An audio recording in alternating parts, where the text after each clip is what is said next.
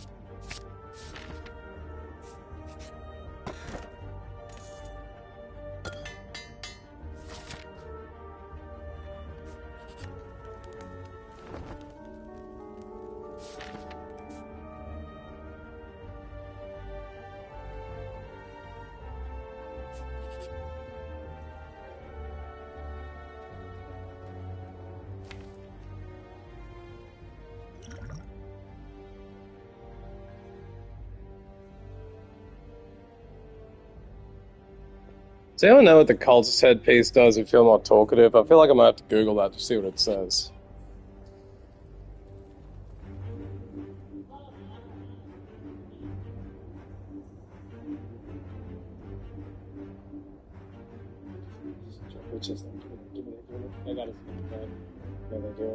Apparently this means I scream "core, core, core" at the start of battle.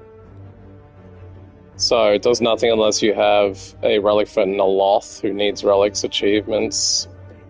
And the I like shiny score bonus. I think the I like shiny score bonus might be like if you have a certain number of relics on you. So it's basically a neutral.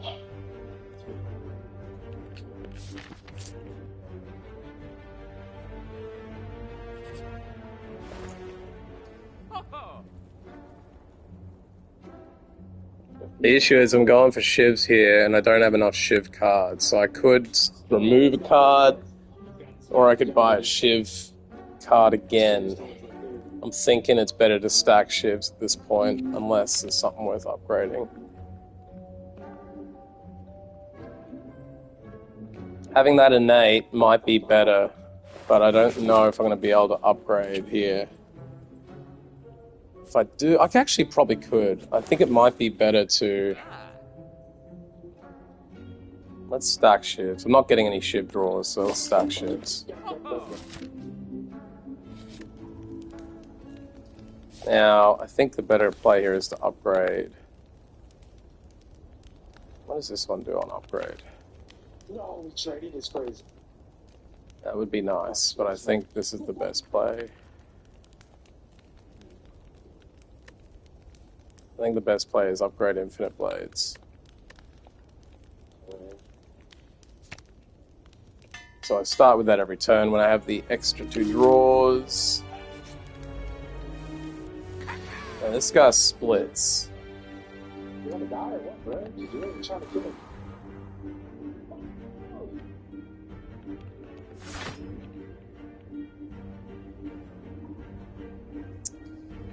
Do I use a potion? What the fuck? I'm just gonna burn a potion. Was protecting him. How many fucking ice and those protecting that? It's crazy. Okay. Stack them shivs. How about you?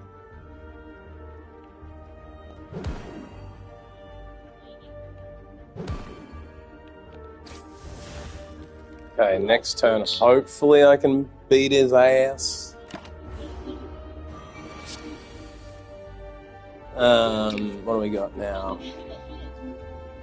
4 energy. Don't get weak on him though, so can't draw that extra card.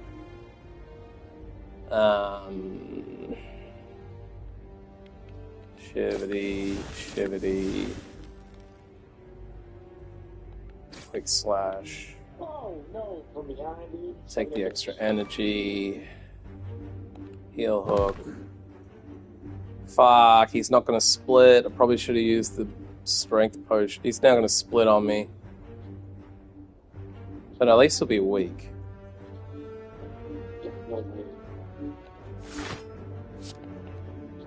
That's out. I did not get the right cards.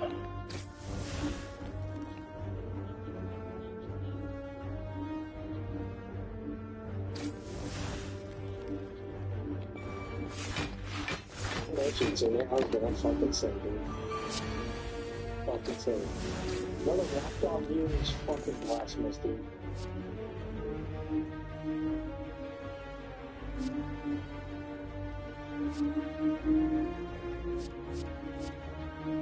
Ay.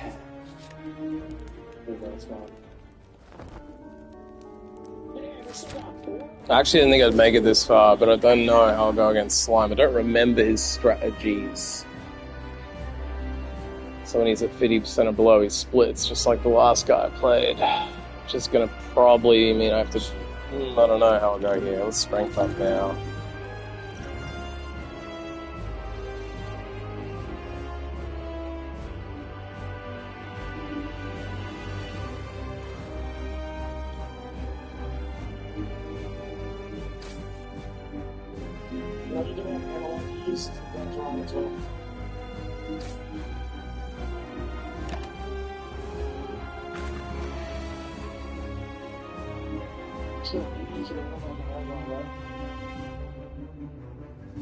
I pulled both my weakness cards in a turn when I don't get the bonus on weak, which is not really nice, but I can outmaneuver at least.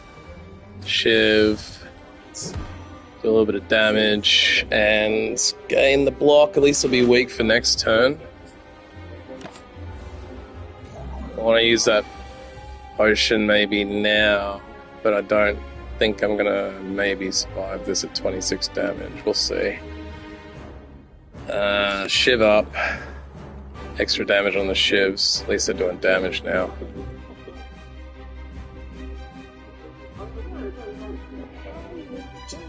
It's free energy, at least I can burn everything.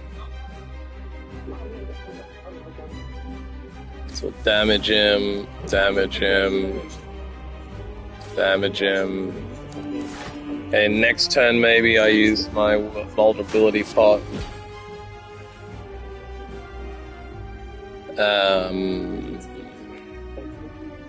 Don't have really the damage for it, but let's burn it. I think we're gonna have to draw straight away. Hope we get a good card. Nope, got slime.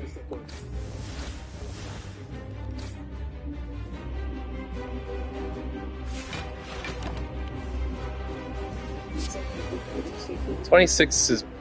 I thought it would be okay, but they're doing a lot of damage. So let's slime out him with the weakness on. Oh, and the vulnerability burned. I shouldn't have used it that turn. That was a bad use. I didn't think about it splitting off of him. At least they're weaker, though. Shiv, Shiv. And I guess we'll just kill him off. I think I can do this.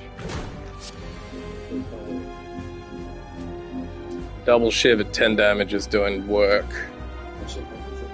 Can't weaken him. Can't draw cards. I think I've got it. I got it. Let's go.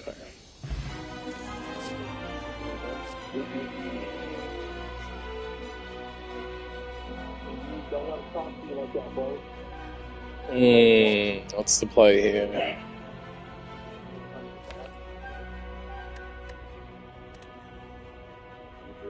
Next skills played twice.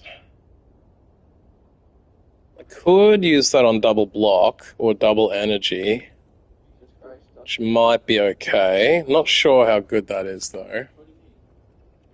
Choose a card, add 3 copies into your hand.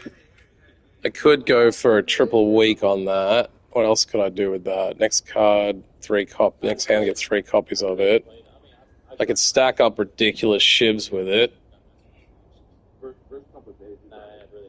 If I pull it at the right time. I don't have a lot of zero cost cards. If I had like something that drew shivs later, that would probably work. Whenever attack, no. So it's either Nightmare or Burst. I feel like skill played twice for 1 is pretty good.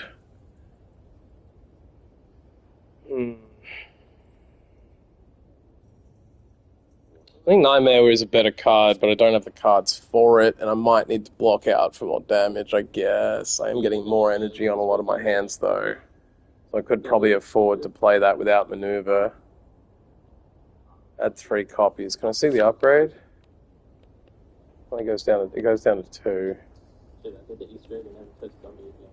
I think if I'm trying to spam shivs, this is probably the one to buy. At the end of my turn, I no longer discard my hands. Potentially powerful, but I don't know. I don't think that's good. I think I need to draw more. It could be good to retain the weak cards if I play that right. Transform 3 cards and upgrade them. Gain extra energy at the start of your turn in bosses and elites. Maybe take an Astrolabe and upgrading 3 of my strike cards. kind of leaves me low on strike power, and it kind of... I mean, I can shiv out anyway. Just that you just never know what you're going to get with Astrolabe.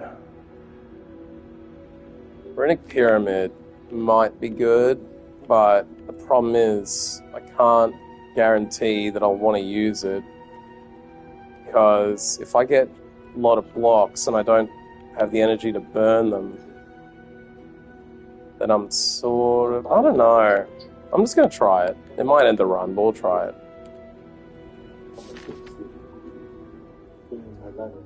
Hope y'all doing okay today. I think we go right and melt a card off. There's 2 shops on the right. There's 1 on the left.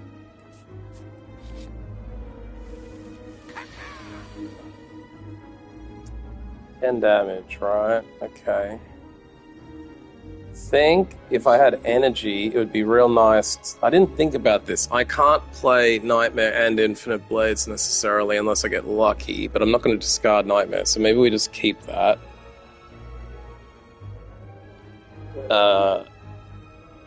Yeah, so maybe I don't use Shiv's this turn. What am I going to pull next, though? I think there's a chance I'll pull Infinite Blade. So let's outmaneuver for the extra energy. And double block. And discard one of the defends, maybe?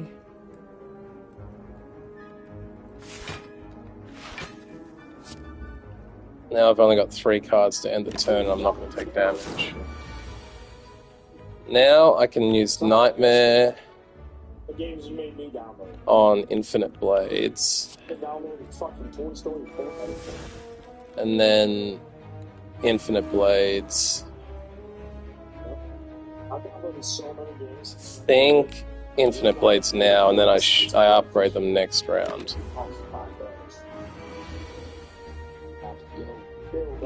Now...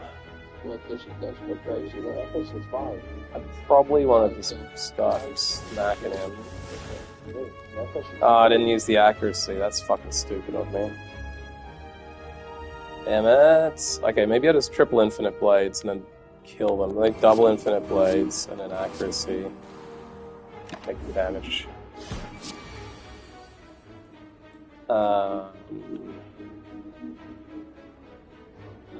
Start burning him up.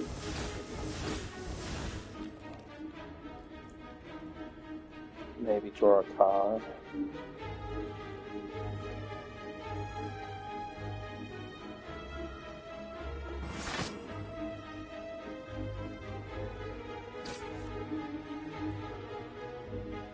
Fuck, didn't really play that right. Should have drawn the card first.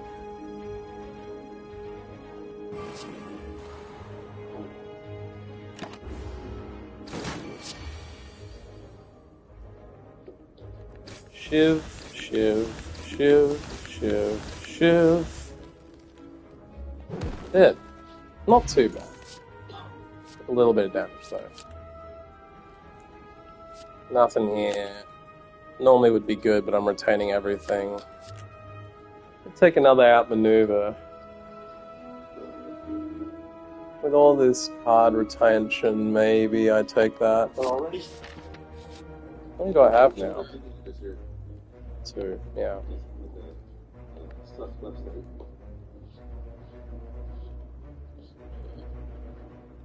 No, we started. Alright. Well, let me say, that's 74% finishes. Ritual Dagger could play okay because I'm going to retain it. So I can keep it till I know there's going to be a fatal hit. I think that could be better, although I'm about to go to a shop. So do I want an extra 100 gold at the shop, which is a free thing? I might end up fighting them though, so I think I'm going to take the dagger.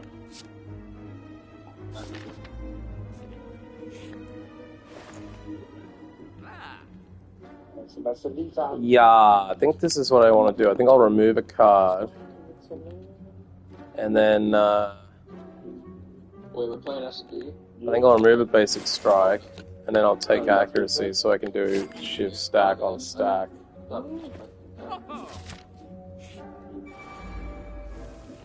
Yeah, I don't know if I'll be able to beat these guys.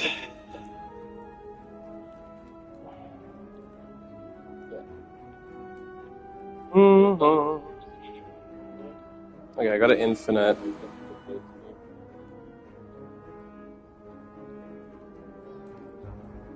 I'll just weaken one of them off so they do less damage to me. And I think I'll outmaneuver and defend. What?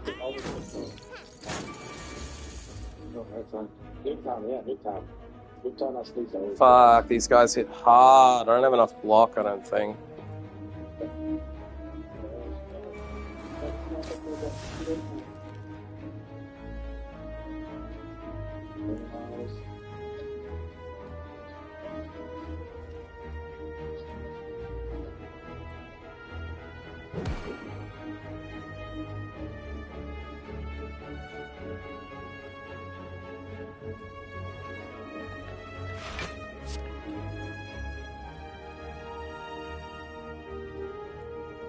I gotta double block and get 18 out of 20 blocked out. I think that's the play.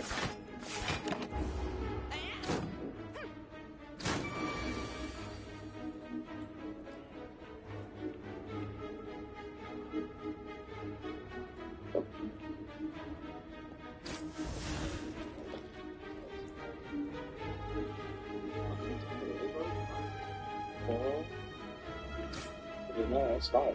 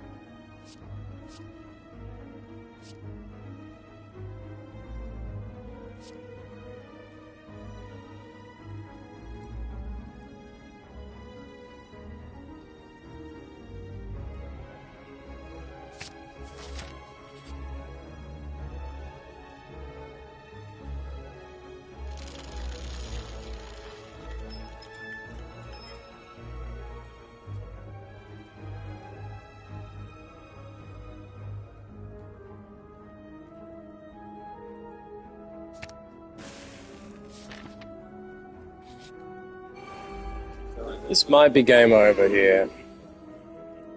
Don't know how I'm gonna go with this one.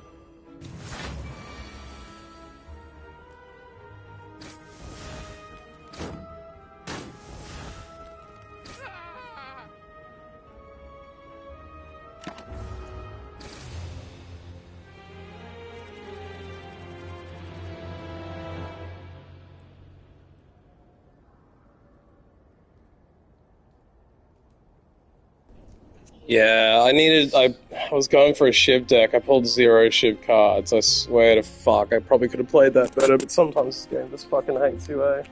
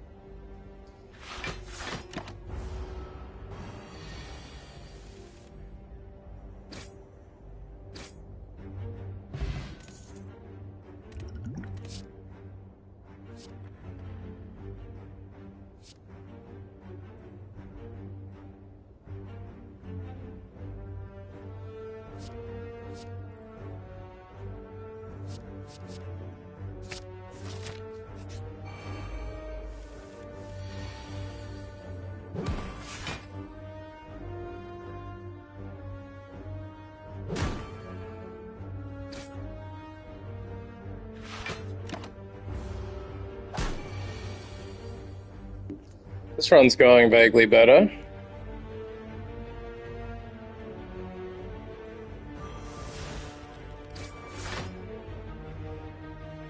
Yeah, I got a few decent cards going. That vulnerable card, Terror, gives me 99 vulnerable. That's quite good for bosses and single enemies.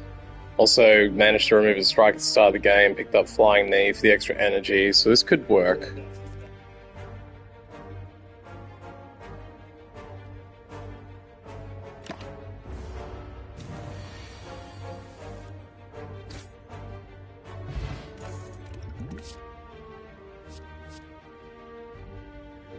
I don't seem to be getting a lot of, like, Shiv cards. I can't build a Shiv deck on this. I tried to build a Shiv deck last run because I got the perfect card to start it off with, but it just never happened for me. And the relic choices were pretty ass. So is it better to have 6 damage that reverts to you every time, or just to have an 11 damage off the start of the bat?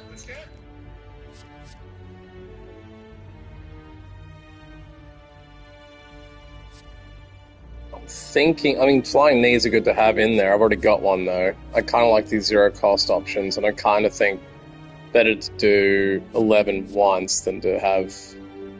So if I take Slice, I'll end up bloating out with a zero-cost card that only does 6 damage. I feel like since I draw 2 cards at the start of the turn, may as well have that innate and always do 11 damage from the start of the round. Alright, let's vulnerable him early. Let's take the free damage. Let's Flying Knee him for the extra energy next turn, and then maybe just strike out. Oh shit, I shouldn't have done that last strike. Now he's gonna split. That was stupid. You have to get one weapon to a certain level to unlock a different scope for another. Alright, well let's just start damaging. What do we got now? I managed the split badly because I forgot they split.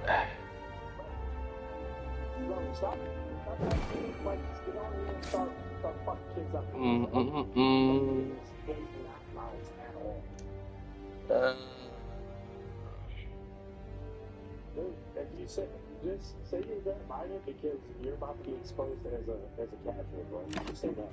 Just say Fortnite, dog. Say Fortnite. I don't think you're gonna come in. Double lick, gain less from block. Interesting. So I only got 3 block going. I know. Let's weaken out the bigger boy, I think. Kill him off. And we block it out.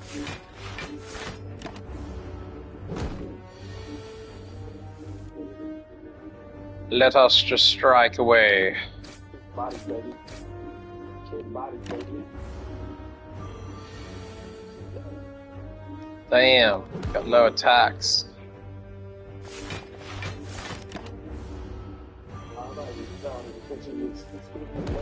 Boom. Let's go. Block for free. Block and then another 4 block. AoE damage. I don't really have an AoE deck right now, so I don't know if that's really worth doing. It is 8 damage to everybody, so if you got a lot of enemies on screen, that could help. What enemy boss are we fighting? Fighting Top Hat Slime, or Bowler Slime, I guess you'd call him. He doesn't have extra enemies, but he does split in half halfway through, so that could be helpful for the boss. I guess it's better than a standard strike card. When do I get to remove? I get to remove at the next thing, so I could take Dagger Spray and take another strike out. Or I just take free block. How am I block going anyway? I got regular 5, I got 1 block card. I don't have any other block cards right now. I do have an 8. I do have Flying Knee. Probably better to take one of these two cards. I'm going to take the free block, I think. You guys are. It's just that it's potential waste of a card. I'll take dodge and roll.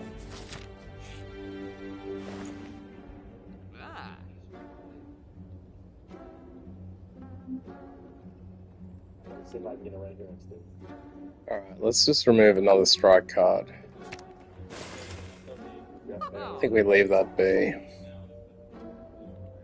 That's what I do. That's the best move right there. Alright, so here we go. I missed it though. I missed the first shots, dude. Almost got it. Let's see what we can upgrade here. The kill cam's crazy. Terrorist free is quite nice. 5, though. Deal 15 damage off the start is quite nice. Do I take Terror for free and turn into a zero coster, or do I make sure that Backstab does a bit more? I don't know that 4 damage difference is going to make a huge difference, whereas Terror upgrade probably will, so let's take Terror upgrade it.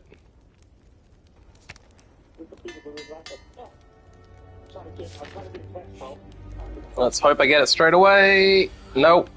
Hopefully, I need to start pulling that shit early, but... Weaken ass, blast your ass.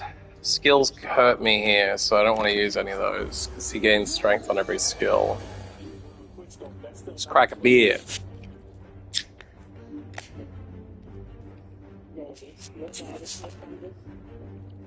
I can see some people bouncing in and out of chat. I'm assuming that's the YouTube algorithm. Just pulling people in and then they're bailing because they're like, what the fuck is this? I'm leaving. But yeah, I think I'm playing a bit late for my homies in America, and I'm probably not catching any of Japan right now. 14 damage is a bit harsh.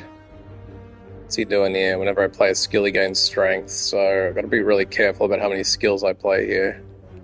So if I gain 4 block, that does give me 8 block total, but like, if I gain 4 now, he's going to gain 2 strength, which means he'll do 16, which kind of like means I only gain 2 block off that. Doesn't mean I get 4 next turn. That might be the play. I think I maybe dodge and roll, flying knee, and then strike out just to get a little bit of damage off. Flying knee, strike. Now we got the vulnerability. Gotta take that. Weaken his ass. And don't bother blocking, just kill his ass. What could I do here? Strength, damage, skill. I don't want to skill this round. I might just save my pots. What do we got? 12 damage. I think I'm just gonna kill his ass. 5 pot, dead. Future card rewards have an additional choice. Probably not bad early on like this. Hang on, that should have been applied right now, right? Future card rewards have an additional card to choose from. Why the fuck have I only got 3 right now? Where's my additional choice? Does it not apply this same turn? That's kind of weak. It went into my inventory. Seems broke as fuck. I think I gotta take Burst, because that was a reward on my last boss kill, so I want to take it. Now, I don't know that I need a fireplace, but why not take it? Why the fuck not take it? And then I have to go back through the elite no matter what, unless I actually could branch left here and go through a second fire and double upgrade. What do my upgrade cards do here? 2 skills twice. That could be quite good to do. Let's fireplace straight away. Smith that Carter's got. Smith burst up. And then see what happens. We might be able to upgrade another card. I don't know about taking on another elite. I mean, I very well could. But I kind of prefer taking an extra fireplace. I know I'll get an artifact off an elite. Then again, I don't really have anything to upgrade, but I could upgrade Backstab for the extra damage. Maybe I upgrade backstab for the extra damage. Or even dodge and roll might be a nice upgrade to make it more worthwhile. Crane, enemies with weak deal 40% less damage from them, 25. That's actually quite nice. We want to build towards that now. So what does my weak card do if I upgrade it? 2 weak. That might be worth upgrading now. Alright, well, let's go crazy and just upgrade a 0 cost card for the fun of it. Let's go for that. And then we can probably heal, but it's yet another fireplace. Maybe I can just double upgrade again. I wish I'd taken that card, which does 8 damage to everybody. Oh, this is far. Alright, we'll take one on the mount right now. Die. I think we dodge and roll as well. May as well tear her out. The strongest one. Dodge and roll. And then maybe just double block for the full immunity. Let's go with that.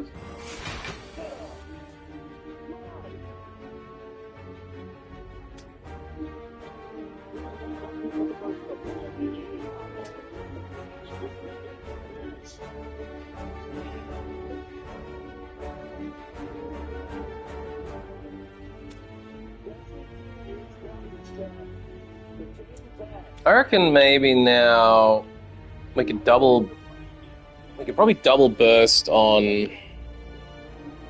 Alright, we'll neutralize out this guy so he does slightly less. I think we double block out here.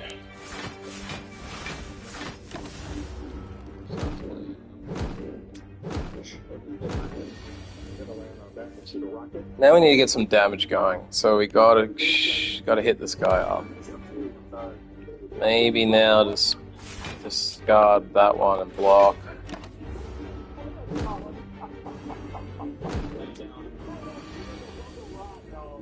Now I'm weakened for the next 2 turns. I can play the next skill turns twice. I only have 1 skill to play though. So maybe I skill card up now. Draw, discard your hand, apply poison. Yeah, we'll do this one. And then we play that off. And poison the fuck out of him. Alright, well that was decent. He's dead this turn now. He's coming dead. I think I dodge and roll, strike. Weaken out the stronger one.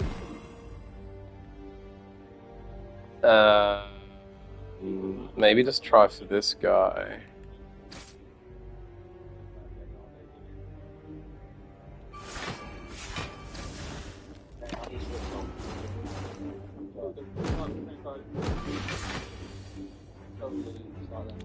So he's dead, so all I gotta do is 6 damage, which I can't do.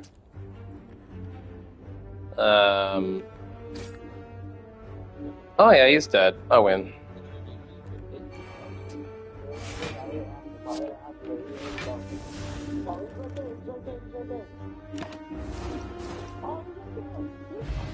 Okay, didn't take any damage. Now I got the extra choice. I think outmaneuver's the play here. I could go shivving now. This is the first and only shiv card I pulled in the last 2 runs, and I know they're not coming up that often based on that, or I'm just getting horrible luck. I do like shiv strategy, but I don't have a shiv deck right now. I do have a little bit of weaken. I do have the vulnerable card, which will make the shivs do 50% more. So, I mean, I could take the energy, or I could start taking... I don't have any high energy cards. Thanks, Ginger Ale. Happy New Year. It's Australia 4 PM, so I don't know if it's already the New Year in where you are, but I'm still, what's this, 8 hours from New Year's Day? So it's New Year's Eve. Are you in the Americans? Are you Japan? I don't know where you are, but depending on where you are in the world, it might already be New Year's Day? I don't know. Maybe not. Maybe Australia's on the frontier of this. Can't tell. I don't know if you've played this game. I'm thinking, I don't know whether I should start going shivving now. I don't have any shiv cards. If I start shivving now, I don't have the card that makes shivs more damaging. More energy on outmaneuver is probably the best play. Blanco? I don't think it's New Year anyway just yet. Yeah, look, Happy New Year's Eve. Happy New Year is a nice way of just saying Happy New Year Eve or Happy New Year in general. It's the general 24-hour to 48-hour period where people say that and are trying to wish you whatever, I guess, good news for the new year. I'll take it, because I don't really like this last year. This last year was pretty bad for me. It was good and bad. Like, life is swings and roundabouts, as Joe McDonald said on my comments the other day. Since I don't have a shivvy deck, I'm just going to go for outmaneuver. But yeah, I'm not a big believer in the whole, like, New Year's stuff. Like, because I know that New Year's Day is just a random point in the calendar. They said the year starts in January. Now, that's only a recent thing. If you look back over hundreds of years, Chinese New Year was always at a different time. It was back, I think Chinese New Year takes place in April or March. I think it's April, though. And there's, like, Pagan New Year. They used to do the whole year based on the solstice. And when, like, the harvesting happened, it would never really be January 1st, because that's just, like, the frozen middle of winter. Or if you're in the summer, it's, like, it's not the end of anything. It's just a random time in the year they've pulled out and said, yeah. But that's okay. I don't mind that days change around. I'm just not a big traditionalist. So I've upgraded Burst. I think it's time to upgrade Backstab. What does Outmaneuver do? Extra 3 energy is kind of nice. You like the way I think? Well, I like that you like it, Blanco Blanco. Are you Michael Blanco, my friend from Sydney? I grew up with a Michael Blanco, and I haven't talked to him in a long time. If you're Michael Blanco from Sydney, hello, Michael. It's been a long time.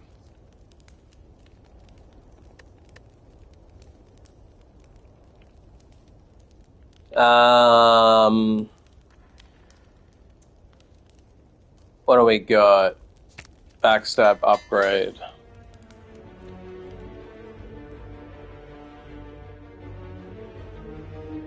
It's suspicious that you know my name is John, unless you know I'm full-on John. So I guess you're not Michael Blanco. I have advertised my name. So that's stupid for me to say. Weak in the middle guy. Should have terrored him first, now that I think about it. But, whatever. I'll do it now. Backstab his ass. Then maybe we just damage him as much as we can, and then block it out. Use that in the wrong order, potentially. No, I only have 1 energy anyway, so let's go. Let's go. What do we got now? Double skill. That might be nice for the blocking. I think we do that and then play outmaneuver and dodge and roll. But then we're still going to take a fuck ton of damage. We'll play Flying Knee to kill him off. That might be the better play. Let's play the skills. Unless I just don't. If I don't play the skills, I could do the Flying Knee, the outmaneuver, and dodge and roll. I have a big next turn. But I think I want 2 dodge and rolls. Now I get 8 block. Now I think, rather than doing that, it'd be better to kill him and not take a buff. Negative buff. I've taken 8 damage though, that hurt. Free turn, and all I get is blocks. That's horrible. What else can we do? What else can we do? Getting a lot of Daze cards in my deck. This is very frightening. I might pull nothing but Daze cards 1 turn. Let's weaken his ass. Let's block him out.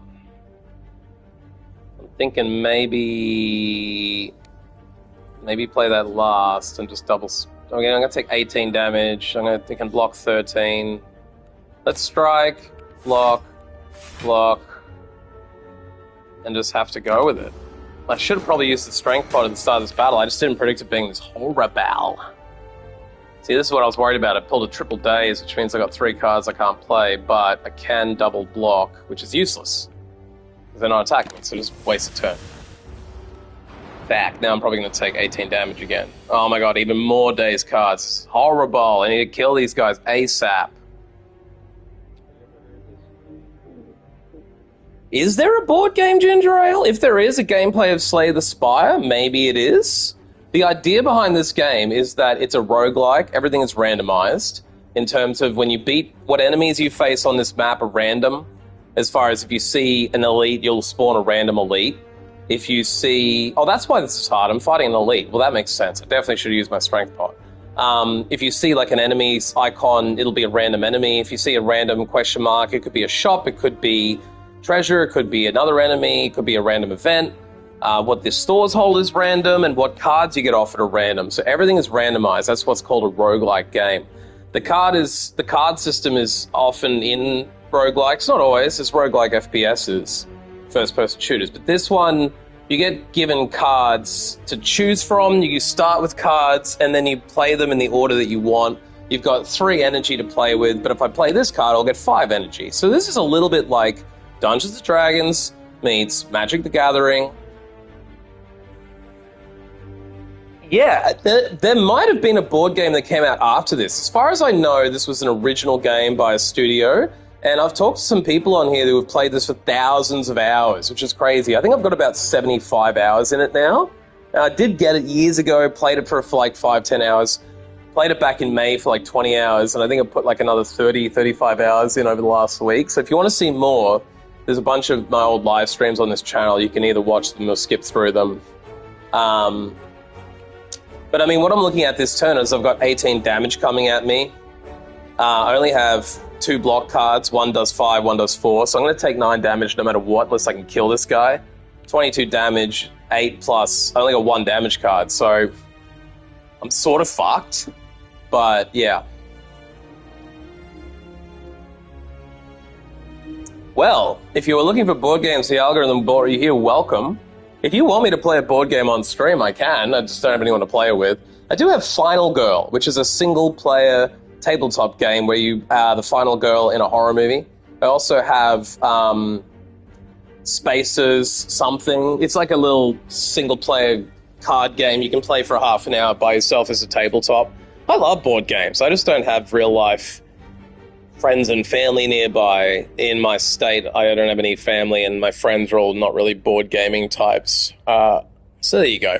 Most of my friends are online.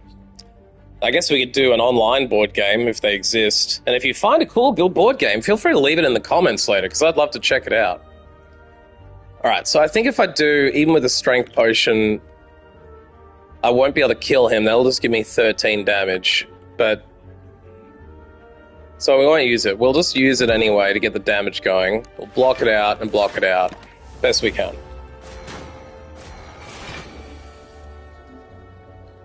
You got the double days, which is not going to help too much, but at least I can do double damage on him.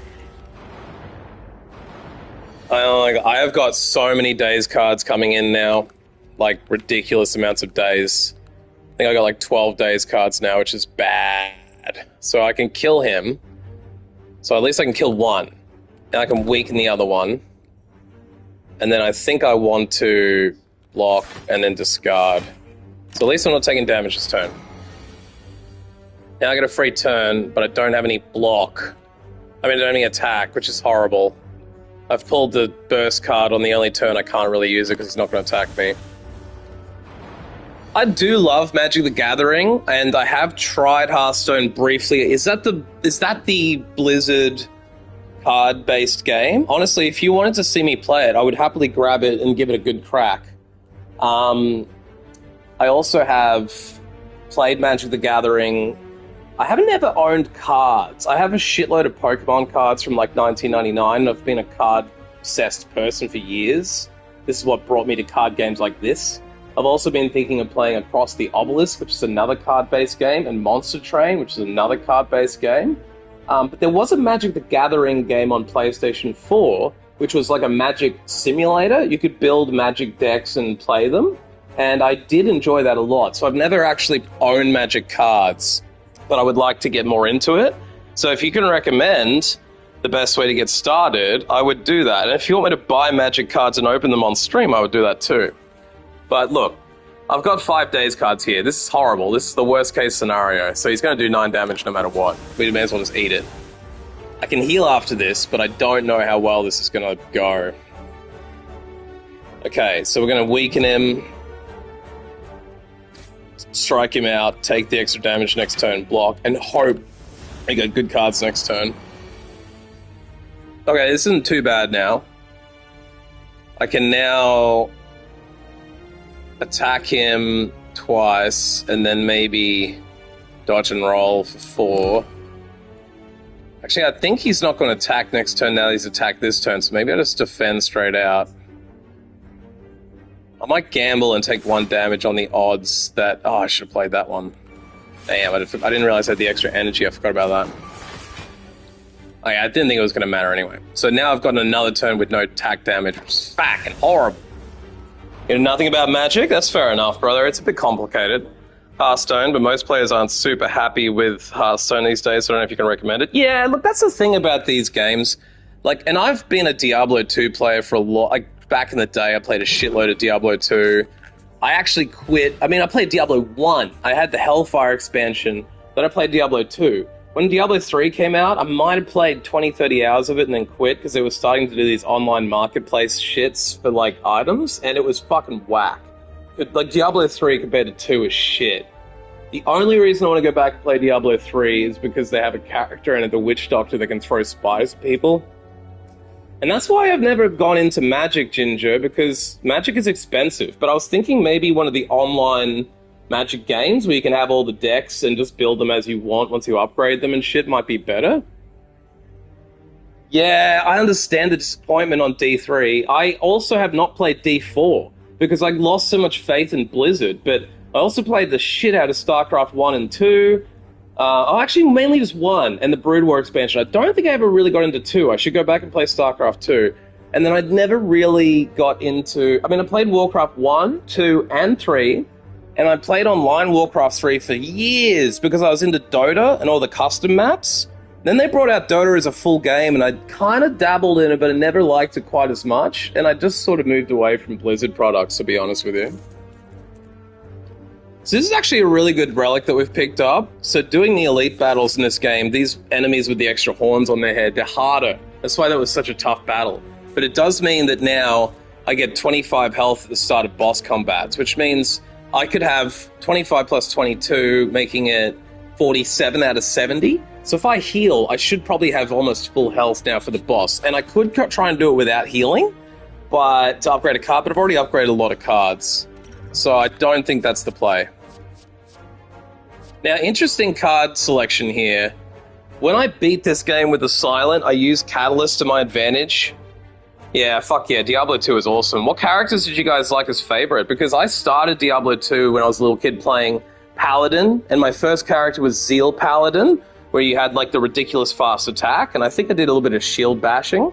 But I then went into Necromancer and did like a big mass skeleton build. A Barb main? Yeah, that was probably the smarter play, because Barbs you could probably do... You're probably one... Were you doing the jump? The jump, like the crazy leap that you could then land and do damage on landing? And you could probably... I think there was Whirlwind Barbs. Whirlwind Barbs were fucking crazy. But I found the thing is Necro... If you build Necro to do mass minions, like skeletons and shit, by Act 2, you're getting destroyed. So you kind of have to play it with Poison Spear, Poison Nova. Yeah, Whirlwind Barb was... what I remember as being the crazy one. I also remember with Barb, you could do the leap upgrade and literally jump your way across the maps and get mass travel really quickly. And then I tried all the characters. My issues with Sorceress is it's better if you just go down the Frozen tier or the Fire tier or the Lightning tier, but like then when you get to Nightmare and Hell modes, you run across enemies that are like immune to physical, immune to fire, immune to lightning. So if you run across the wrong kind of boss on a Nightmare or Hell run, you're kind of cooked with a Sorceress. So a Sorceress is really fun, but it's also kind of limited. And then, yeah, like they're all good characters. I never really got into the traps with Assassin, but I didn't mind Boazon. I never really liked Javazon, the Javelin Amazon. But yeah, I tried to play all the different styles. And right now, I've got Diablo 2 on Switch, so I've just got a capture card. I was thinking about playing a bit more Diablo 2 on stream. So if you guys want to hang around at some point and check back in, see if I'm playing Diablo 2, I'll probably play it again in the next couple of days once I get my laptop working again. Yeah, Teleport was very good, and Sorceress was very powerful. on normal difficulty, Sorceress was probably one of the most powerful characters because you could get that frozen orb spinning out. That frozen orb, I remember being really overpowered because it would just run through enemies with the AoE damage. But yeah, look, Catalyst here would be very good if I was building on poison. The last silent run I did, like last week on Christmas Eve, I think, I ended up doing 5,824 damage with Catalyst because I used Nightmare to triple it up. And then they're all upgraded, so it was basically like doing triple. So I did poison damage 60 times 4 times 4 times 4 times 4, and it did 5,840. But because I'm already done the poison run, I'm trying to play it slightly differently. And I was going to build towards shivs, but I don't have a shiv hand or a deck. I'm thinking the Alchemize, when I took it, was really good. So I'm going to take that again. Because it basically just gives you a free potion every battle. Uh-oh. We've entered a corridor full of hypnotizing colored mushrooms. Due to my lack of specialization in mycology, you're unable to identify the specimens. I want to escape. So I can either stomp them, or I can heal them and get a curse. I don't know. I think if I anger them, I have to do a battle. The option could be, if I heal 17 and then get my relic healing me before the boss, I might be able to upgrade to the fireplace instead. Because when I get to that campfire, I can upgrade something, and then Alchemize can become a 0 cost. So let's risk it for the biscuit. Take the curse. Which means if I... This is only... Yeah, that's right. Yeah, this is only Ascension 1. Because I've only beat the game with each character once. So I've beaten it with the Ironclad, the Defect, the Silent, and the Watcher all one time. So I'm trying to get up in the Ascension levels, and I felt most interested in playing the Silent. So yeah, if you need me to explain, or if you want me to like slow down or speed up at any point, just let me know. And on the Hearthstone point, I might give it a go. It's a mobile game, right? So I don't know, is Hearthstone for PS5? I have a Switch, if it's for Switch. I could also, like, probably screen capture my mobile phone and play it on mobile. I'm pretty sure you could with YouTube. Like, I'm pretty sure I can, like, screen cap my mobile phone screen and just play it on mobile. Because as far as I know about Hearthstone, it's a mobile game, right? Yeah, so by taking that mushroom, it gave us this Parasite Curse. But if we take it out of our deck or transform it, we lose 3 max HP. If we don't take it out of the deck or transform it, we'll end up just having 1 card that's wasted enter our hand. But I do have the relic that comes with this character that gives me an extra 2 cards at the start of combat. So that does kind of help a little bit. And I also could consider just losing 3 max HP. It's not the end of the world. Yeah, is it on any other console? Because if it's on... I don't think it would be on Switch, because Nintendo doesn't really like playing with Blizzard as far as I know. Although they did the Diablo games on there. I'd probably prefer to play it on PlayStation or Switch, but if it's not on those, I could just do it on mobile. And then I could even stream it when I'm on the go. So here we go. With this upgraded... With this pantograph, yeah, I might just play it on mobile. If I'm ever at a place where I don't have a console and I want to stream, or if people have interest in seeing me play it, I can give it a go. If you do want to see anything, you can always feel free to leave comments on my channel, on any video, or in my community page. I was going to start a poll and see what people want me to play and post my schedule again. But I normally go live around 11 o'clock. It's just kind of been off schedule the last couple of days because everyone's busy at this time of year. Not me, but I just know there's a little less point playing.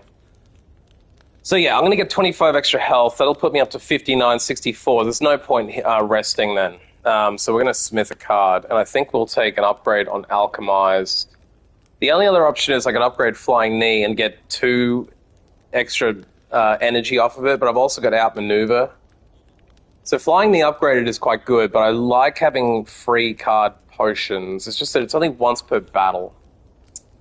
I think Flying Knee is actually the better upgrade, because then I'll have more energy to spend on shit like Alchemize. So I think Flying Knee upgrade's better, because it'll upgrade the damage. Oh, no, it doesn't. I thought Flying Knee gave you 2 energy next turn. I think I'm thinking about Maneuver, which gives you 3 energy on the next turn, which is kind of overkill unless you're drawing extra cards. So I'll upgrade Alchemize. I'm far from expert at this game, but I have beaten it a bit. I'm just not... Like, I haven't done the Ascension levels, and I'm not really that pro. I usually get some good advice from chat in this game. Had some cool people drop by and help me. So, we're going to weaken him. 3 damage and weakened. I didn't pull a card that... I don't think I have the vulnerable. I do. I have Terror, which makes him vulnerable. So the ideal would be if I pulled this straight away, or if I could get it innately with, like, Lightning in a Bottle or something. If I get a Lightning in a Bottle relic and I can make this come up first turn, I will. Because then it means from the first turn they're getting 50% more damage from attacks. But we should definitely play the Alchemize and pull a potion. Now, that's the only one I'll be able to use this battle, but it looks like I've got still Chaos, which plays the 3 cards on top of my draw pile. I don't know what 3 cards that will be, but I think I might even burn that right now. I'll save the Strength Potion. I might use a colorless now. Gain block, put a skill from your draw pile into your hand and exhaust. That could be quite good. A skill from my draw pile would be able to make Terror. So let's take that, then we'll Terror him now. Grab Terror. Or I could take out Maneuver, but got a bit of damage on me right now, I think. I got a bit of damage on me. So it's better if I use that now, so then if I innate him, it'll do 22 damage instead of 15. Flying Knee will give me extra energy next turn and do more damage. Then there's no point playing any of these cards because he's not going to attack me.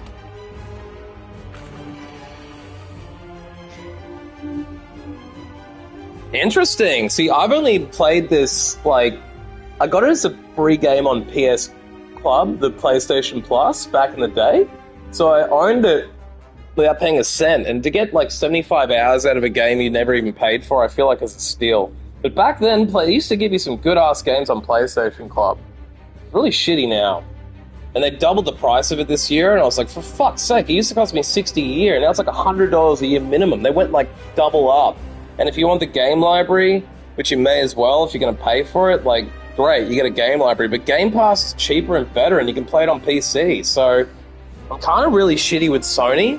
But I went to go buy a PlayStation or an Xbox, and the guy at the store was like, yeah, we sell, like, 5 PlayStations for every 1 Xbox. And I was like, do I really want to buy into an Xbox again? Because they really fucked me with the Xbox 360. That thing burned out and overheated and lasted me, like, 2 years. So I don't know, Microsoft are probably better now, but the thing with these Game Passes, I'd rather actually buy 1 or 2 games and play the ones I like than spend money on a library full of shit I don't want. But sometimes it's fun just to have the game library there. It's just I'd rather spend $60 a year and not have it, like it used to be, than spend $100 a year and have all these games. I think I've probably played 5 hours of Game Pass games this whole year. It's fucking waste of money for me, so I don't know. But if you don't have PlayStation Plus, you can't save online. You can't play online, you can't save your games. You're kind of fucked. I just realized, too, that this guy's going to split in half and his vulnerable is going to go off when that happens, so I really need to manage his health properly with this boss, because he splits in half at 50% health. So once I get him to 70 health, I need to stop. Actually, no, I need to stop on 71, and then the turn after that, I need to stack all my damage. So that's when I'll use my Flex Potion for the extra 5, and that's probably when I'll also use Distilled Chaos, which will play the next 3 cards on top, and it might get me lucky. I could also play it right now and get a chance of playing Outmaneuver and an extra 6 damage. But he's not going to attack me. I think I definitely want to dodge and roll. I'll strike. I'll strike.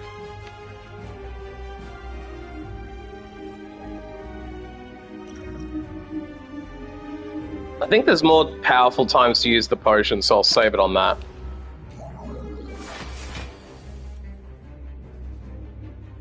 So this is probably the turn I want to do something crazy like the potion. Because I'm going to take big time damage here. But if I beat this boss, I will get all of my health back at the end. So we'll outmaneuver. And to get the extra energy next turn, we'll block.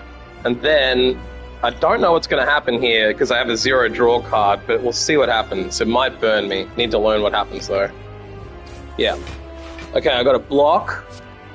So I'm on 27 block now, and I think I did a little bit of damage. That was perfect. So now he's on 75.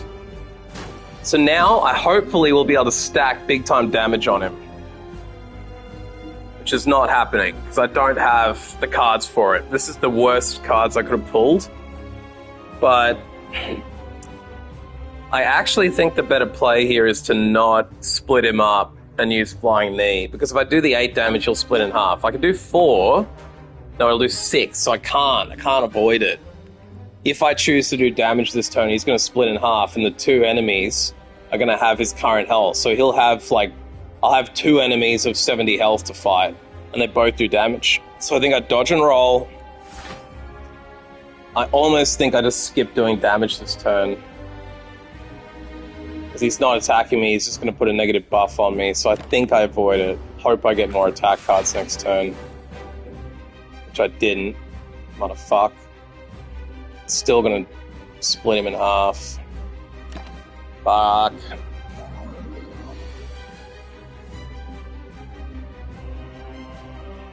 Okay, so this is starting to get ugly.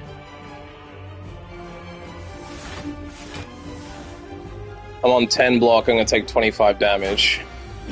Not dead yet though. I have no fucking attack cards, and none of them are coming up. This is a bit fuckety. This is a bit fuckety. I almost don't know whether I should just split him now, but I'll try one more gamble. I guess I just split him now. It's not gonna get any better than that. Oh, I should have strength potted before that. I'm an idiota. I think I played this wrong. I might be dead. I might be dead.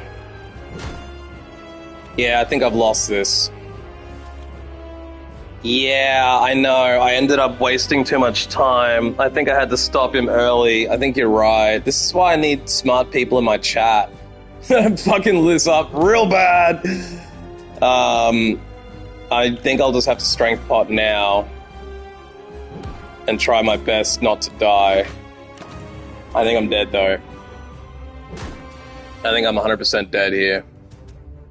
I don't have enough attack cards in my deck. I removed attack cards and I didn't pick enough up. I'm kind of fucked. Yeah. This is a fail.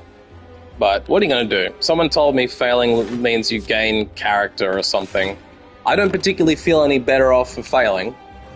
But you never know. Maybe I will be. Yeah, I'm dead. I'm dead as fuck. All these slimes are fucking ruining me. Oh, he splits as well. I forgot about the triple split, the double... Yeah, I'm fucked. Game over. Good game. I lose. I wouldn't even call it a good game, though. It's kind of a frustrating piece of shit, if you ask me.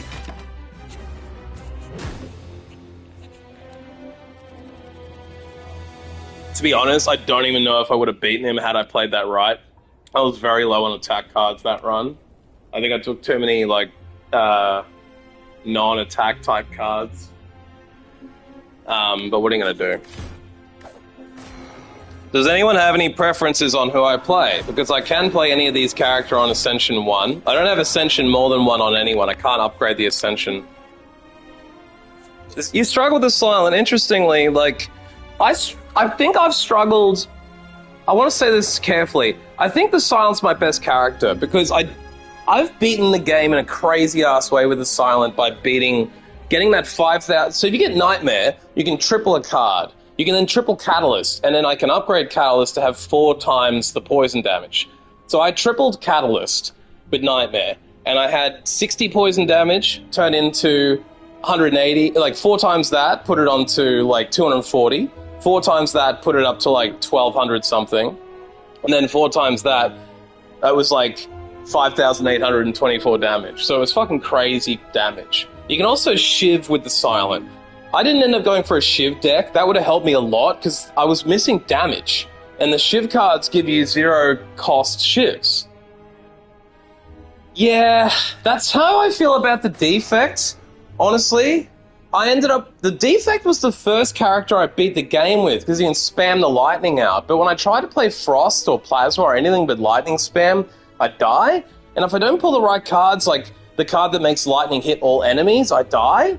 And honestly, the Watcher is the most complicated, but also the craziest when you play it right, because the ability to enter into Wrath to get the double damage, or Divinity to get the triple damage, and also Calm gives you more energy. So all the standard problems I have playing this game, where I get not enough energy to play cards, or I can't do enough damage, are all solved by those stances. But if you make a mistake and you're in the wrong stance on the wrong turn, you're fucked. And there are so many elements to manage with the Watcher. If you want to see it, I can play through it now.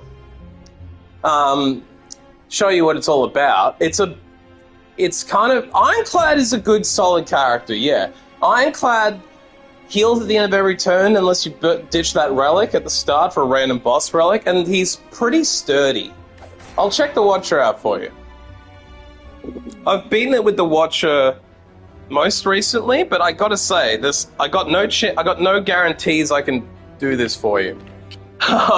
So one thing about the Watcher that's really good too is that at the start of every combat with pure water, you add a miracle into your hand. A miracle, I believe it's 0 cost, and it gives you an extra energy point that very turn. So it's quite good from that perspective. It also, that's okay, doesn't matter. It's not about winning at this point. I'm just trying to learn how to beat the game better. But you see how here, I've got this card here that does it deals 9 damage and enters Wrath. If I enter Wrath, I deal double damage, but I take double damage. So it's a little bit of it has to be managed carefully. Once I'm in Wrath, you can't leave it unless you enter a different state, or you pick up a card that helps you exit stance. Some of them just exit you straight back to neutral. The better way to play it is to block, enter Calm, and then once you're in Calm, if you leave it, you gain 2 energy. So typically the way you want to play this is go into Calm, and then once this other card comes up, you enter Wrath. As soon as you enter Wrath, you leave Calm, which gives you 2 energy, and now you're taking and dealing double damage. So if you do it right, and you do Wrath on a turn when you're not getting attacked, you can deal double damage for free. The issue being, if you stay in Wrath and you don't have another card to exit the stance, if you don't have the Calm card to exit into Calm, you're kind of cooked. So one of the best ways to play this character is to try and, get extra cards that change your stance, and stance change abuse. You know what I mean? Get in and out, in and out, in and out. The other way you can play this character is Divinity. So there's a thing called Mantra. If you can gain 10 Mantra, you enter Divinity, which does triple damage. It gives you 3 energy, and you get triple damage. So as soon as you enter Divinity, it's kind of like a combo of Wrath and Calm. You don't take triple damage, you deal triple damage, your damage taking seems the same, and you gain 3 energy points straight away. So there's some cards that will give you 5 Mantra, some cards that will give you 2 Mantra, some cards will give you 3 Mantra. If you can start to combo those up and play it carefully, you could build this so that you ignore Wrath and Calm and enter Mantra. I tried that, I kind of died. I think the better way to play it is to have a stance-changing deck, and to potentially just throw some extra Mantra cards in there, so that you're sort of entering Wrath, leaving it for Calm, entering Calm, leaving it for Wrath, entering back into Calm, and building a Mantra, so that eventually you get the triple damage turn. So it's a little bit harder to manage, because you've got 3 stances to manage.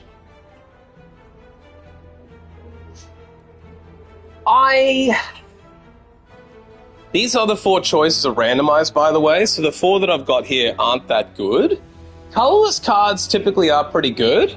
Yeah, the thing about Watcher is it's kind of designed for people who have played the game a bit, because that's why they give it to you 4. I think that's why it was added to the game subsequently. It's kind of like the best... Once you're used to the game, most of the strong, high-level players I've talked to say that Watcher is their favorite, but it's high risk, high reward. You're gonna you can do better runs with it, but if you fail, you'll fail really hard. If you get an enemy doing 24 damage, you're in Wrath, they're doing 48 damage. That could be a run ender. So it has to be managed carefully. My instinct at this point is to take the colorless card just for a nice safe, because losing the starting relic, the relic is really critical to how you play this character. The miracle card lets you gain an energy, which is pretty important for when you're trying to exit and leave stances. It's also important if you're in Wrath to get that extra energy so you can play another attack card. Yes, it is. It is the timing with the Watcher. You have to manage. You have to know the enemies better to be able to manage. You know, if you know these enemies, you'll know. Oh yeah, this guy attacks one turn, buffs the next turn, then he does a huge attack turn. So if you know those sort of things well, you can manage the stances well. If you don't, you're kind of a bit fucked.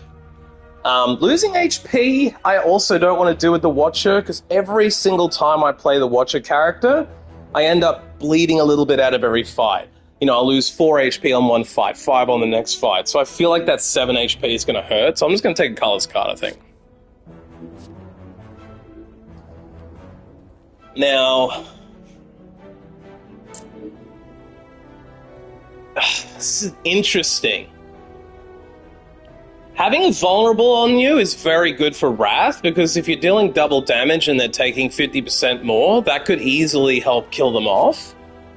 Panic Button is kind of like super risky because you can't get blocked from cards for 2 turns. I'm assuming that's the next 2, not the turn you're on and the turn after. Maybe? I don't know. I'm looking at Panacea because the starting relic is Pure Water. And that is... Look, you can trade this away for a boss relic, absolutely, because the boss relics are really good, but it's a very, like, crazy dice way of playing. Most of the starting relics are pretty integral to how you play a character, but to be honest with you, I think once you're good, you can easily give away the starting relic that the Ironclad has, where he gets 6 health back at the start of the battle, because, like, or at the end of the battle, because, you know, like, you don't always lose health once you're good, and... There's only a couple card styles you can play with the Ironclad that actually, like, hurt you. There's a couple of cards with Ironclad that hurt you to do lots of extra damage. If you're playing that style, you don't want to sacrifice it. And honestly, with the Silent, he only gets a relic that does 2 card draws at the start of every battle. That's only good to have a really powerful turn 1. And it's really good if you, like, trying to pull cards that help you, like, boost your shivs, whatever. If you have innate cards that show up at the start of every battle, it's good, but you could easily play it a different way and not have that. I think with this character, Pure Water is too good to give away. Now I'm thinking maybe taking Panacea, because you only get it once in battle, but an artifact means that you take... Oh, I thought artifact was take only 1 damage. This just negates the next debuff. Which would be fine if that stayed in your hand, but the odds of pulling it on the right hand is not that good. So I think we're going to take the 2 Vulnerable. Because 2 Vulnerable will help us with Wrath. I don't know if you remember this, but everything on this is randomized all the way to the top. And that enemy I fucking hate. The boss is randomized too, but you see that hexagon with the flame around it. This is like Hexa Ghost or Hexa Fuck You, something like that. And it like literally will... Those flames will fill up around the outside and give you burn cards, which if they appear in your deck on your hand, you'll lose 2 damage. I think once it gets to the 4th flame, they start becoming burn plus cards, which means that you'll lose 4 damage for each one of them. So they're curse cards basically that remove your ability to draw cards, and they do damage if they're left in your deck. So unless you have the Silent who can discard cards, you're kind of going to be needing to kill this guy really quickly. However, with the Wrath and potential Divinity options with the Watcher, this is possible that we could beat him. I think definitely. I'm also thinking, because I know I'm fighting this boss, I might want to get extra draw. Like, the ability to draw more cards will be probably important. But yeah, this whole path is randomized, so I'm looking at it now. Because we're on Ascension 1, we're getting more elites. So we're basically going to be forced to fight an elite, no matter what path we take. And we might have to do 2 of them. But the thing is, once you play this a bit, fighting the elites is absolutely the best strategy, because you'll get more relics. As long as you don't die, and you manage it carefully. Yeah, the Knight is pretty hardcore. He's not always on map 2. You don't know. It's always randomized as far as I know. I think I might have even fought him on map 1 once. I think I've had Hexaghost thing on map 1 or whatever, and 2. I think it's completely random, but don't quote me on that. I think we may as well take... What I've been told about this game is it's better to take the question marks on map 3, and it's better to take the opportunity to pull cards early. So I think we'll just go the right-hand side so that we can go through the shop and then remove a card. So you can see here the pure water is giving me Miracle. That gives me the ability to gain an extra energy, and it's retained. So I don't know if you notice... Maybe it does have 3 possible bosses. You could be right. I actually don't know. I'd have to Google that. But I feel like every time I play a run, I get a different boss. So I've had the slime boss. I've had... I think you might be right. I don't think I've seen Decadonu on level 3, but I might have seen him on level 2. I don't remember. But yeah, the retain cards in this are quite good because they stay in your hand. As long as you don't retain too many cards and draw too many... Like, as long as you don't end up over 10 cards, that's your limit. That means if I start the next hand, this will just sit there. So it's like permanently guaranteeing you'll have a round with extra energy. What I could do is enter block, like gain the block and enter calm, burn the miracle card now, erupt, and that would give me 2 extra energy back, which I could use to then strike and defend. It would leave me in wrath, which means that next turn, if I take damage, I won't be able to exit wrath, and I'll only be getting a potential of 2 block cards. So if he's doing damage next turn, that's pretty bad. And I have to guess that he is. So the safer play would probably not to be to enter Wrath, just for the sake of doing... Let's count it up. It'd be 9, and that will then do 12. And then if I pull 12, 12, and 12, he'd be dead. So let's try it out. I'll show you how it works. We'll enter Calm. Now we'll burn the Miracle card to gain the extra energy. Then we'll enter Wrath. Now you see he's taken the 9 damage, and I've got 2 energy back now because I've exited Calm. That gave me 2 energy. Yeah, it's complicated when you first watch it, but it does get a lot easier. All I did was enter Calm. That puts me in a state of Calm. When I exit Calm by entering Wrath, I gain 2 points of energy back. So all I did was play 1 card to get into Calm, use my Miracle so I had an extra energy, which allowed me to erupt. That then took Calm off, because every time you change stance, you get whatever the exit is. So on exiting Calm, you gain 2 energy. So the only reason you enter Calm is to exit it. So I entered it, exit it for Wrath. Now I'm in Wrath, I can do double damage. My strikes are dealing 12 instead of 6 now. Now he's already down to nearly half health. And I don't need to block because he's not going to attack me this turn. Now, he's doing 12 damage to me because I'm in Wrath, right? But I've pulled 3 strike cards. It's the perfect scenario. I also could have pulled the Vulnerable card, which would have helped as well.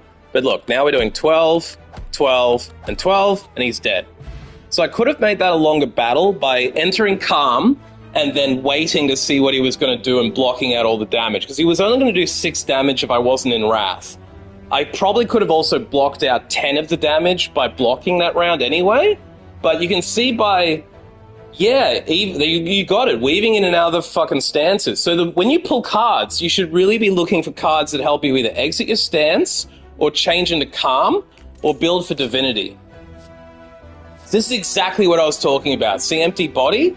Gain 7 block and exit your stance. So what I could do, let's just say I don't get Calm. I could enter Wrath, do 9 damage, then Empty Body, gain 7 block, and exit the stance. After I do another strike card, I could burn the Miracle card to get an extra attack in, so I could do 9 plus 12, then have block and exit, and be not taking double damage. I think that's the best option here, but you can see Flying Sleeves is retained. So that means once it pulls, I don't have to use it, and it will stay in my hand. That's like guaranteeing I can do 8 damage with 4 times 2 twice, so it'll be 8 damage. Hang on a second. That's 8 damage. That'll turn to 16 damage with Wrath. And if I enter Divinity, it'll be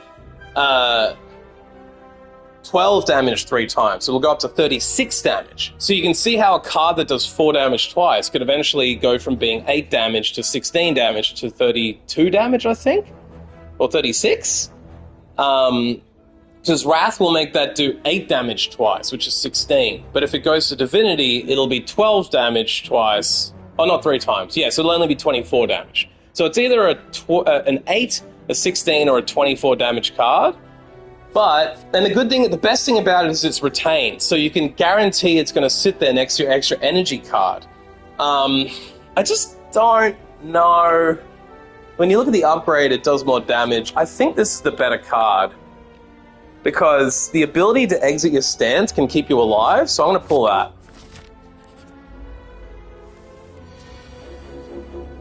So I haven't pulled the ability to leave my stance.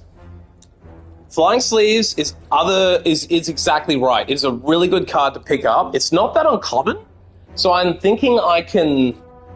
Like, one of the issues with this character is you take a lot of damage, so I think the ability to gain all that block is going to be important, because you can kind of use Wrath to double up your damage. You don't need as many attack cards. You want to build for a stronger block deck, ideally. Also, the ability to leave a stance. Think about this. If I enter Calm this turn, and then next turn I pull Empty Body, I can exit the stance with this card, gain 7 block, and then I'll also gain 2 energy by leaving Calm. So that card doesn't look that good at the start, but it's versatile. With this card, I can either leave Wrath and avoid double damage, or I can leave Calm and gain 2 points. Because I'm taking 15 damage this turn, it makes no sense to enter Wrath, because that's just going to double it up and I'll take 30 damage. I can't block that much damage out. So I don't want to do Wrath this turn. It's better off for me to enter Calm straight away, burn the 2 points, and then just block out 5 of the 15 damage. Because no matter what, I've only pulled 1 block card. I've pulled a lot of attacks. The other way to play that would have been to enter Wrath, kill off one of the enemies. But 9 plus 12 plus 12 would have only killed one of them, and I still would have taken 10 damage off the little one. Yeah, you're right. You are vulnerable to damage.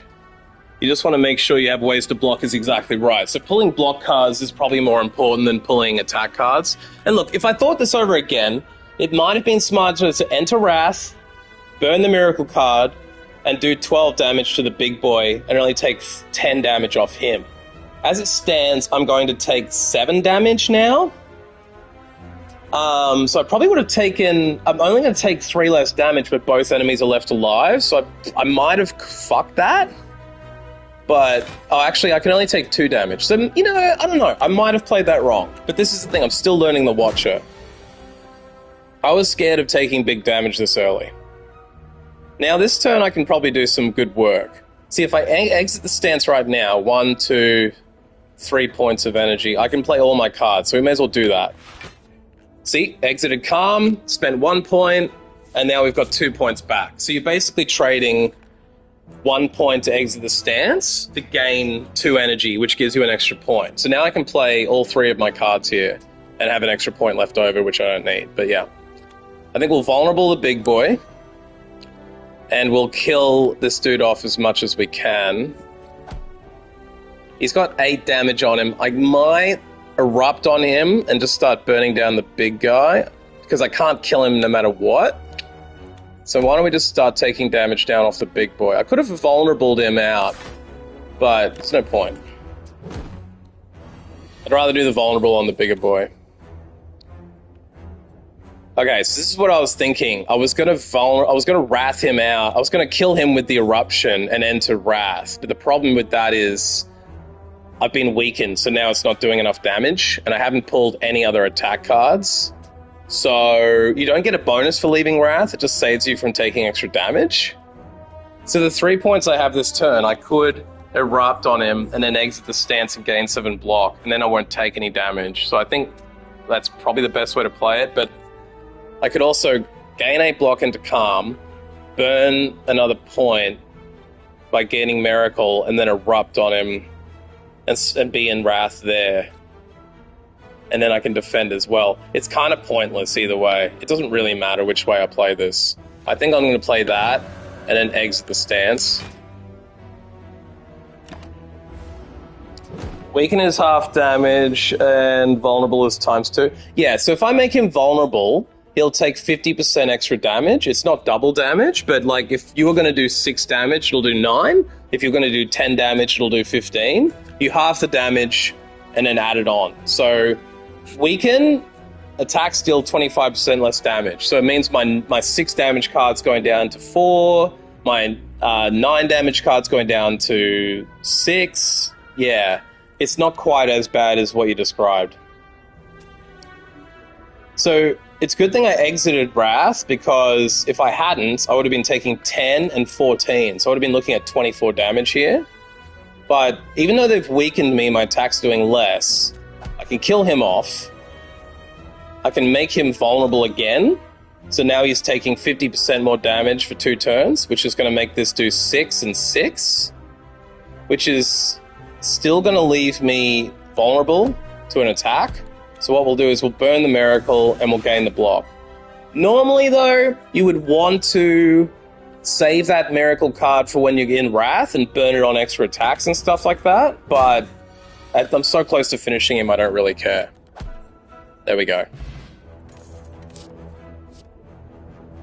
Now, interesting card for you to look at here is Scry. Scry allows you to look at the top X cards of your draw pile and then discard any of them. So Scry, to me, is like cooking the books. You can eventually upgrade this to be 3, and there are some cards that let you Scry 5 on upgrade, which means you can literally look at the next 5 cards you're going to pull, which you normally know what cards are in there, but you don't know what order they're coming out, whereas Scry will literally tell you what's coming forward. So even unupgraded, it's a pretty good random card, because you deal 7 damage off of it. It's better than a standard strike. You get to draw a card, and you get to Scry 2, so you get to see what's coming and discard 2 of them. That means I can effectively discard 2 blocks and hope to get more strikes, or if I've got strikes coming and I need to block, I can get rid of the strike cards. It's a very versatile card. Crush Joints is quite good though. Deal 8 damage, last card played was combat with a skill you apply a vulnerable. So if you're blocking, you can then do damage and apply a vulnerable to them. So that can be quite good if you're comboing it with Wrath. So for example, like you could play you enter Calm and then crush their joints. You could play a block and crush their joints, and then use this to your advantage to do an extra round. But because I've got a vulnerable card already that does 2 vulnerable, and this is only 1, I'm not that excited about it. This is basically just like the potion. For 0 cost, you get to draw an extra attack card, so it could help you with a Wrath round, because you could get a really powerful attack card, but it's a little bit more of a chaos card and then you don't know what you're going to pull. So we've got a choice here of 3 decent cards. I could skip these altogether, but I think having more draw is quite important with only having 5 cards. If you don't know when that's going to become really powerful. I'm just trying to think about what I've got though. I don't have any attacking cards, so I'm half tempted just to take this one for 0 cost. The other thing is with the Watcher is I find it really energy sapping. You need all this energy and you only get 1 miracle card. So unless you get another relic or something that helps you gain energy, it's not like the Silent where you can get cards that literally boost your energy up. With the crappy cards I've got, I don't even think drawing an extra one's going to help because I won't have the energy to play it. So I kind of just want to have... The problem with this is it's not going to be a 0 cost card, I don't think. The potion makes it a 0 cost card. This one doesn't. And it's a one-off card use. So having the draw is probably better.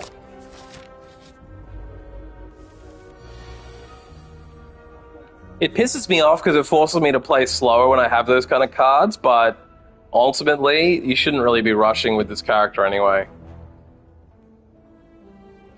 So look, with this hand, I think the best way I could play it, it would be nice if I could stay in Wrath, but if I Wrath, he's going to do 22 damage and I can only block 5. This is why you want a lot of block cards. So I think the way to play this is to make him vulnerable, and then enter Wrath. Yeah, you do see a massive benefit if you get that extra energy relic, and sometimes after the first boss you get one where it's like gain an extra energy, but lose the ability to heal at rest sites, or gain an extra energy, but then you lose that ability. You know, so it depends on what luck you get, but if you fight more elites, you've got a better chance of it. So I've made it vulnerable, now I'm going to enter the Wrath. I could now burn the energy now. It's just that it's a bit early in the battle to do it. I just don't know when I'm going to pull this many attacks in a row, so I am going to burn it. and attack him again, and then exit the stance and gain 7 block. So now I'm taking 4 damage, and I've done almost all of his damage. That's why I used it then. I couldn't see a better time coming. Do you see what I mean by slowly bleeding health? Here we are, 3 battles in, and I've already lost 8 health, and it's just happened 2 hit, 2 hit, 2 hit, because my block wasn't quite enough to get out of the situation, right? So it's a little bit of a... I always find it's a slow bleed. This is a really good potion to get, and it's also the perfect time to get it. It actually just gives me 3 potions of randomness. Well, it could be really good ones or bad ones, but that 1 potion grab is now going to turn into 3, so that's really good. I may as well even use that at the start of next battle, but I could also save it, and then... But that's no point. I don't have any potions on me now anyway. This is another really good one. Yeah, exactly. Ironclad starts off really strong with the 6 health gain after every battle. I've also been meaning to do an Ironclad run where I get some of those cards where it's like take 2 health damage but gain like massive vulnerability on the enemy, or take 2 health damage and deal 7 damage to all enemies or whatever. There's a couple of really crazy cards you can pull. This card is not bad. To gain extra block and shuffle an insight into your draw pile, and as you can see, insight is a 0-cost card that you retain, and it helps you draw 2 cards. So if you're really building towards a Wrath round, that could be helpful. And when you think about it, drawing 2 cards could also mean you pull the card that lets you go into Calm, and that could help you like leave Wrath. So I think evaluate, and because it's retained, once you pull that card, it's staying there until you need to use it. So it sort of just sits there waiting for you. I think Evaluate's the best play here, because I'd like Crush Joins, but I already have Vulnerable on that other card, so it's not really worth that. And I've already got an Empty Body, and I don't have... Honestly, Empty Body is weaker than having a card that puts you into Calm or Wrath, because you're just spending a point to exit the stance. It's like a tactical card, but it's not as good as... Like, if you're in Wrath, you're better off entering Calm than exiting Stance, because if you enter Calm, as soon as you leave it, you're on 2 energy. Exit Stance is like a safety card to get you out of Wrath. So I'm going to pull Evaluate.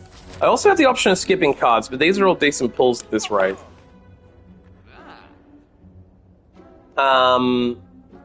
This is a really good card. Fewer cards in your deck, the more valuable shuffling a good card is. Yeah, my biggest issue playing this game is I always pull too many cards.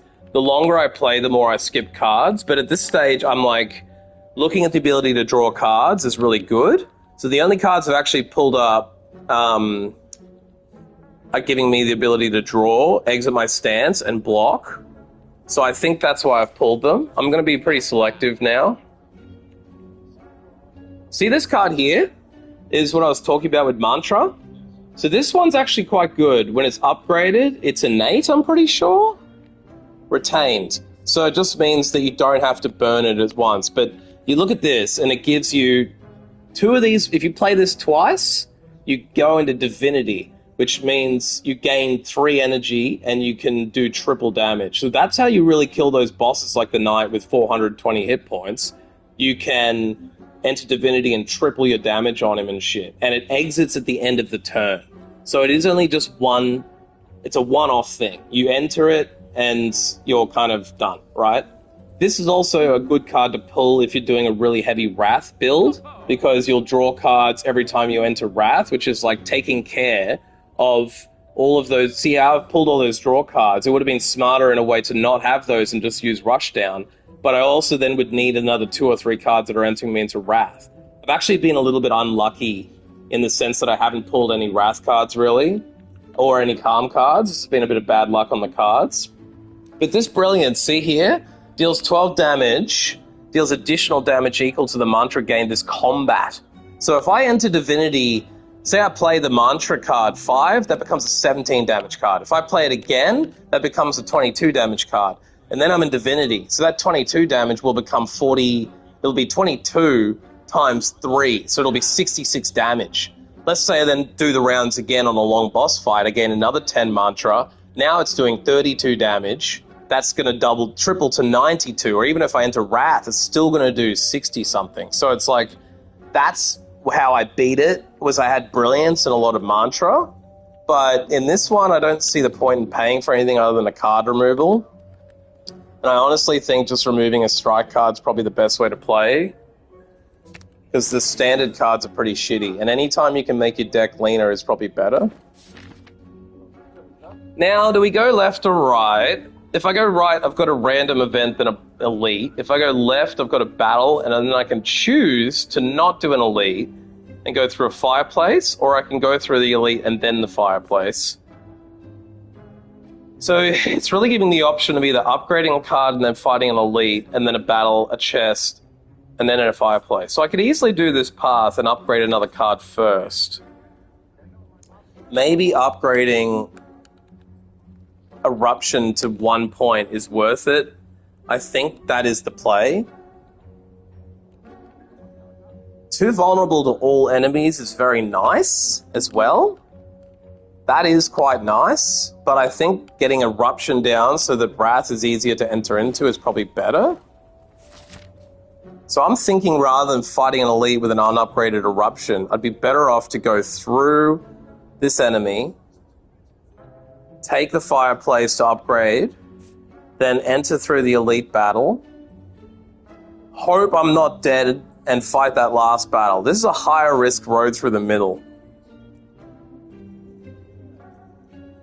But I still have to do an elite battle than an enemy on the other side of it. So I'd rather do, no matter what, I'm doing an elite than an enemy.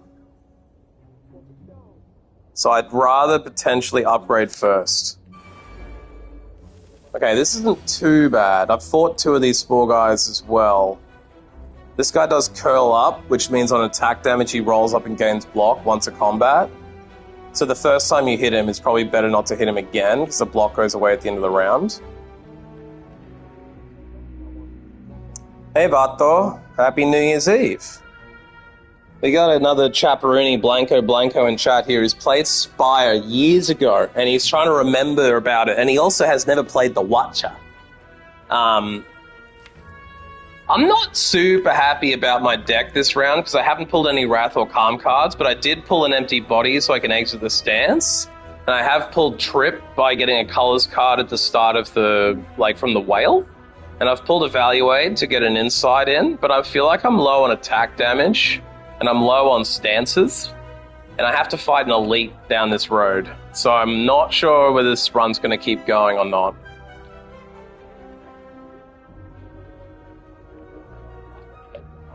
What do we got here? I might want to scry just to see what's coming. I can't exit or enter, so Empty Body is probably useless unless I want as it as a block card, which I probably will need because I'm going to take big damage. Yeah, I was going to upgrade Trip. I ended up upgrading my Eruption instead because I thought the...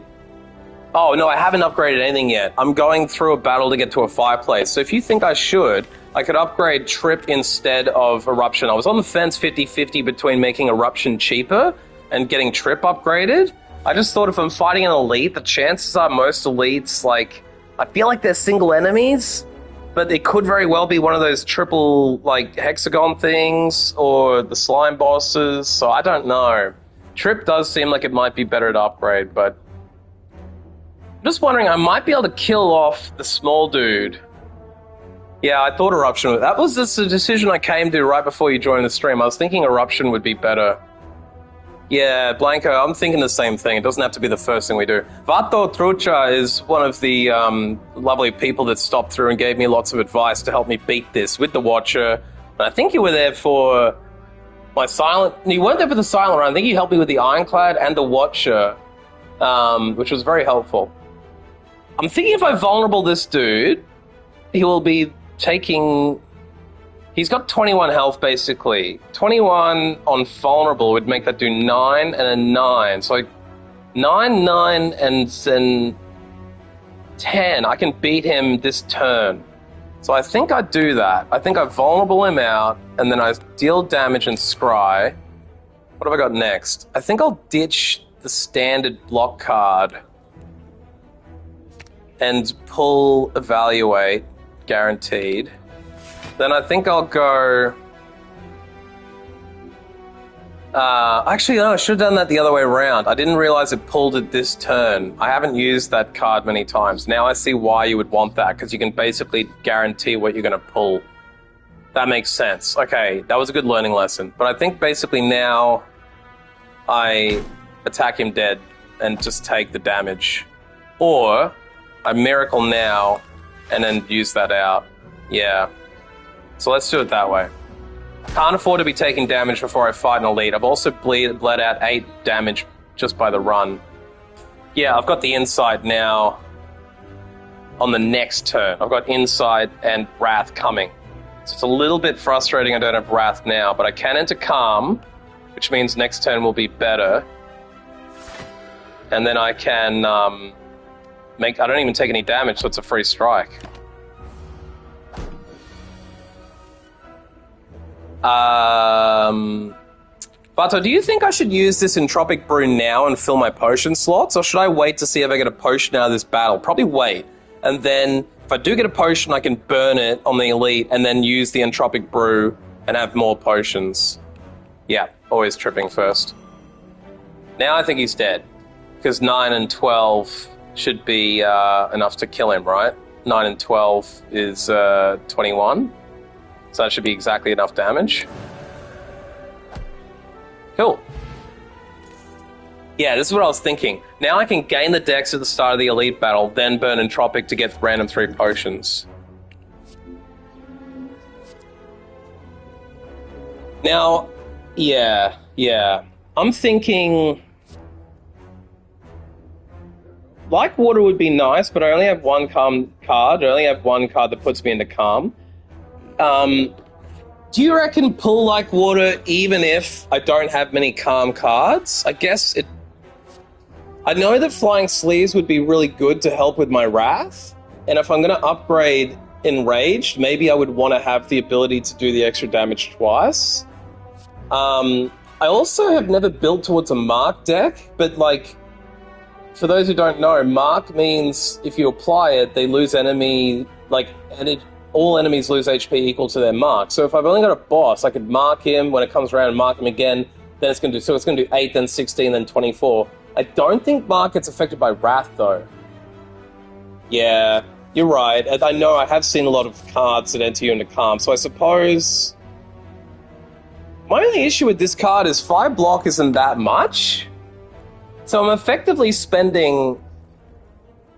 Mark deck's super tricky. Yeah, I haven't done a Mark deck for that exact reason. It just seems like you'd have to pull a lot of... If you had the relic that gives you extra card pulls, or if you had the extra money from the Golden Idol, then you could maybe buy them from shops and shit, but it just seems like unless you're hunting them down, you're not going to get them. And there's only one card in this deck that does Mark, and it's that one as far as I know. But here's the thing I think about Like Water. It's basically a standard block card. It's 5 every turn. Yeah, that's true. So it's like you spend 1 energy once, and you're constantly on 5 block as long as you're in Calm. It is the best of the 3. Okay, so open to suggestions, but my thought was, rather than fighting Elite and then having a Fireplace, I'd be better off hitting the Fireplace now, upgrading Enrage, so it's only 1 cost, then fighting the Elite, then going through that other battle, gathering the treasure, then taking the Fireplace. Most likely not taking the Elite on, but if I do really well, then I can. If I don't, just go through the normal battle and then hit up the other Fireplace. Then, if I'm doing really well, take on the Burning Elite. Otherwise, go through... Because if I take the Burning Elite, I get an extra shot, but if I'm not doing that well, I can just go the random event, extra battle, then Fireplace. So I'm thinking is the best way to play this is to upgrade first. The thing would be... If you think it's possible to take the Elite and not take damage, and I can do 2 Elites on the left, upgrade Erupt first. Yeah. Yeah, I could do an Elite and then upgrade and then do another Elite, but I still... that would be crazy, because then I could go back through the middle for another Elite, but I don't think I have the deck to beat elites at this point. I honestly think my deck is pretty trash for elites. I don't have enough stance changing. I think upgrade first is the only way I'm going to win. Because I can't enter Wrath regularly right now with only 3 energy. Entering Wrath is 2/3 of my turn, which is kind of fucked. It's leaving me really vulnerable, so I don't like that too much. Yeah, I know, Blanco. I'm the same. I've only played this character maybe 4 times, maybe 3 times. Do I have decent cards, Vato? I thought I fucked up. I got Empty Body so I could enter and leave Wrath, and I got Evaluate. Trip was lucky just to pull at the start of the game. But yeah, I didn't think I was doing that well. But I also pulled Cut Through Fate because I wanted the scry in the draw. I just basically tried to build for draw when I couldn't get good cards to leave me and entering me stances. Now, what does this dude do again? He gets Metallicized, which means at the end of his turn he gains 8 block. Does that block stack so it goes from 18 to 16 to 24, or is this just guarantee he's always got an 8 block on him? I can't remember.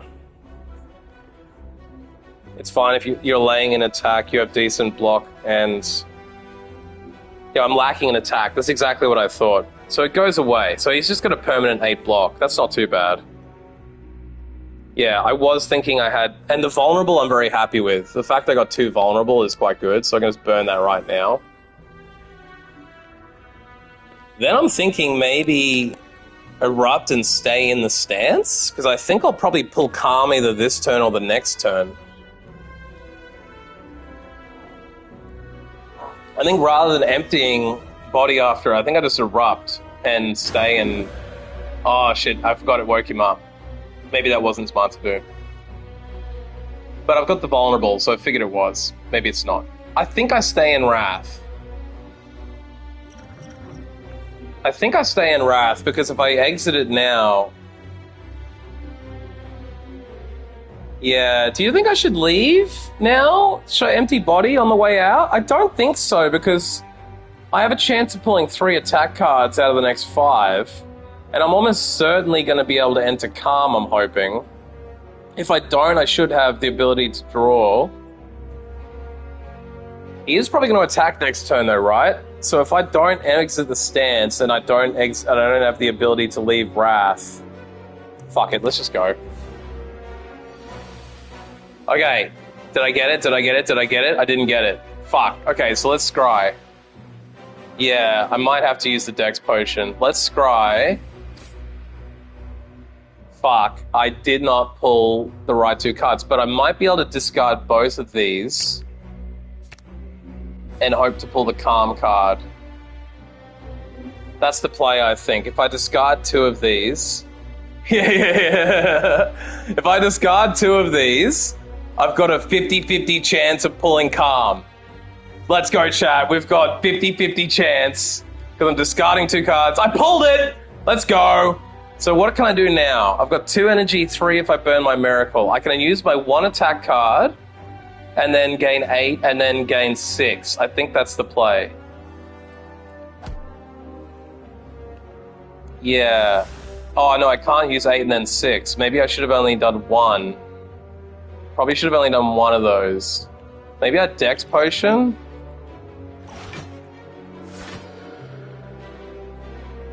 I miscalculated my energy. I thought I would have an extra energy to play this Evaluate card.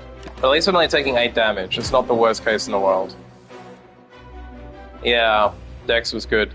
I'm wondering when I pull this Entropic Brew. I could just do it now in case it's going to help me.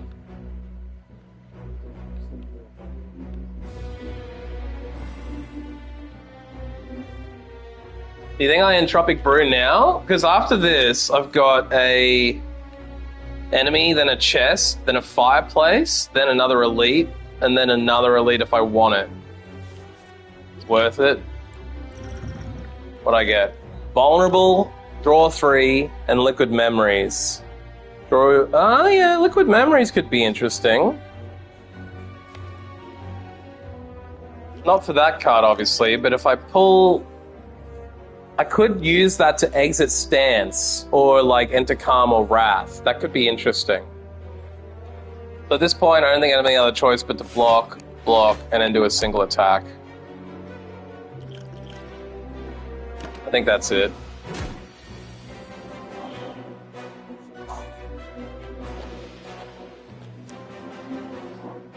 So we're looking at a free turn here to enter Wrath, which will give us 2 points of extra energy. And then I can enter Calm at the end of it after that. So I think that's the play. I think I may also want to try and play Calm Water, though. I can't. Vigilance too expensive. I think I literally just... Oh, no, I might get the extra 2 energy out of it. Yeah. I'm actually thinking you might be right. If I draw... Right now, I could use Like Water and Vigilance. I could do a strike, Like Water, and then Vigilance back into Calm. That would mean he's down to 33 damage, 33 like health left, and I'm going to be able to get 5 block out of Calm from wherever more. If I draw 3 cards, I won't get any attacks except for Cut Through Fate. So even if I pull the 3 cards, I'm only going to be able to do another 14 damage. Right, so I should probably draw the cards. Okay, I pulled it. So I think that's the play then. I think the play is to strike and then Cut Through Fate. Should I discard the block? I probably don't need it, so discard it. Oh, I got Eruption again. Now I might be able to finish him. Yeah, let's go. Boom!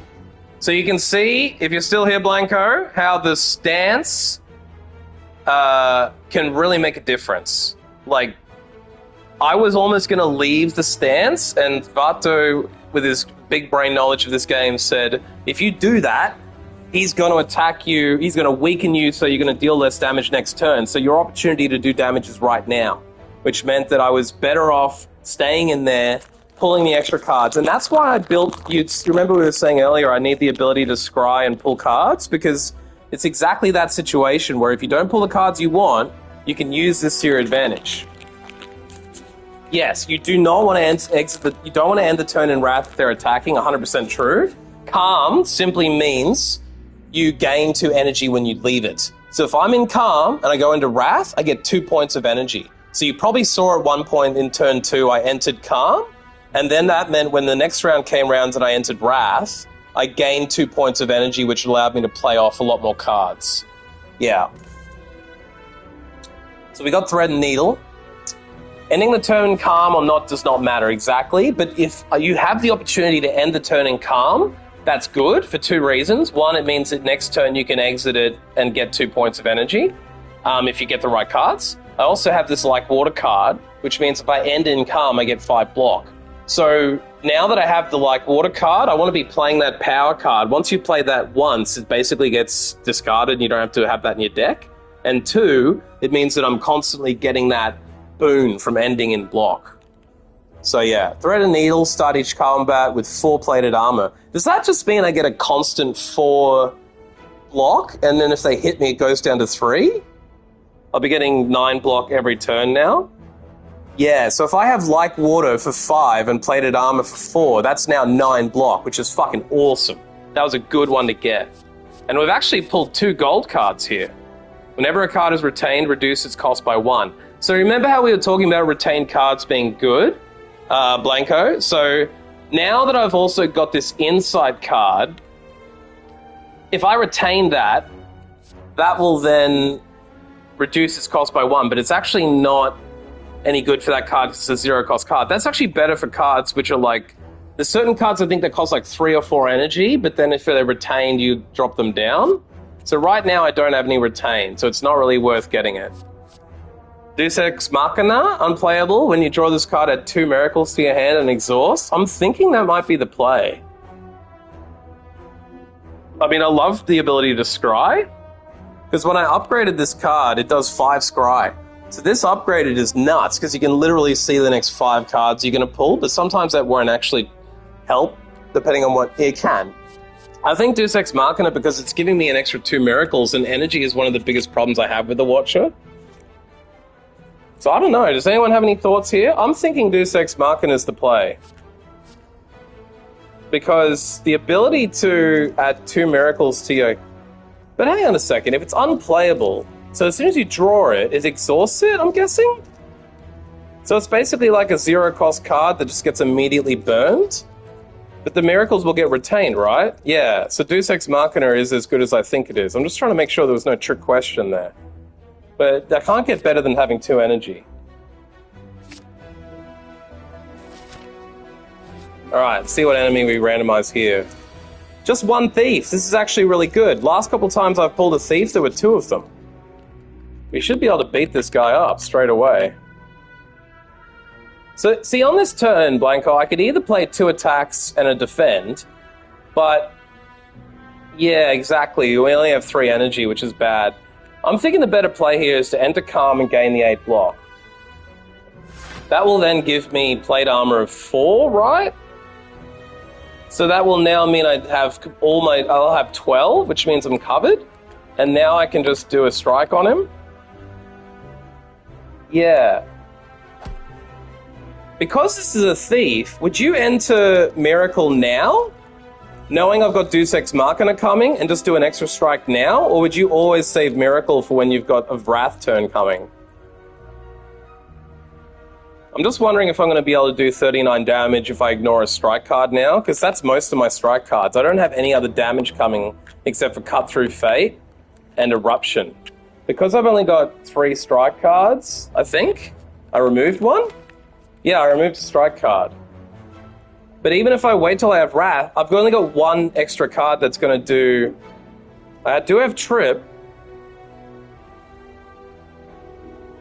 I just worry that if I don't play it now, I'm not going to kill him, but we'll give it a go.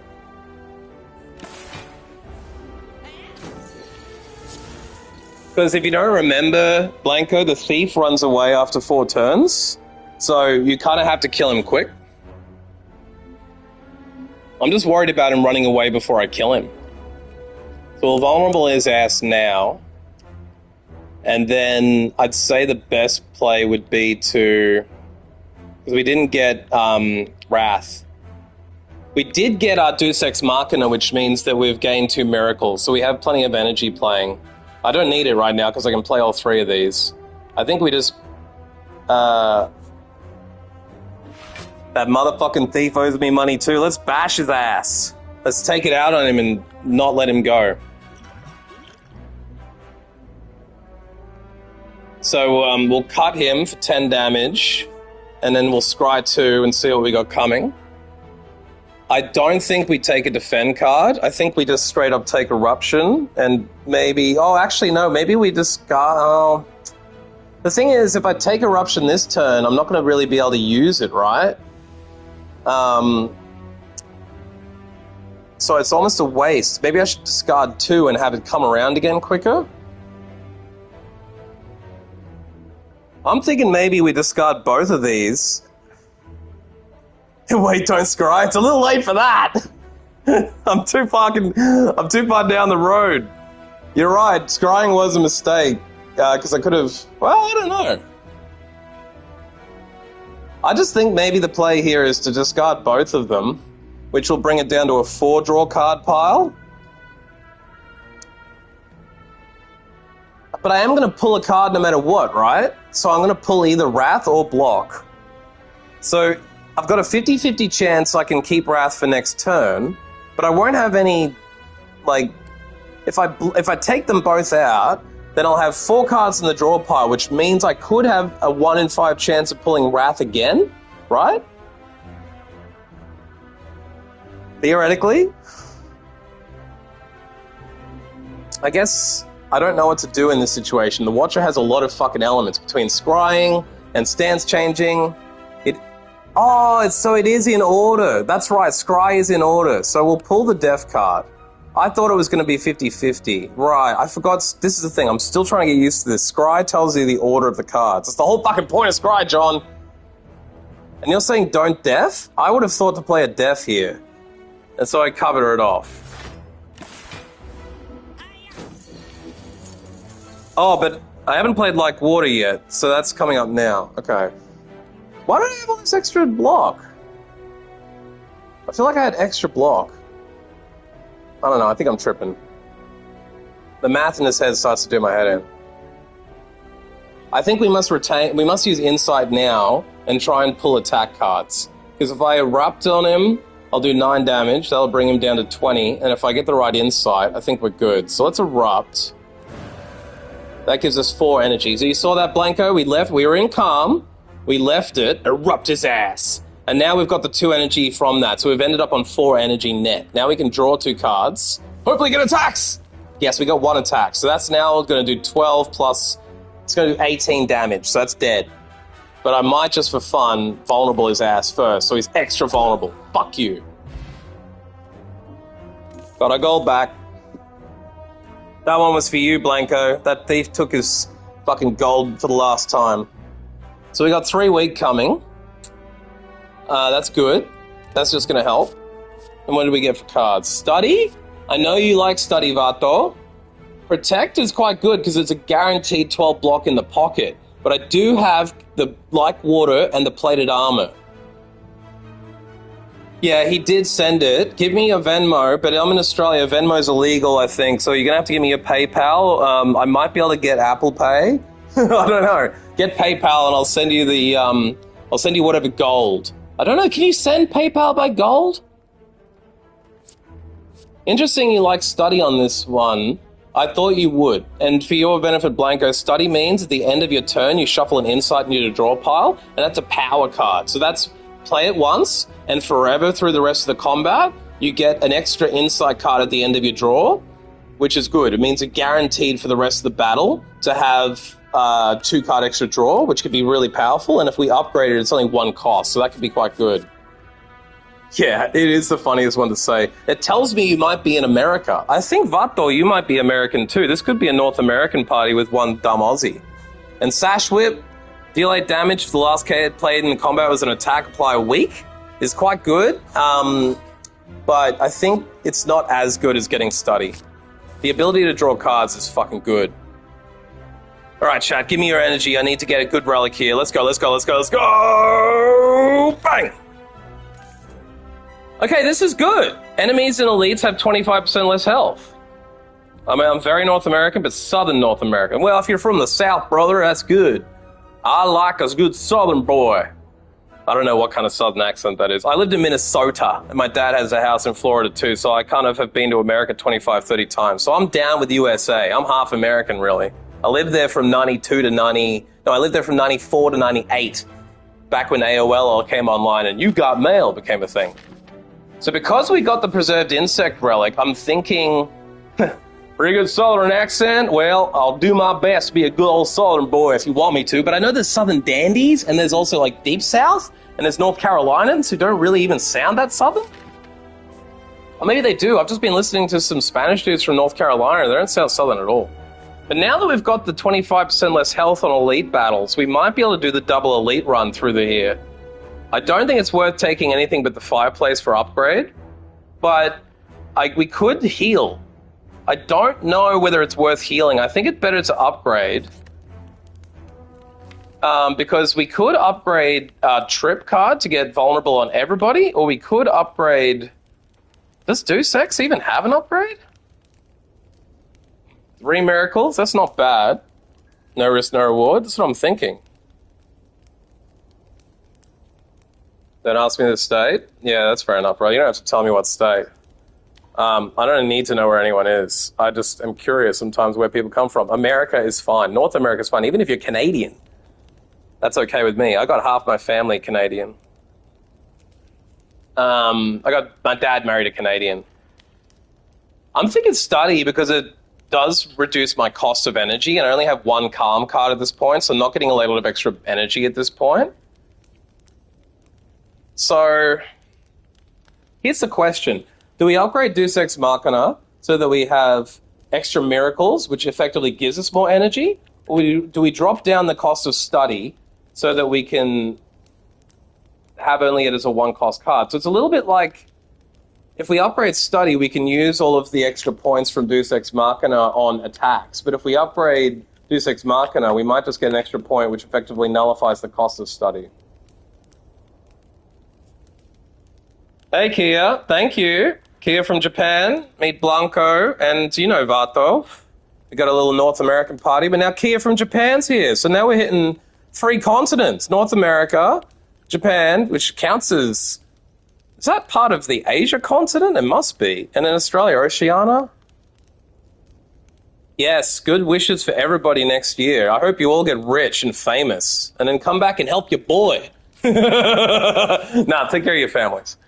I'm thinking maybe... my heart says I should upgrade study.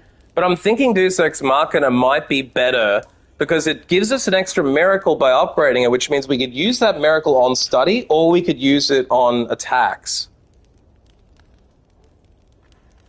I am thinking about Deus Ex Machina here because it'll kind of give us 3 miracles, which is more versatile than just having... The only problem is we might get a full deck because if we play study, we're going to have an insight draw every round. But yeah, I think Deus is better. I think we're going to go Deus Ex Machina. Am I saying that right? Is it? I think it's Deus Ex Machina. I used to play the game Deus Ex. Does anyone like that game with JC Denton? Fucking Deus Ex was the best game. You like are a cybernetic dude with like the ability to upgrade yourself, and it's got the best fucking storyline. I think the rest of the games were kind of arse by comparison. But Deus Ex... If you haven't played it, it is so fucking good. I don't even know if they do a remaster now, but it is so fucking good. Now we got to take the elite, because we've got something that helps us in elite battles. This was my worst nightmare, to pull a battle of triples, because I wish at this point I had AoE, which does damage to all. Worst case scenario is you only draw 1 insight with your hand completely full. Yeah, I think you're right. The best news is that we've pulled Deus Ex Machina on the first turn, so we've got the triple miracle plus the extra miracle. So we've got 4 extra energy coming our way. I think, obviously we want to trip. I'm almost wondering if we play a miracle and play like water now that it's in our hand and play for the odds that we're going to get calm coming up soon. So I think we study, trip, like water, and then maybe burn a miracle and evaluate. And I think we probably want to trip... the most damaged. Probably the guy who's going to attack next turn. Maybe trip the last dude here. Oh, it's negated anyway. I forgot about that shit. I forgot they negate. Probably doesn't matter who I used it on anyway then. Maybe we do...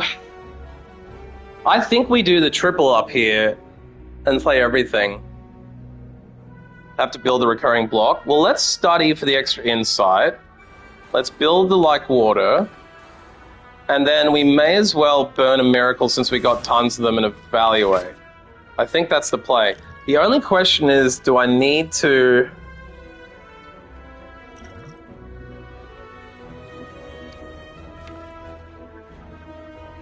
Do you think it's worth using a potion here, or should I save them? I could play Liquid Memories and pull Trip out Invulnerable, the dude I just burned off the negate on. But I don't think it's worth burning a potion. Maybe next turn you use the weak potion. Yeah, I think I won't have to either. I'm pretty confident here. Exhaust on purpose, you mean? No, when he says play everything, I think he's saying play everything but the miracles. He's saying play everything but the miracles. He's basically saying use all the usable cards. That's how I interpret Vato. We know each other a few times now from a few streams. That's what I interpret it to be. The other thing is if I get it wrong, it doesn't fucking matter. But that's how I interpreted Vato. My amigo Vato Trucha, viva la raza, amigo. Mi gato bebe leche. It's the only thing I know how to say. Apart from una cerveza, por favor. No, you weren't missing anything, Blanco. Sorry, we're playing pretty high-level shit. Because we got with the Watcher is the most complicated character, and I'm trying not to waste y'all's time, so I'm trying to just not sit here for a million fucking years. But at this point, I think I need to enter Calm. And then block out, and just use that as my turn. Because that will give me 13 block plus the 4 plated armor, so that will mean I'm only going to take 1 damage, I think? I think that's the play. I don't know whether it's worth burning miracles to attack, but I'm thinking it'd be better to do that on a turn The other thing is I won't have more than 2 attack cards coming now. So I'm kind of wondering whether I burn an attack to do 6 damage. I don't think it's really going to make a difference, even if I do. I'm thinking the player is Vigilance Defend. Because if I Vigilance Defend, I could burn an energy. That gives me 2 energies left, though. Yeah.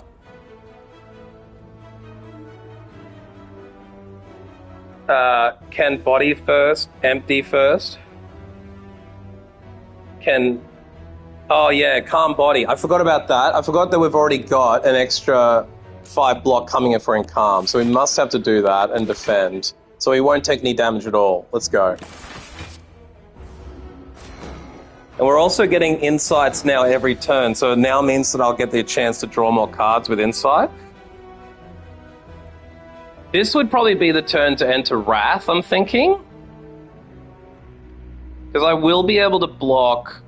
Well, maybe I don't enter Wrath. I mean, I feel like I should. That will give me 9 plus 12, which would mean he's taking... Yeah. Well, 9 plus 14 it would be. 9 and 14 won't kill him? Am I thinking that's correct? Unless I retain and draw an extra 2 cards, but then I'm still not going to get any extra attack cards. I will take extra damage, though. I think that's still the play. I think we erupt, and then cut through Fate, and then maybe kill off the defend card. Erupt, cut, and strike. Oh, I've got a strike, don't I? Yeah. So maybe I ditch... Oh, shit. I accidentally didn't ditch it. I had pressed the wrong button. Whoops. I meant to scry the defend card. I accidentally pressed the wrong button. I pressed triangle instead of X because I'm an idiot. That was my mistake. It's probably not going to make a huge difference, hopefully. I almost feel like, yeah, I want to draw an insight now. And then now that I've got 2 extras, I might just keep doing it until I get some attack damage. So now, if I triple insight, I can strike and vulnerable. So now I might vulnerable the guy I've already got rid of the negation on, and then strike him out. So that's going to do decent damage there. Now I can end turn. Do I... Don't need a pot. I got vulnerable weak. Okay, I don't need a pot. I do need pot, but not that kind of pot. Goddamn lack of weed. Okay, so here's the damage of this turn. So am I wrong to think we need more damage in our deck? I think we do as well, absolutely. I just haven't pulled many good damage cards so far. I think the play here is to strike him out because I'm looking at 36 damage now. So I can strike him out. Oh, that's 18 damage. Still going to be overkill no matter what I do. So we'll strike him out anyway. Yeah, strike the weaker one is what I'm thinking. And then I think we cut through Fate before we draw cards, right? For later, absolutely, Blanco. I'm hoping that we start to pull some pretty good attack cards. Now that we've got so much block through Calm Water, and we've got the Plated Armor Relic, we really just need to focus on attack cards. So I'm thinking maybe we... So Eruption will do what? That'll do 18 damage. 18 and 14? Yeah, Cut and Erupt kills it, you're right. So because we were in Wrath, entering Wrath does nothing, but Cut will now kill him, so we're good. Letter Opener. Every time you place 3 skills in a single turn, all enemies take 5 damage. Now, do you know, Vato, if Letter Opener gets affected by Wrath? Or is Wrath only on attack cards? I don't think that's going to triple or double with Divinity or Wrath, but it's still nice because it means that with all these extra skills we've got, we should hopefully be okay. Because I think, skill-wise, Deus Ex Machina should count for that, and so should entering Calm, no effect by Wrath. That's a shame, but it's still a free 5 AoE if we're blocking. If we block out, or we enter Calm, and we get the trip going, there's a lot of combinations that could make that do 5 free damage to everybody. Now, because none of these are attack cards, that's a shit. But the fact is, we've drawn 2 cards which could enter us into Calm or draw cards. We've also got an ability to retain this card, which will enter us into Wrath. So once a battle, this is a 1-cost card to enter Wrath, and it will just sit there. However, we are sitting on a lot of cards. We're looking at a risk of entering a 10-card hand and then not being able to pull more cards, but I don't know that's a big damage. See, Scry, again, might be the play here. Because we could take this Cut Through Fate for a 7 damage card. It's not a lot of damage, but the ability to draw on Scry is pretty good. Having in a piece is not bad, just to be able to exit Wrath, but with only... I've heard people build towards Wrath in this game, right? So maybe it's better off for us just to get Crescendo. I just don't think we have enough damage to justify it. The votes are coming in Crescendo or Cut. What's the long-term play here? I think the longer-term play would be to take Crescendo and hope we get better attack cards later. I mean, I guess the ability to scry and draw is pretty good, but I do feel very naked and lacking damage, so let's just play for Cut and draw more cards and hope that we get Eruption back, because we've upgraded Eruption. I do need the attack short-term, that's exactly what I was thinking. I actually think the play here, now that I've got the 25% less health on elites, is to go through this elite. Go to Fireplace now, and maybe not even heal, maybe upgrade again? I'm thinking maybe we upgrade Trip to do vulnerability to all enemies. We could also upgrade one of our Cut Through Fates to get 9 damage out of it and extra Scry.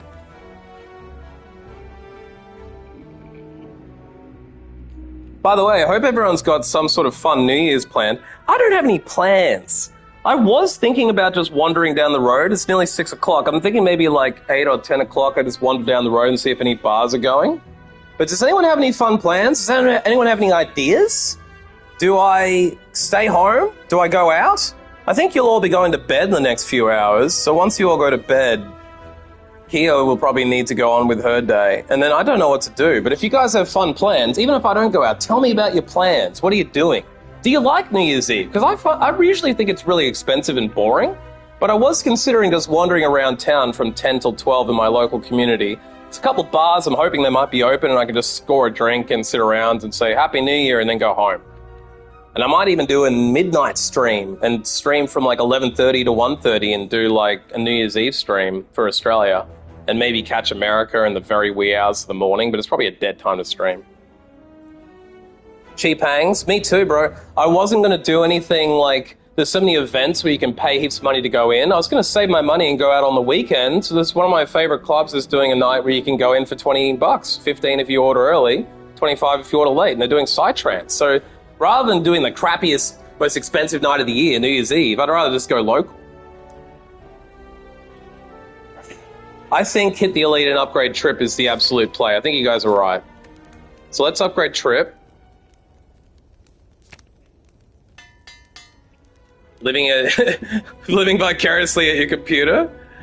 Bro, I understand. I'm 38 years old. I've had a lot of New Year's Eves in my life. I have to say, I'm not being a New Year's Eve hater, but I've had so many New Year's Eves turn out shitty. I've had some New Year's Eves where I did go out and we were so bored we went home by 10 o'clock. And I've had other New Year's Eves where I did go out and it was boring and I was waiting for midnight and then just left immediately at midnight. Like the whole night, it just feels like everybody hangs around waiting to say Happy New Year. And as soon as 12 o'clock hits, it's only vicious drunks staying around and then you fucking go home. So it's like the most expensive, most crowded night. And I like bars when they're not crowded. I don't want to go to a fucking crowded bar. Being crowded in the bar is like the worst shit in the world. Now, I do feel like out of all the elites we've pulled, what the hell is with this? I thought this dude normally used... I thought he gained strength every time he played a skill. Is this not the kind of elite that does that? I thought he was normally taller. This gremlin knob. Yeah, bar on New Year's Eve is pretty fucked. I don't have any friends to go around with, and nobody I talk to is doing anything. Literally everyone I talk to is like, I'm not doing shit, so I don't have any plans. I think I might go to one of my local bars, hoping that everyone's gone to the city. I'm like 6 Ks from the city here, 6 kilometers, or about 4 miles from the city. So I'm hoping everyone's gone to cooler places, and I can just go into a dive bar. The relic makes him smaller. That's cool. Does the relic stop him from gaining strength every time I...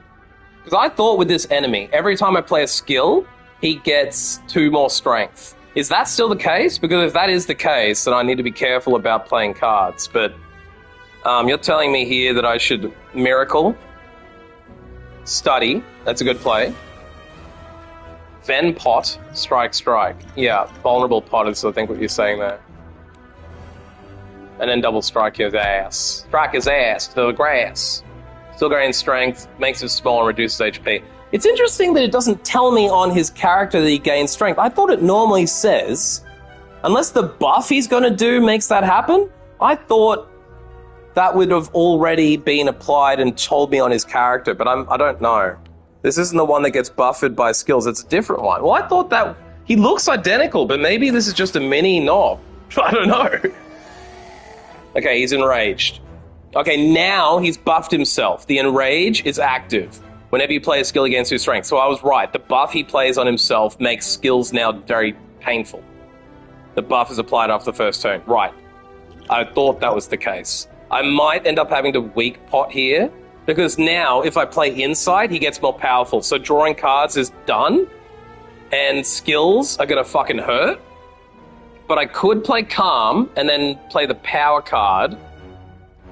Yeah, that's what I'm thinking about, though, because then I'll have 9 block. The problem is I will still take... Actually, no, I'll get 8 from that, plus the 4 is 12, and then I'll get 5, so I'll cover all the damage. Now, I was confused too, Blanco. It's the same enemy, it's just that he doesn't always have the enrage on him at the first turn, apparently. I forgot about that. So I think that's what we do here. We Vigilance to enter Calm. So now whenever we get Wrath coming, we'll get 2 extra energy off it later, just to keep you updated, because we're in Calm. Upon exiting a stance, gain 2 energy. So as soon as we exit this through Wrath, or if we get that exit stance card, we can just get a free energy out of it. Now we lose like water. So now we should be getting 9 plus 8, 17, and he's going to do 18 damage. So I think we're covered except for 1 hit point. So we're going to take 1 damage. That's not too bad. I'll take 1 damage. This is what I was saying about having a full hand. If you were going to use a lot of mirror, if you're going to have a lot of these like Insight cards coming, now I'm retaining 4 cards. So if I start to get more insights every turn, I'm going to, after the next turn, I have to burn 1 off or I'm going to have a full deck. It's kind of fucked. But I think at this point, the only play here is to trip and make him more vulnerable, because I don't know whether it's even worth playing a skill. Because right now, I'm going to gain 8 block, so I'll take 4 damage. So if I play am I correct in saying if I play a block now, that would, what would that do? That would give me 5 plus 5 plus 3, but it would make him do 14. So I'd gain 13, I only take 1 damage, whereas now I'm going to take 4 damage. So I think I play 1 block, at least. Double would give me 10 plus 5 would be 15, 18. You're right. Kill him next turn. Yeah. Oh, I forgot about the AoE too. We get 5 extra damage when we play 3 skills. So that did actually help us by double defending. Good idea, Vato. See how many cards I've got now? Insight, Miracle, Miracle, Miracle, Insight, Insight. So I've got 6 cards retained, which means next turn I can't pull all the cards I need, but I can kill him now, I'm pretty sure. I actually can't. I can't kill him this turn. If I erupt, they'll do 9, but then if I play this attack, it'll only do 14. 9 and 14 is not going to kill him. I'm going to need to use Insights and draw. Oh, maybe I'm forgetting about vulnerability. I am. I always forget about vulnerability. But did you see how he was going to do 72 damage then? Yeah, I know, I constantly forget my fucking items. I went through the whole run with Vato having Frozen Eye, because he joined halfway through, and Frozen Eye lets you see the next 5 cards you're gonna get, and I didn't use it once. I totally forgot I fucking had it. But you can see why Wrath is scary. I was going to take 72 damage if I didn't fucking manage that properly. That was hectic. That could have been run over. Whenever I enter a rest site, start the next combat with double energy. That's pretty good. Because that means before the boss, I'll end up doubling up. That means I can have a good first round against the boss. That could help us win. Okay, so if we deal 8 damage and the enemy attempts to enter calm, that seems like the card to get. Deals 7 damage when retained, increases damage by 4 this combat. Yeah, Fear, because you saw Blanco before, we got that card. I don't know if it's Blanco or Blanco, but either way. If we had the retain card, where it was like every time you retain a card, reduce its cost by 1, within 2 cards, this would be worth 0, and it would be getting extra 4 combat. So it would be effectively gaining from 7 to 4 to 11 to 15, and it would then be a 0 cost card that does 15 damage. So that could be very powerful with the other retain card. But because we didn't get that, we're not going for a retain deck. We're taking Fear No Evil. Because the ability to enter calm and deal 8 damage means we could play this at the end of a turn when we're wrathed, deal the damage under wrath for 16, and then enter calm to get the safety of not being in wrath. And I don't see any other option here apart from entering the store and removing a card, but you wish you could mouse over my items so you could help remind me in fights, but you don't remember them? Well, just for your information, write this down. We've got Pure Water for a Miracle. Thread and Eel means we get Armored Plate. It's not too much to manage. Enemies and elites have 25% less health. That's automatic.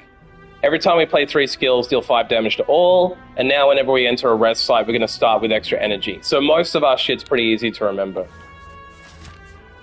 Buy attack and remove strike, I think is the right idea. Actually, we did get an attack card on sale. We've got 7 damage to everybody. We also have the option of doing, at the end of 3 turns, deal 40 damage to all enemies and not removing a card. If you guys want to go really crazy. It will get harder, Blanco, you're right. Blanco. The bomb is pretty fucking cool in the sense that you can deal 40 damage to all AoE. That's pretty fucking crazy, but lean into Scry now? Are you saying there's a Scry build on this? Damn, that's a good relic too. Upon pickup, raise by 7 and heal everything. If I was dead right now, that'd be such a good play, but it's basically useless because I'm nearly full. Whenever you scry, gain 3 block. Ooh, I can see what you're saying. So I've never built for a scry deck, but the ability to see what's coming and discard the cards is pretty fucking powerful. I call it cooking the books, because you can effectively, like, even with less attacks in your deck, still do a pretty good job. You can do a pretty good, like, you don't even need or to have all the cards in your deck, if you know what I mean. Because if you could either buy more attacks or you could scry to make sure you get the attacks you do have. So let's just go with the Nirvana. And we already have a scry, so let's cut through because that's also damage. Med. You reckon take Meditate, put a card from your discard into your hand, retain it, enter calm, and exit your turn. Right, so that's good. Even though we're not building for retain, that does give us the ability to have it on the next turn. It's not retained forever like a fully retained card. It just means it comes back once in the next turn. So if we do have Wrath in our hand and we don't... Like if we could Wrath and then pull it out of the discard pile and retain it for the next turn and enter calm. So that's quite powerful. So you think it's better to get Meditate than it is to remove a card at this point? Because I already have removed 1 strike. Since I'm weak on... You can get calm and you get to play a card again. Yeah, that's true. Alright, let's take Meditate. Because I already have removed a card at the beginning of this round. Right, so now the T is active, so we go into the boss. Do we upgrade now, I think? Do we need the extra health to fight this boss? Because if we go in at 50 health, what are we fighting? Hexaghost. He has all the burns, right? So I might end up stacking a lot of burns. I feel like this is one boss you have to kill really quickly, because if you don't kill him straight away, you're going to get those burn cards in your deck, and if he gets to like the 4th flame around him, he'll end up doing burn pluses, which is 4 damage a card, which is fucking crazy. But if we were to upgrade, I guess we could upgrade Fear No Evil, potentially. I can scry the burn. Ooh, that's interesting. Okay, that's good. No wonder it was good to get scry. So that only does an extra 3 damage. That's pretty weak. I don't see Fear No Evil being that good to upgrade. whenever I scry, I gain 4 block. Could start to stack, but because I have 3 cut through fates now. Like water for 2 block might not be worth it either. I think study upgrade to 1 cost might be the play. But now that I have all the extra energy from Deus Ex Machina, it might not be worth it. What does Vigilance do? It doesn't drop in energy, right? No, it just gives you extra block. I feel like I do have a lot of block with the plate armor and everything as well. Yeah, Meditate might be worth it. I think Meditate's better than water. Only getting an extra 2 block doesn't seem anywhere near as powerful. Yeah, I think you're right, because when you upgrade this, you get 2 cards back, which could be very, very good. So I think we upgrade Meditate. I think that's where I would have landed anyway. Because Study is kind of made useless because we've got the extra energy coming at us. I'm going to say I'm confident too, because I've got this scry going. If I scry a lot with the extra miracles that I'm getting, the ability to get the miracle cards, it means I'm getting an extra 4 energy that I can use on command. I can also scry, which means I can cook the books 3 separate times and draw a card out of it. So I think the ability to also get rid of burns through scry, the biggest risk of this boss is that he survives too long and the burn cards start to hurt you because you can't avoid it. But the fact I can scry them out and also draw more cards, I think I can time Wrath and Calm a lot better. I think that's what I'm thinking. Now, did I upgrade Meditate yet? No. Upgrade Meditate. I'm gonna get a beer for this battle. I've only had, like, 2 beers? 3 beers? I'm so concentrating on this game. I drink so much less, but I'm trying to get lit for New Year's Eve. So cheers, everybody. Greatest sound in the world, folks. Ah. I'm drinking Smithies. It's an Australian beer. Even with a hand of old burns, it's only 20 damage. I have tons of block. Yeah, I do have a lot of block. I didn't ask because I was skeptical. Genuine question because you don't know Watch. I haven't played the game 4 years. Yeah, ask away, Blanco. There's no wrong questions to ask. If you want to know, you ask. It's all good. We can happily explain what's going down. And thanks for subscribing, by the way. I see that you subscribed. That's pretty cool. Thank you very much, homie. I hope I can make you happy. If you want to see me playing stuff, if you want me to do anything in particular, you let me know.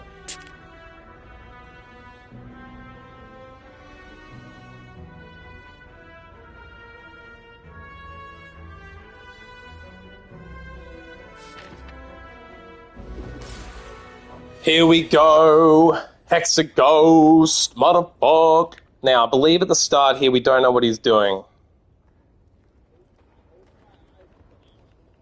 I think we go Wrath straight away and enter Strike.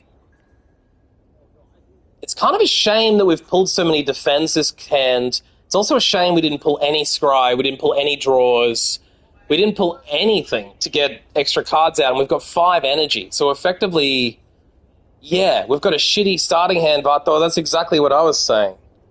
Kind of sucks. You reckon just attack? Do you mean attack with the Strike, or do you mean enter Wrath as well? Because I was basically going to erupt. You reckon just Strike? Because, yeah, next turn, isn't he going to do one of those crazy multiplier attacks where it could be really damaging to be in... Because we've only got 2 cards that enter us into Calm, right? We've got Fear and Vigilance. I randomly showed up on the YouTube feed. That's good to know. You were playing a game I'd played before. Sorry, I'm losing some chats here. And you seem to have a great personality. Well, you were very kind. I've had other people tell me my personality is like a pile of dog water. The crazy multiplier first. That's what I remember. Yeah, I remember he does crazy multiplier. It's based on how much HP you have. I did not know that. I just know that sometimes he does like 4 times 6 damage or 7 times 12 damage. He's a fuckhead. But yeah, it's not worth it in that case. Let's just defend out. The question I'm wondering is when we use Liquid Memories and Weak. So everyone in chat, remember we've got Weak Potion for 3 week, and we've also got Liquid Memories. At least 100 piles of dog water, I'll take that. I also don't know where dog water came from. I think someone must have said that once in my life. It just popped in my head. I'm going to blame the ADHD, autism. If you're lower HP, it's a lower multiplier. Well, we can't do much about the fact we got 51 health, but it might be that a 5 times multiplier. Let's see. But everyone in chat, remember, we've got the ability to vulnerable him, and we can also pull a card out of discard and return it for 0. So we'll remember that. Because we could now pull Wrath out of our discard pile and play it on the right turn if we need to. But as we predicted, the 51 health is a 5 multiplier, because it's 5, and then the 6. So we're looking at 30 damage now. This boss is hard because he has that big multiplier and the burns come at you. And we didn't get the ability to enter calm. So even like water's not going to help us here. I think the only play here is to go like water, evaluate an empty body. Cut to get a calm card? Yeah, that's probably a better play. Maybe we kill off... I'm tempted to kill off Nirvana and cut again? Just to try and get to calm? If I die, you were right. If I win, we all win. So either way, you win this one, Blanco. If I die, you were right. But if I win, we all win.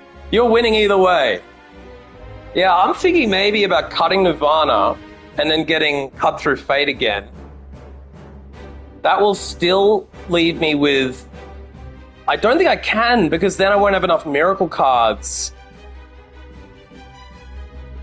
Yeah, win-win is 100% winning. I love win-wins. But here's the way I look at life. You either win or you learn.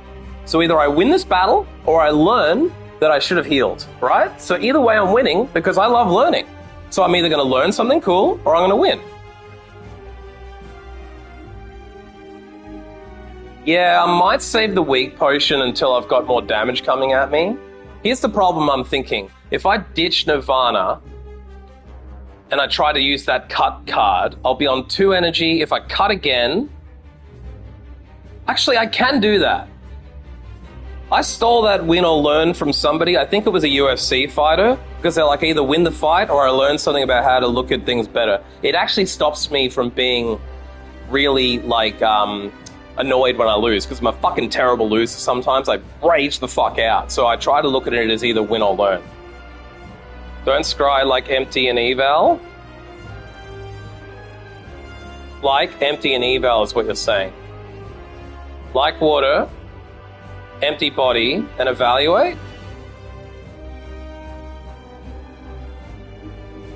So do you think I keep Nirvana and cut through fate? Because if I don't kill off Nirvana, I'm going to get cut through fate. If I don't kill off Nirvana, I'm going to get it. If I do kill off Nirvana with scry, I get cut through fate. But you're saying don't scry at all, so we'll skip the scrying. Like water is kind of a waste, but we're not going to... I think is it worth not using like water now? It's probably not, because if I don't use like water now, I'm kind of crippling myself for the rest of the battle. It's probably better to take a little bit more damage now, because the only other thing I could do is pull evaluate and get 6 block. So let's like water, empty body for the extra block. Now we're looking at 23 damage, which is going to put us down to about half health, like 25 health left. This might be the turn to use the... Yeah, he is a real bastard, and it is helpful because you're making me feel better. We're in this together, we both think he's a bastard. Miracle and evaluate? Yeah. Do you think it's worth pulling a liquid memory to get another block back in my hand? Or is it worth applying the weak now and just copying less damage from the start? I don't think there's going to be a worse turn than 5 times 6. I think 5 times 6 is probably the worst damage I'm going to cop this whole battle, so I'm almost wondering if I burn one of the 2 potions now.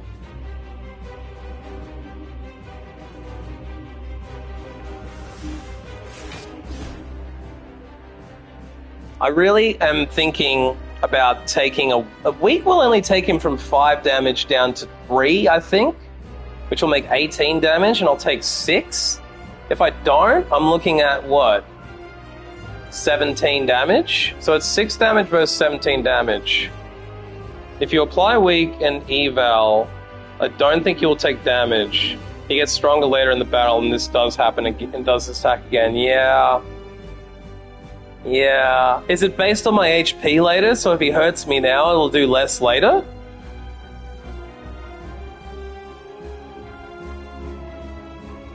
Oh yeah, I have plate.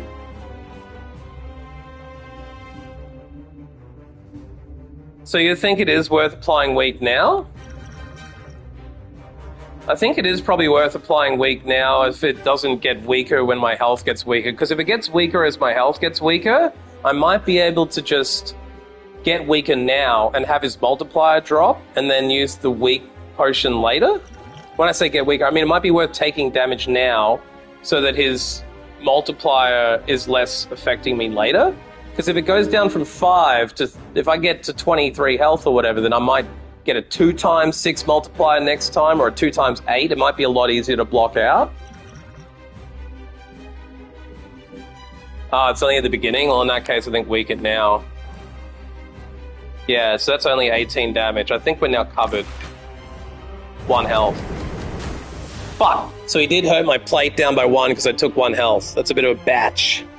It's a bit of a dirty batch. Oh, he gains strength. This enemy is fucking cooked. This is probably the worst enemy in the game. Is this the worst enemy in the game? The worst boss? I feel like this boss is fucked.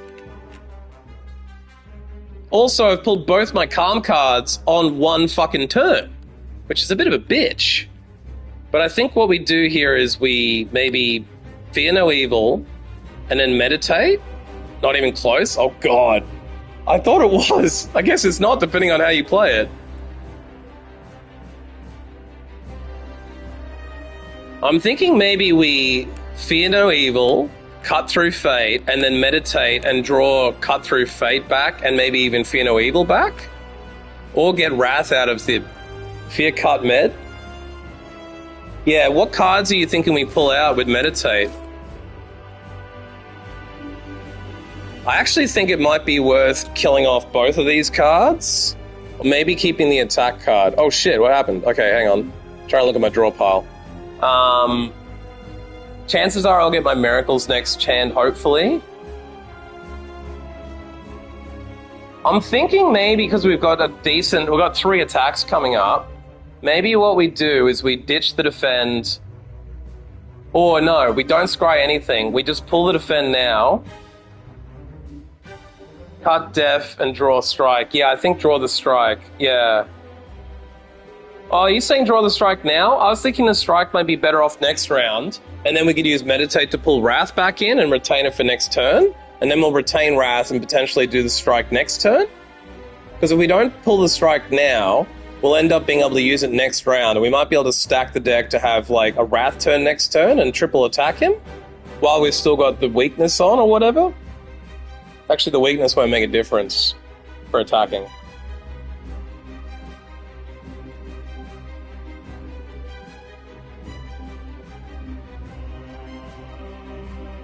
Better attack cards to get. Alright, we'll kill the death. Pull this strike. Strike him now. Oh shit. I didn't think I was supposed to strike now. I think I was supposed to meditate. Fuck. I don't think that was the right play. I think I should have meditated, right? I don't know, fuck it, it's done now.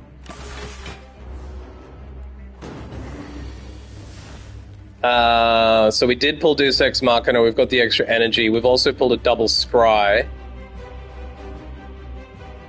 Yeah, I guess you're right. The best offense is a good defense. It would have been nice to pull 2 cards back for this turn, but we're only looking at 3 times 2 damage. That's only 6 damage. That's piss all. I can also use Liquid Memories at any time I want. I can pull... oh, it's empty now, so I can't use that right now. Study, Trip, and Scry. Yeah, I need to study to get those insights coming. Trip is definitely going to be good to make it vulnerable for the next turn, and hopefully the next turn it's going to be an attacking turn. I'm hoping through the double scrying... I'm actually wondering if we double scry. We'll at least use 1. Now, my strategy here, if nobody was here, would be to ditch the strike, ditch the defend, use a miracle, then scry again, And if they're not Wrath cards, ditch them both again and hope to pull Wrath on the next turn. Because I was thinking it might even be worth... I'm not going to take any damage this turn because of Plate and Calm Water. But if, like, basically what I'm trying to think of is, can I cook the books so that I can enter Wrath next turn no matter what?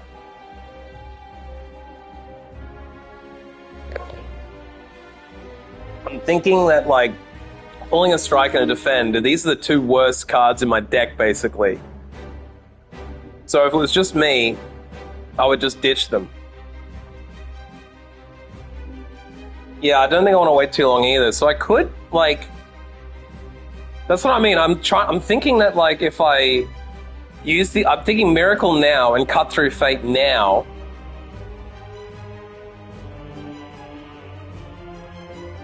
Yeah, but see, what I'm thinking is if I ditch these two cards, burn a Miracle, I'll still have 2 Miracles left for 2 extra energy. I could Cut Through Fate again and take a look at what's coming, right? And unless I get really unlucky and the next 2 cards coming are a Wrath card, that will take out 2 more cards from my deck, which gives me even more chances of pulling Wrath on the next turn, which is kind of what I'm hoping for.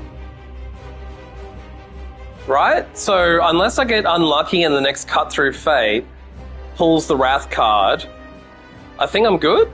Unless Wrath is literally the 3rd card coming, I think this is I'm going to try it. I think this is the right thing to do, because they're shitty cards, discard them, but then if I do that, I might accidentally pull Wrath.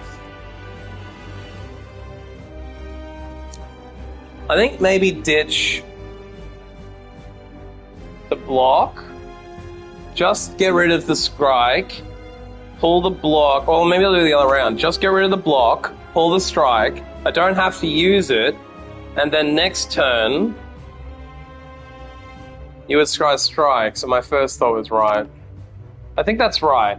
Pull that out, and then rather than trying to cook the books and use Miracle on the chance of something happening, we just ditch it. Because we've got Insight, we can now draw extra cards by 2, potentially, if we pull it. Okay, just 1. See, I didn't pull Wrath, and I didn't really pull any attack cards. Motherfucker. But I could use Meditate on the 2 Scry cards and hope that I get them the Wrath next turn. I've kind of got a 50-50 chance of pulling Wrath next turn. Yeah, let's evaluate. Strike his ass while he's still vulny. And then Meditate. And I think with Meditate, the only real play is to pull out my... Well, actually pulling Vulnerable and a Cut?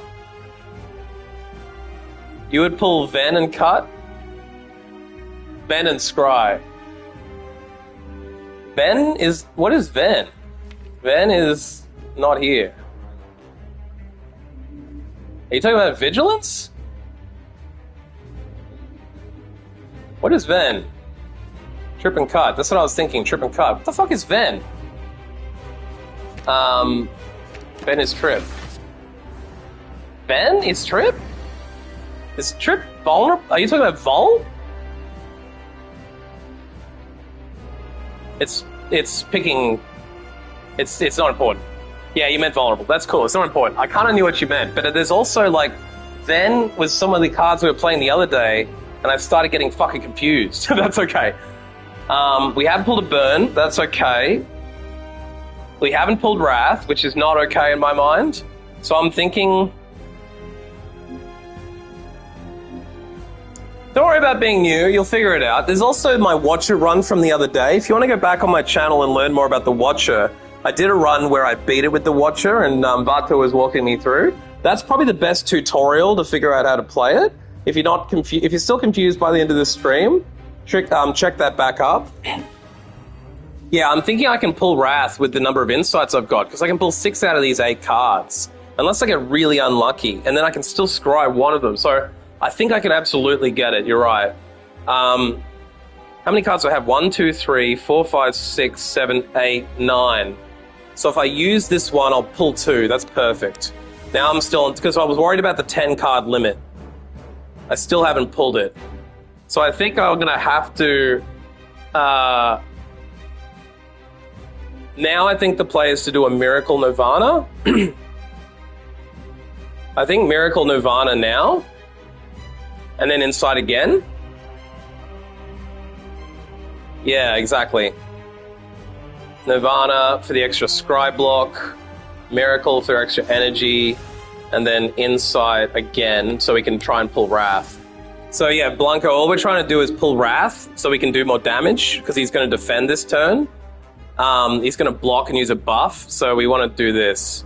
I'm also thinking maybe this is the turn to enter Wrath and then pull Liquid Memories so that it returns... No, it doesn't matter if I return it to my hand this turn. Yeah, you're right. We don't have a lot of cards that do damage, but we do have Wrath coming now. We can do 14 with that card, and we can do another 14 with that card. So we're looking at 9 plus 14 plus 14 this very hand now if I enter Wrath. So I think the play here is to Wrath, and then cut, and then cut, and then evaluate. Yeah. See how we left Calm, and we've now got 4 energy. I think the play here is to now cut. Maybe ditch Empty Body and take the strike? Because we don't need to exit the stance, do we? Or how are we going to exit the stance? We've got Calm, so we could just go straight back into Calm with Vigilance. I think we maybe ditch Empty Body and use and gain the strike card. So I would scry this out. So what we're doing now, Blanco, is we're scrying Empty Body. We've scryed, which allows us to see the next 2 cards. It's going to be Empty Body next, which we don't need, so we're going to select it and then confirm, which ditches it and gives us strike. Now we can use the strike card. Now we're doing 18 damage. Now I can also cut through Fate again, scry again. That will then leave us with 1 energy. And I can use a Miracle to get up to the 2 energy for Vigilance. If the card we scry is good, I can then use the last Miracle. Because you want to use all these Miracles when you're in Wrath to get the max damage out. So we're going to cut.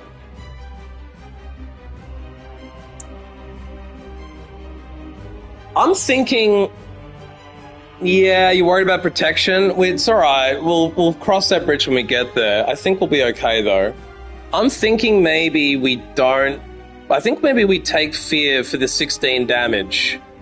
Draw Fear. Yeah, because it's no point drawing Insight because we're at the back end of our deck. We've only got 2 cards left after that. So if you look at our deck draw, we've only got Insight and Fear left. So I think it's definitely a draw Fear. So we don't use Scry's discard ability on anything.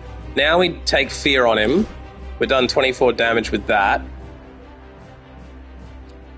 And now I think the play is to burn the 2 Miracles and enter Calm, because he's going to attack us next turn. You got to remember, though, we've got 3 plate armor, and if we're in Calm, we gain 5 block. So we're looking at 8 block next turn no matter what, as long as we enter Calm. So I think we Miracle, Miracle, and then Vigilance. Yeah. Miracle, Miracle, and now we're in Vigilance. And also, because we played 3 skills this turn, we got 5 damage on him extra, so that's a nice thing. Now, I think we just end the turn and take 2 damage. No, we won't take that damage because we're blocking. Okay, we're looking at a 7 times 2. We've pulled a burn. I don't know about that, but though we've got 85 plus 12 block. We have no extra energies. We're only looking at fucking... I mean, I could pull the Liquid Potion to make it cost 0 this turn. So I could enter Wrath.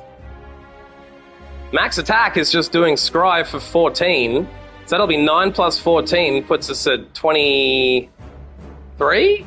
And then if I use Liquid Memories... But I don't have energy once I draw, though.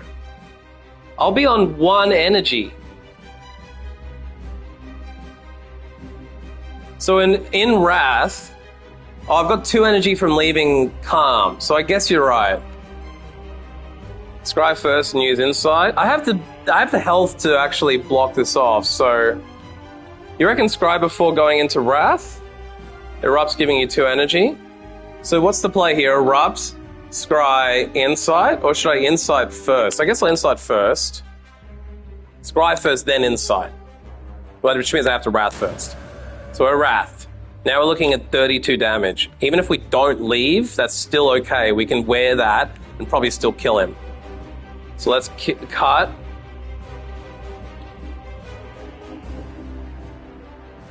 Yeah, they are pretty powerful attacks. That's why we're trying to kill him right now. I think maybe we drop off the Evaluate here and pull Meditate. Because then we can... I don't know. Because that will help us enter Calm. Scry, Val, and draw Meditate. That's exactly what I was thinking. Yeah, when you're in Wrath, it doubles the attack. So it's like helping a bit. So we'll get rid of Evaluate. And we'll pull Meditate. Now we can draw Insight, see what we get. Now we've got Strike for 12. So I'm thinking we Strike again here, and then we Insight again. But let's have a look. Insight again. Okay, now we've got Trip, which makes him vulnerable. So now he's taking even more damage, and that's our 3rd skill use, so he's taken 5 extra damage. You reckon Insight again now? Just straight up Insight, Insight, Insight, and see what else we pull. I think on Ascension 1 you do full heal on the next level. This is only Ascension 1. So I'm pretty sure we get full health. I'm pretty sure on only Ascension 1 you keep your health. There's no negative downsides other than more elites spawning at this point. So we'll cut first for an extra... See how it goes from 14 to 21 damage. The 14 is double 7 because we're in Wrath. It's 21 because he's got 50% extra from being made vulnerable from Trip. So I think right now, the ability of Scry, yeah, I'm thinking what we do is we ditch both the blocks. I'm thinking it might be worth ditching both the blocks and just trying to get more attack cards out. Because if we're looking at what's coming, we might get Cut Through Fate, we might get Strikes. Yeah, that's exactly what I'm thinking. We'll Scry both the defense. So we've Scryed to see the next 2 cards. We see that both defends. Now we discard them and confirm. That means we've pulled a 3rd card that wasn't shown, which is also a defend. Kind of shitty, but we could also play it for an extra 5 block if we really wanted to. I don't think we will. I think now is the time to meditate, or I think we Insight one more time. Yeah, Insight one more time. And we've pulled 2 burns. So we're going to take 4 damage now, on top of his 28. We do have the colorless potion, the liquid memories, which means we could pull in a card from the discard and put it back on our hand for nothing if we need to get that extra damage in. But we've got 24 damage and 18 damage. That should kill him. We've got it. I think that'll kill him though. That'll be 24 damage plus 18 damage. That'd be 34, 42. He's dead. I think we win this turn. Oh, but it doesn't work because it's taken us out of Wrath, which means that's now only going to do 9 damage. So we'd actually be 4 damage short. It's not, because I played it in the wrong order. I should have striked first. I didn't fucking think about leaving the fucking block. So I think I don't have to burn the potion here. I think I could just meditate and pull back out Wrath. If I meditate and pull Wrath out of the discard pile, I'll get it next turn. I could also meditate and pull Fear No Evil back out. Yeah. Meditate, Erupt back into my hands. So Meditate will allow me to get Erupt back, and I think also take Fear back, rather than a Scry. No, that's useless. I think, well, it does more damage. Yeah, so it does take it. Yeah, he's dead. So now I think I'd kill him no matter what. 8 damage to 12, and then dead. So that mistake I made was annoying. I could have won it 1 turn sooner, but it doesn't matter. On higher Ascension, that would have hurt, but it doesn't matter. Can't believe I didn't pull a potion off that dude. I thought you normally got a pot off the boss. Hey, we did it, chat. We did it. Pretty easy, actually. Although it would have been getting really ugly if that went any longer. Now, Vato, you're going to have to help me here, because I don't know what an Omega card does. I have never seen an Omega card, so all I know about Alpha is it allows you to shuffle Beta in, and then once you pull Beta, you can shuffle Omega in. I don't know what Omega does, and I can't look in my card compendium to see because I've never found it. So I'm kind of like, what the fuck does this card even do? I have no idea.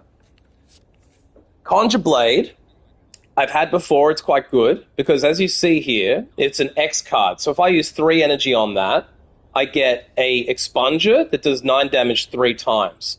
If I get that Wrath, that'll be 18 damage 3 times. If I'm in Divinity, that does 27 damage 3 times. So that gets quite good if you use it with high energy. Omega attacks 50 to every enemy at the end of every turn. It's like the bomb card. Well, that sounds pretty fucking good. It just takes 3 turns to get it. You need Alpha, and then you need to get Omega, and then you need to draw Omega, Beta, and then Omega. But I'm thinking, with the amount of draws and scries we have, Alpha could be playable. Because I have 0 Mantra cards, I've not pulled a single opportunity to get Mantra. I think Brilliance is a wasted card. So I was thinking maybe either a Conjure Blade, because we are getting extra energy off Deus Ex Machina. And I'm thinking you're right that Alpha would be viable because I have a lot of draw and energy. So because I've never done Alpha before, I might play that. But this would also be very viable because if I have all the Miracle cards, I could play a bunch of shit and then conjure a Blade. That would be potentially 9 times 6 damage, which would be like, what, 48 damage, 52 damage times 2? Yeah, I think you're right. If it does 50 damage at the... Okay, so, Blanco, if you play Alpha, it exhausts, and it gives you a Beta card. You then need to draw that. Once you've drawn Beta, you play it, and it gives you an Omega card. It exhausts.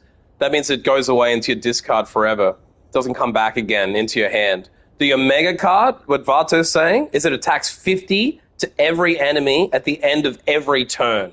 So if we get Alpha, and then we play it, and then we get Beta, and then we play it, and then we get the Omega, then we can get 50 damage a turn to every enemy. It's like the bomb card, but it applies to everybody at the end of every turn. That is very viable when we have so many draws, so much block, because we can scry our way to it pretty quicker.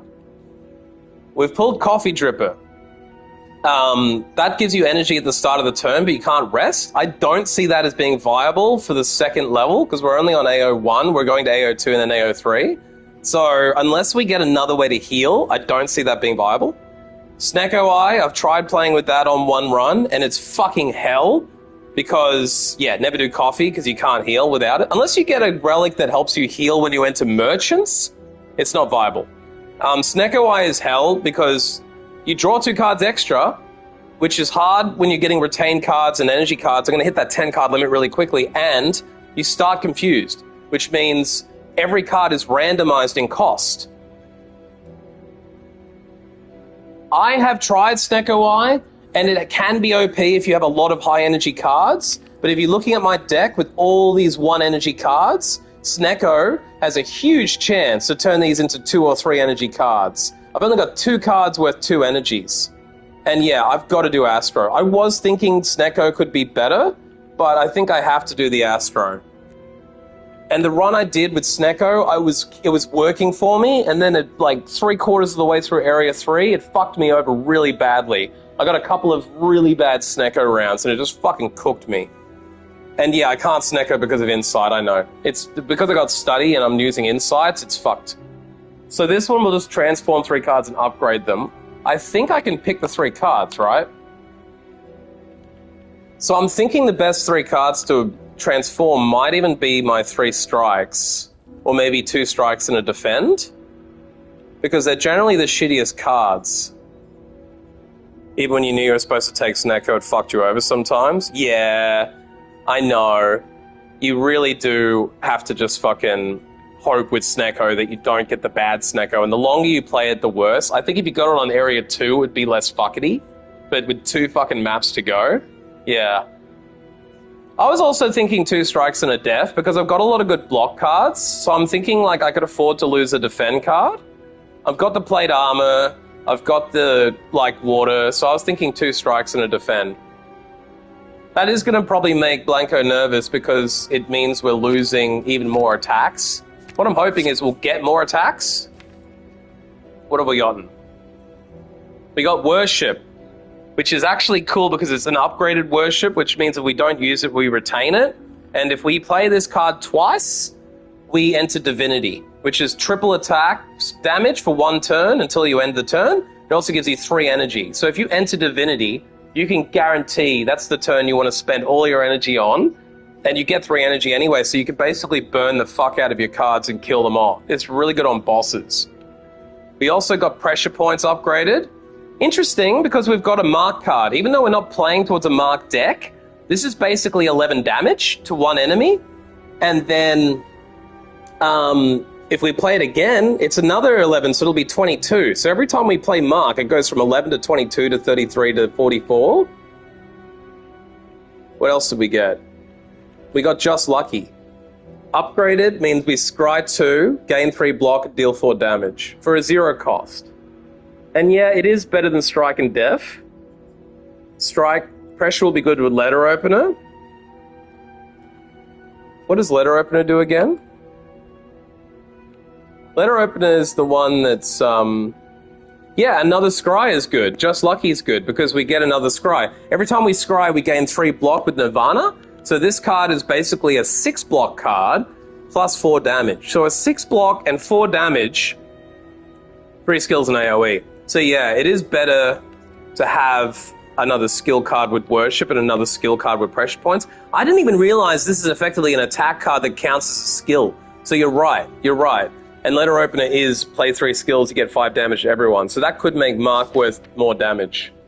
And it means that we now have the option of picking up more Mark cards. So I will leave this for a second so that you guys can look at what path to go down. But my immediate thoughts are with 130 gold, we could go through the shop on the left, on the middle left here. If we count them 1, 2, 3, 4, we'll go up.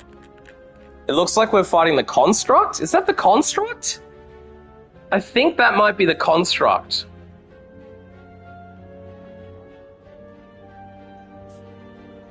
I'm wondering if we take this shop straight away and just remove a card.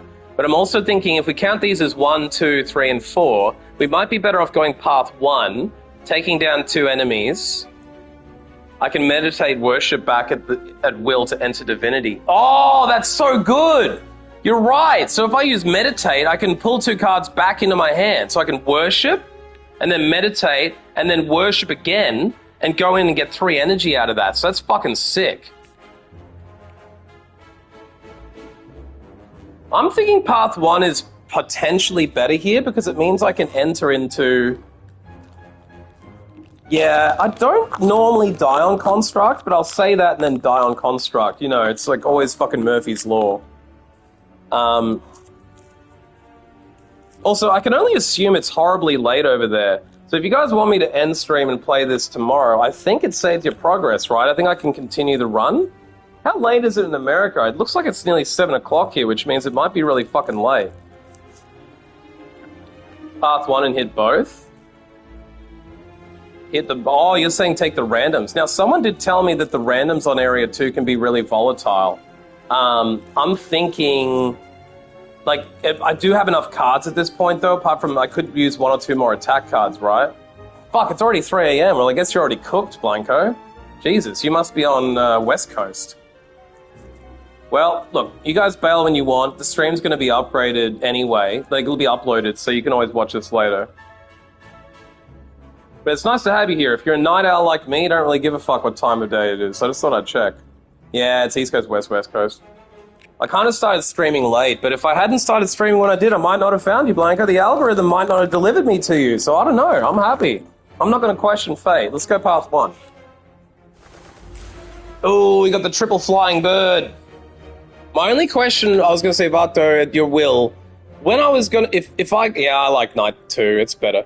If I go up the double question mark road, yeah, cool, no worries. Let me know if you guys need to bail at some point, because I can always pause this run. I'm not, like, dedicated to finishing it in one go.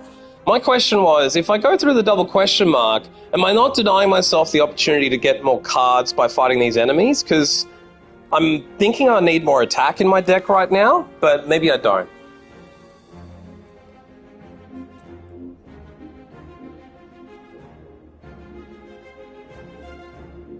I'm thinking the play here is just a Light Water Vigilance. Because I will get 5 block and I'll have 4 off the plated armor. It'll mean I take 1 damage, but I will... I think if... I might be able to pull up more attack cards later anyway, and I might be able to buy them at the shop. Who knows what I'll get out of those 2 events anyway. One might even be a shop. You're right, you can get cool shit at those question marks. And I have played a run where I just went the most... In fact, the first, 10 hours I played this game, I did nothing but question marks. And I went the path that had the most question marks, because I just wanted to play Chaos. So I went basically Chaos build. So you reckon it's worth burning the energy and getting Study and Vigilance out early? Because I was thinking it would be better to do the Calm Water now and then have 5 block every turn guaranteed. But having the extra draw power is probably better. So maybe I guess Miracle Study Vig. It's a shame I didn't get Deus Ex Machina at the start. If I could make that innate, that would be really good. How many power cards I have? Yeah, I think I have 1, 2, 3 power cards so far, which is not a bad run. So what do we got? We got Scry, maybe Nirvana, Just Lucky.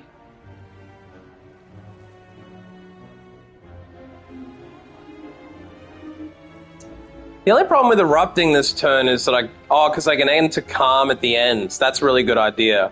So you see Blanco here, I'm in Calm, and this card, if they attend to attack, puts me into Calm, which means I can then enter Wrath and then go back out into Fear. Yeah, hey, I can do this by myself, Blanco. What are you trying to say? You saying I'm fucked? I am. I'm totally fucked if he leaves. I wouldn't have beat this the first time without Bato educating me, so I appreciate you, Butball. Now, I'm assuming I should take out the guy... Attack the guy who attacked most until he falls. That's a good idea. Because if you attack them... I don't understand what you mean by that. If you knock them out of the sky, they take... Aren't I better to start attacking the guy who's going to be strategic, thinking he is going to attack next turn? So aren't I better off attacking the guy that's not attacking this round, because I'm probably not going to kill him no matter what? So if they fall, do they stop attacking? I thought when they fall, they just keep attacking, but they take more damage. But I'll take your word on it. So that's... When do I Just Lucky? Maybe I Just Lucky now. I don't know if it's worth Just Luckying now or at the end of the turn. I just feel like I should... Well, it doesn't really matter, does it? Because I'm not going to get to draw off that, so we'll just keep attacking. I actually think we drop Empty Body. Although if we get Empty Body next turn, we can exit Calm for 2 more energy. So maybe that's worth just keeping both and not discarding anything. I'm actually thinking it might be worth just, not dropping anything. Confirm. Ah, you're right. If they drop out of the sky, they'd start taking less damage. So now I could basically just kill him. I could kill him now. Is that better? Yeah, because if you don't attack them 3 times in 1 turn, because I was thinking maybe I should start building attack on the other 2, but you need 3 attacks in 1 turn? I don't know what no was. I think you're saying what I did was right. Fear the one that attacks. Yeah, okay. I don't know why I did that wrong. I thought it would have been better to kill one off. Because I have to hit him 3 times in 1 turn. Wait a minute, why didn't I leave? Oh, fuck! I literally didn't even understand that card. You have to use it on the one that's attacking you. I thought if any of the enemies are attacking you, it still works. Fuck, I literally thought... Okay. I'm using my potion. I'm sorry, I can't handle that. I'm using my potion. I know it's a waste of a potion, but I'm not taking that damage. It's too... I use the potion. I don't care. I'm using the potion. I've been sitting on it forever. I blame myself because I specifically forgot that you have to use that card on an attacking enemy. I did not think about it. I just did. There's so many factors to consider. Yeah, I know you were joking. It's a good joke. You're a funny fucker, Blanco. I like that about you. You guys are all right. You can come around anytime. Okay, so we're looking at... We got the miracles, which is good. So we've got 3 energy sitting in clutch. We got 3 energy to burn, and we've only got 2 cards that take energy this round. So I think what we do is we draw Trip now, make him vulnerable, and then I think maybe we draw Blanco from the Bronx, motherfucking New Yorker. Hey, get out of my face! What you doing? I'm walking here! I'm thinking I Insight first and draw 2 cards now. And then I can always exit my stance for 2 extra energy, and I can meditate to put Wrath back in my hand. Ooh, I got Alpha. I think we play Alpha and cut through Fate, and then maybe empty, and then maybe a Miracle out and empty and meditate. I'm thinking that's the play.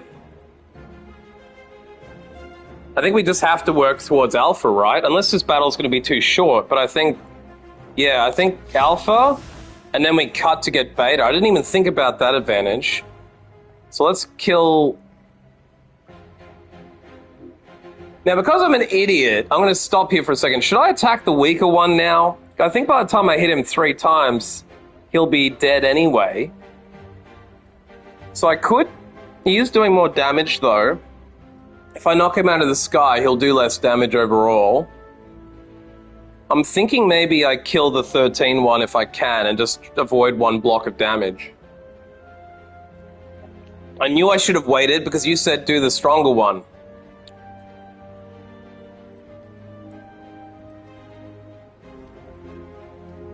No, Blanco, he's saying... You're from the Bronx. He's saying you're from the Bronx because you're, like, giving people shit, I think. Okay, I didn't pull the Beta, but I did pull 2 potential attack cards, so I think maybe I keep... Oh, the one that attacks more. Fuck, I misread what you said. God damn it. I suck dicks. I was right, and then I second-guessed myself. Now I'm wrong. Hey, Florida man's pretty badass. You probably stick a gator on my dick. My dad's got a house in St. Petersburg, so he might catch up with you one day, Blanco. You can go chill with my dad. Benny Blanco from the Bronx. You're right, I remember that now. Yeah, you're a fucking literary motherfucker. And also, for your reference, Blanco, Vato has thousands of hours in this game. That's why he's such an OG. He's the fucking king at this. Draw a cut? That's what I was thinking. And then cut again? I'm thinking maybe now we exit stance and cut again. I think exit empty body and then cut Fate and see if we pull another good card. Or, oh no, we'll automatically pull Mark, which will... Does Mark count as an attack to drop them out of the sky? It will. Yeah, empty body. And then we cut again.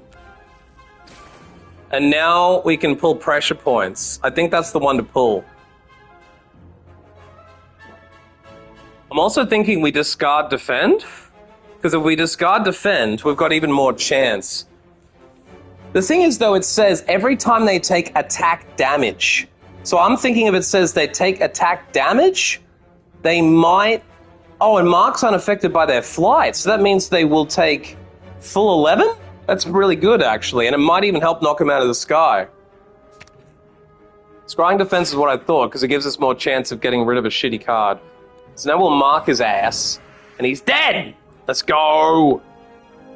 Now, I think we want to, yeah, the full 11. Nobody wants to take the full 11. That's a lot of fucking dick to take. You take the full 11, even if you're a porn star, taking the full 11 could be too much. I think we Miracle Meditate, and when we bring Eruption, yeah, bring Eruption, and maybe even Pressure Points back, because Pressure Points will do 22 damage. Oh, we got the 5 extra damage on him. Let's fucking go. So I think we bring Eruption back, although we could bring Trip back and make him turning it up to 11. Fuck yeah. We keep it 100 in here, but we turn it up to 11.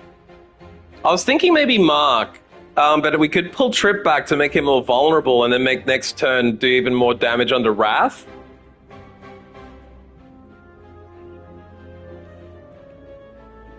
I'm just thinking there's probably nothing better than doing 22 damage. That'll kill him no matter what. That should be dead, right?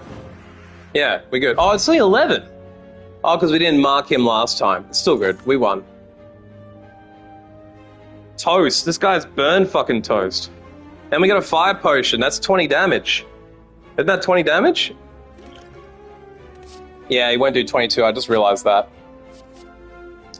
Wheel Kick is pretty cool for draw, because you deal 15 damage or 30 if you're in Divinity, 45. But I'm thinking it's probably hard to walk past Tantrum Plus, because 3 damage 4 times and then entering Wrath. This card fucking slaps, because 3 damage 4 times will go up to 6 or 9 damage 4 times. 4 nines is like 36 damage, right? Yeah. And you shuffle it back into your drawer, so you're getting Wrath on Wrath on Wrath. And it's upgraded, because I don't know if you know Blanco, but Blanco? Tell me if I'm saying it Blanco or Blanco. You're not Spanish, so if you're in Florida, it's probably Blanco. It goes into your drawer. So that means we can enter Wrath way more times. We've already got the ability to exit stance, and we've got 2 Calm cards. So now, you see what I was saying last run about how you want to get cards that enter you into Wrath and Calm? Now we can enter Wrath, enter Calm, enter Wrath, and enter Calm with that other card. So we've got 4 options to change stance, and we've got the option to exit stance here. Plus all the draw, I think this is going good. Oh fuck, we got the man with an eye patch and a devilish grin striding up to us. You interested in advancing science? You can make you stronger than any training or blessing. You're gonna need it if you want to deal with those heroes. If you're one of those heroes on a death wish, you're gonna need this, bitch. I have a good stance scry deck now. Yeah, I know. I think this is a winning run. First part is Blanco, last part is Blanco for Spanish or White. I thought it was, so I think it's Blanco Blanco. We got 2 Spanish motherfuckers in here. We got Vato Trucha and Blanco Blanco. Now, losing HP seems like a death sentence. Even though it's a 0 cost card to gain 2 strength, which would help us with Wrath, because if we gain 2 strength, it's just going to pump all of our damage up to another 2. So that would make our 3 damage card do 5 4 times, which would be 20. Which would then turn into 40 or 60. But if we transform 2 cards, we can get rid of 2 things. What happens if we ingest the mutagens? Is that a curse? I'm thinking mutagens must be a curse, right? Unless this is just a triple a positive. What would you transform here? Transform 2 blocks into something better? Because we've got a lot of block. I'm thinking maybe we transform 2 cards into block. Oh, you reckon a strike and a death? Yeah, okay. The only thing I don't remember is if ingesting mutagens I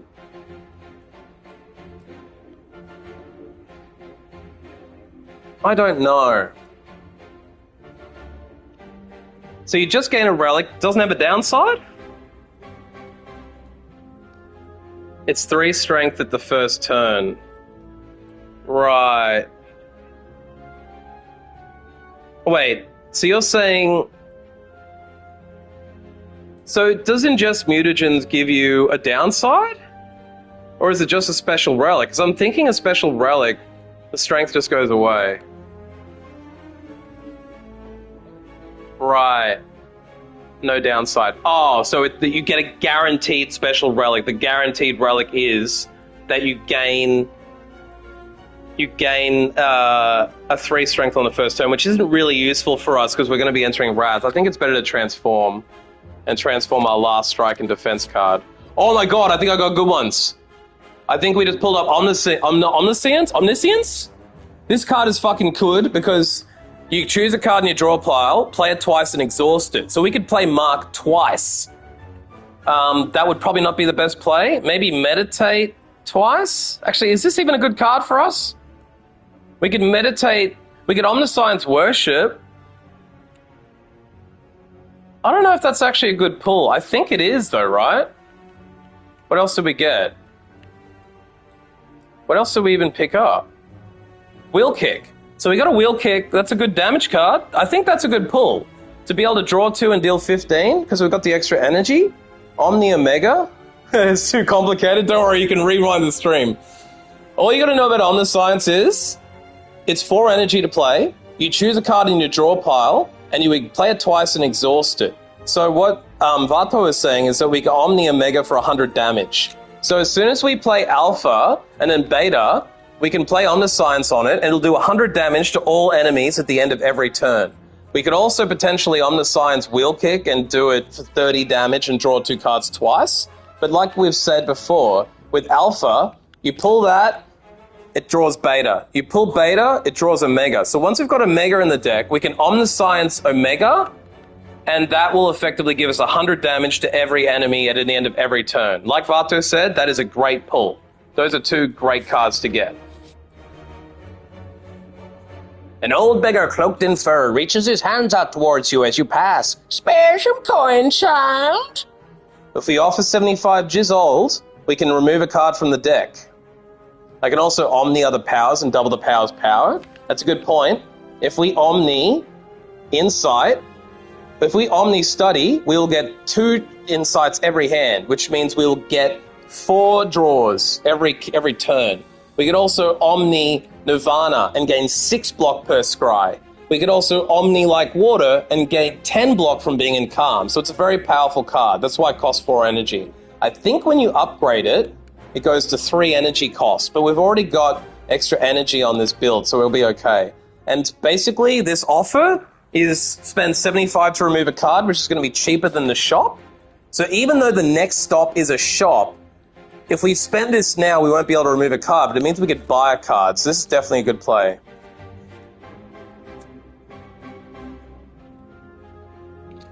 The beggar takes off his cloak to reveal he is a cleric. You're a kind soul. Receive my purification, he screams. You're unsure if he's grateful or mad. So let's remove a defend. Now we've almost got all of our fucking defend and blocks removed. So our deck is only more powerful than ever because we've only got one... we don't even have a defend card now, do we? We've only got 1 defend card left. We've discarded all of our start cards that are shitty. I hope you do better this time, friend, he shouts. Wondering what was implied by this, you push forward, so he knows that we're dying every time. I reckon that's a good idea to skip the shop, maybe?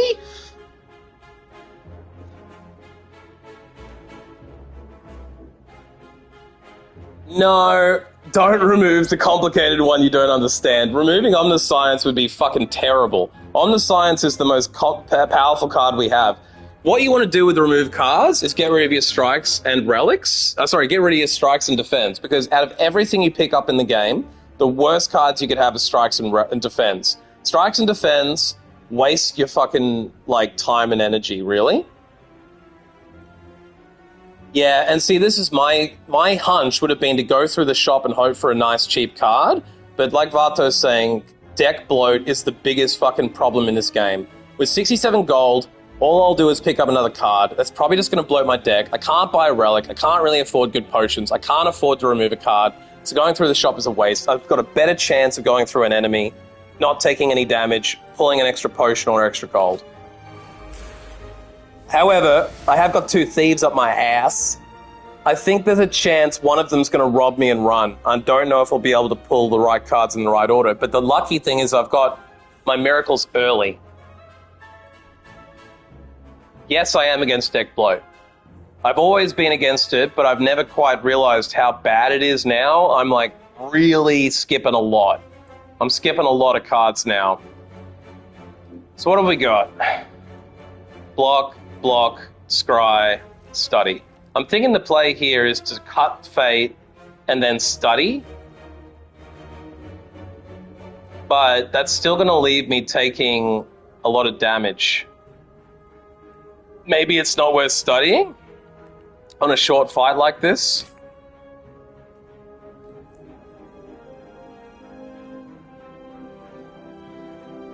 I'm thinking we might leave like water for... I should try and play everything. Draw a trip. Yeah, I was thinking draw a trip. Yeah, don't worry, we're going to kill him for you, Blanco. We're going to kill him for you. I'm thinking draw a trip. I was thinking maybe draw a calm water, but that's better for a longer battle. So I think we draw a trip, and then we'll get like water next turn. So let's trip them up. Now they're vulnerable. Try and play everything. So we've only got 5 energy, and we've got 2, so we need to burn 3 miracles. So we may as well do that, I'm thinking. So let's... If you don't kill them... yeah, fair enough. Let's study. Burn. Oh, that made 5 extra damage on them. That's good, I forgot about that effect. Oh, we get extra 5 now too. Let's evaluate. And then we enter calm. Now they're getting an extra 5. So we did 10 extra AoE for nothing. That was nice. We also have a fire potion we could use for 20 extra damage if we absolutely need to. Okay, I'm thinking insight first here. Because we ideally want to get some attack cards out. We could like water to make sure we get an extra 5 block. Alpha empty? Yeah, I think that's the play, because if we play empty body, Blanco, we'll get exit stance, which means we'll get an extra point. It'll cost a point, we'll get a point out of it. So this will effectively put us back to 3 energy. Watch. We've got 3 energy, take alpha. Now we've got beta in the draw pile. Then, yeah, these skinny little fuckers have stolen from much from me and my family. Me too, my friends. I'm poor because of these fuckers. Now we exit the stance, gain the block.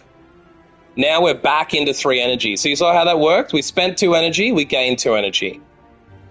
Try and get beta.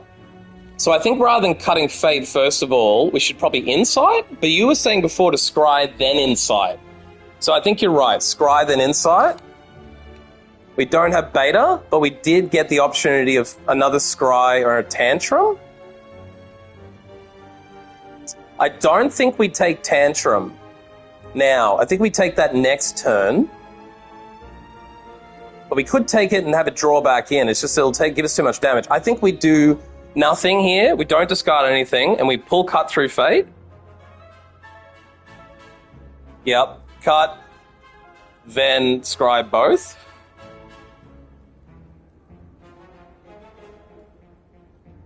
What are you saying by Ven again? Vulnerable?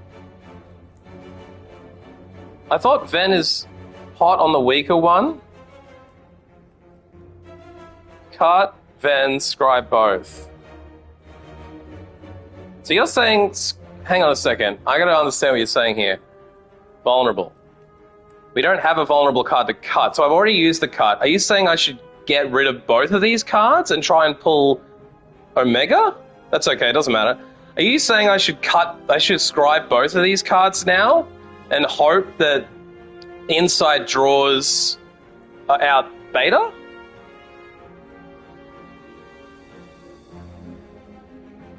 The vulnerable thief.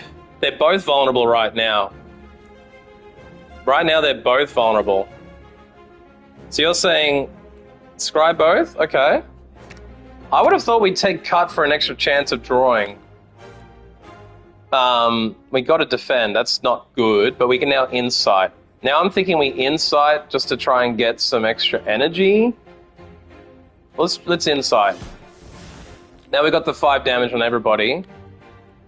I'm thinking maybe we double insight again, and then we could potentially end the turn on worship, but we'll then take damage.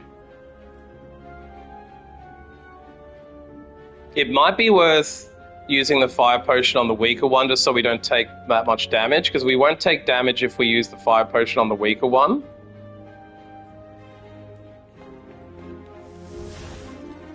Okay, we got just lucky. That's a good pull. I think we just lucky the cheaper one. It's still not going to kill him, but it'll do 6 damage, so he'll only have 6 left. Maybe we fire potion the weaker one now, and we just lucky the more strong one.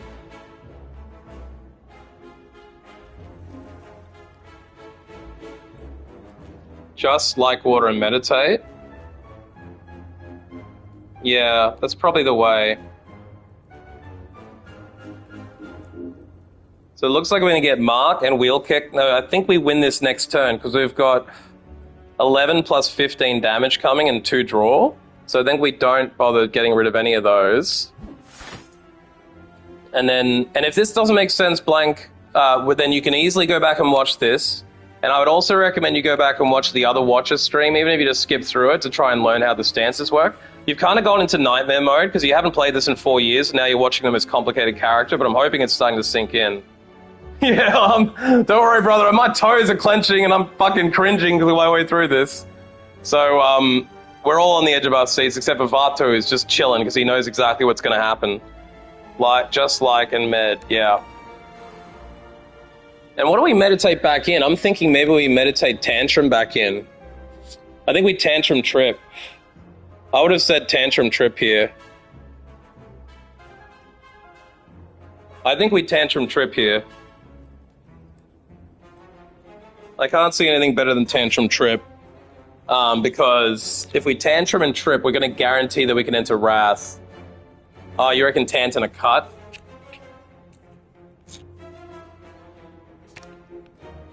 I'll trust you, but I don't know why we wouldn't take Trip for the extra vuln.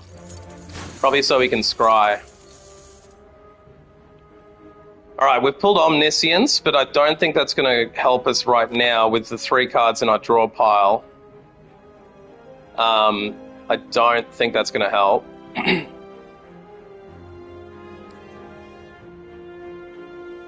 I think we cut, or maybe scry first. I think we Tantrum first.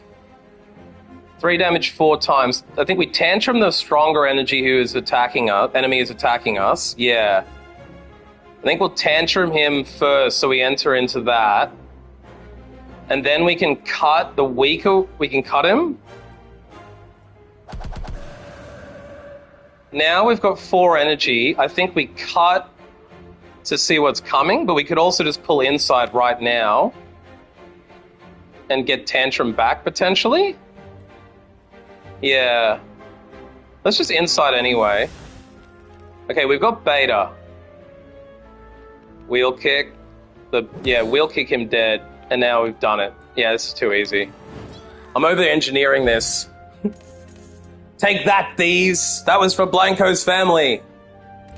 Adding a free colorless ain't bad. Whenever you apply block, apply 1 weak to everybody. That is a good defense card. Can only be played if the only attack in your hand and for 30 damage. Follow up, it deals 7 if the last played was a comp. Yeah, I mean, I do like extra energy, but I'm thinking that extra energy is probably not super necessary with the hands we have. This basically is just good for Wrath hands because you deal 7 damage and get an extra and so it's basically a 0 cost 7 damage card, so it's not that good. In Wrath, it's 14 damage for 1 energy, which isn't bad. I think Signature Move would be really good if it's at the end of the turn. You have plenty of energy and plenty of attack. Yeah, this is where the big brain shit comes in and you're telling me not to bloat my deck. But you reckon it's worth taking wave over skipping? Whenever I apply a block, apply a weak to all enemies. So will this trigger off with plated armor? Or will this trigger off with like water? Yeah, you definitely have to think about how important energy is. It's usually great, but not always needed. Yeah, I'm an energy whore. I'm totally an energy whore. Wave will add weak at the end with like water and plate armor. That's what I was wondering if it works with plate armor, but that is good because now we can get 2 weak off like water. So just to explain that to you, Blank, we've got like water, which adds block at the end of the turn, and we've got plate armor, which adds block at the end of the turn. So that card should give us 2 weak, which will mean that we're permanently weakening off enemies. And it looks like the random event turned into a shop. So skipping the other shop was good, but I think this might be a skip all over. Although Rushdown would be nice, it's slightly too expensive. Toy Ornithopter would be really nice if we could afford it. The pots, we've got Thorns, we've got 2 energy gain, and we've got draw 3. As an energy whore, I'm thinking 2 energy, but then the ability to draw more cards could actually be really clutch. I don't see Thorns as being any good here. And none of these cards are really thrilling me. Because pulling signature moves and not being able to use it is more than likely with all the cards that I'm pulling. I've got a high card deck. Got enough draw. So why don't we just take the energy pot? Unless you think Thorns is really good. Yeah, I think you were right, Blanco, and Vato. What happens if we skip it? We've got no more shops coming up till the end, so I think we take the energy pot, because we've got an elite next. This could help us in the elite. It's a free shop, so why not?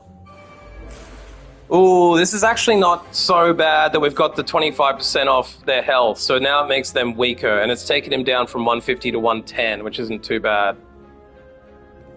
We also started with Alpha and Worship. We'll retain Worship. So we could pull Worship now.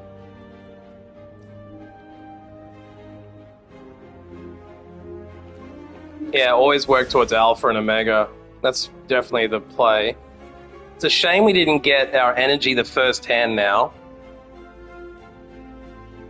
Alpha cut. Yeah, I think cutting is probably the best idea. I mean, worshipping is quite powerful, but we're going to retain it so we can use it on a turn when we got the high energy, so we don't need to burn it right now. It's not going anywhere because it's upgraded. If it wasn't upgraded, it would be a shame to let it go, because if we play that card twice, we enter into Divinity, which is super overpowered. So let's cut. Am I correct in saying the best strategy here is to kill the big boy and not to bother attacking the little gremlins? Or am I wrong on that and that we should be trying to kill one of these little grems and hoping that we pull an attack card? Because if we do, we could cut Evaluate. We could cut Evaluate.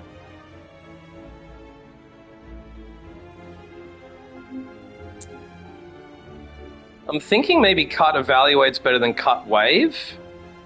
I think they do get replaced. That's why I was thinking the best guy to attack would probably be the big boy and just kill him sooner and then everything ends. I think it's probably worth taking a little bit of damage here and there. We also have the fire potion. Oh, you need to kill them. Right, when there are no minions, he takes a turn to summon more. So I think we must cut one of the weaker bitches.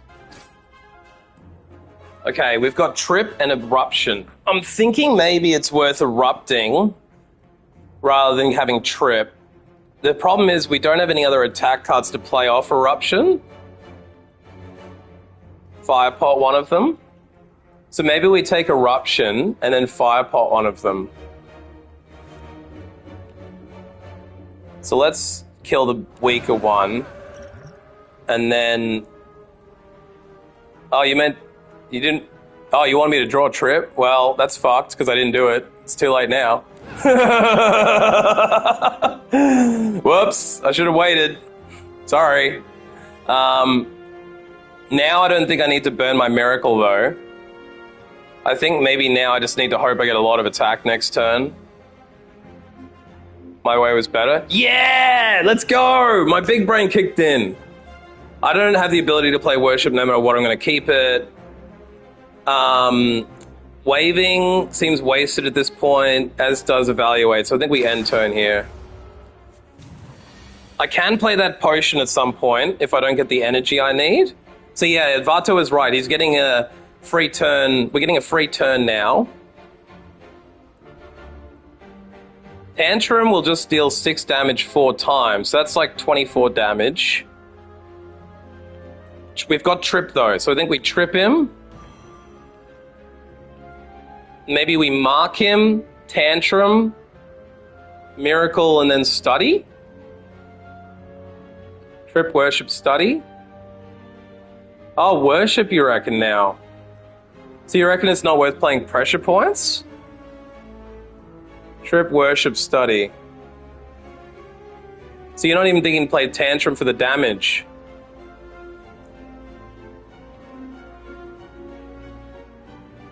I guess that's playing the longer game the way you're saying it. I was thinking if we just dealt the damage now, we'll be doing 9 damage 4 times. That's 9, 18, 27, 36. Once I'm in div, I'll easily kill him. Yeah, that's a good point. Divinity is triple damage. Oh, my fucking chat is not working again, but here we go. It's working. There we go. Yeah, alright, well, let's do it your way. I like your way. Let's do the Study and Worship. But I have to burn my energy to do that, which is probably fine.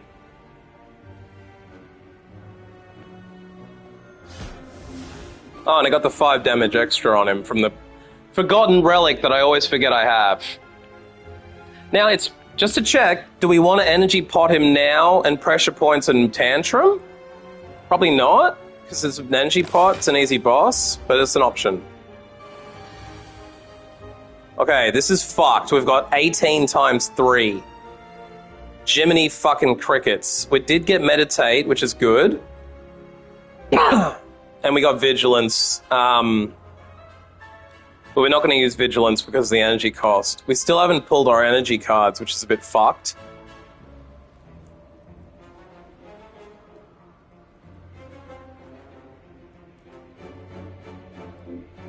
Let me just do the math here. If we enter Calm, we'll spend 2. We could then empty body, exit it, and gain 2, but that's going to cost 1. So we would then get 2 back. Is it worth Vigilance? Is it worth going into Vigilance and then emptying body? Probably not, because then we'll have to, we could then cut and meditate, right? I'm confused.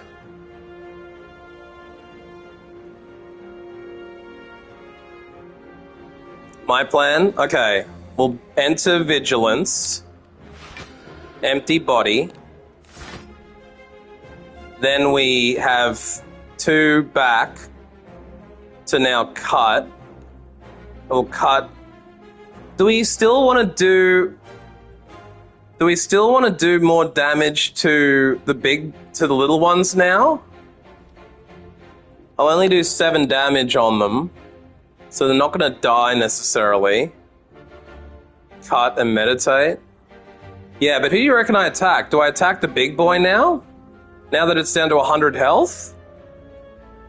I don't know if I can really play towards a free turn or not. I might be able to play towards another free turn. Meditate Worship back into your hand. Yeah, I was thinking attack the big one now. So next up we've got Wheel Kick and Omniscience. I think probably it's useless to have either one of them at this point, right? Because I'm not going to be able to play them, so maybe I discard them both and go for a different cut card. I'm thinking discard them both. If I discard them both, then I can get a potential third card, right? I can get whatever's on the underneath these two. My play would be to cut them both, to scry them, like get rid of both of them. Because I'm not going to be able to play either one of them unless I burn my energy potion. What's in my draw pile?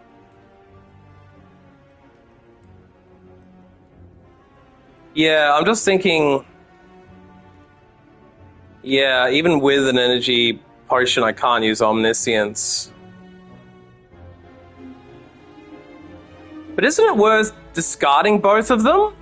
And then having a chance to pull something out of my draw pile? Because I'll just randomly get one of these other cards, right? Which could be better than randomly pulling Wheel. I might get just lucky, and then I can scry what's coming next. I mean, I guess. I don't know. Meditate, and you were saying to meditate worship back into my hand? That's a good idea. What else would I take? Trip, probably? I reckon I'd take trip and worship. Because if I take trip and worship, I can enter into divinity and have them be vulnerable. I don't see anything better than that. So I'm going to go ahead and do that.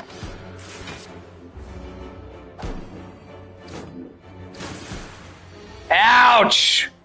He did a lot of damage! I think I need to pull both insights, but I'm going to trip them first, and then I'm going to insight to get a chance of pulling my energy cards as well. I'll worship, which will leave calm for 2 and then enter me into divinity for 3, so that should give me fuck off energy. So now I got 6 energy.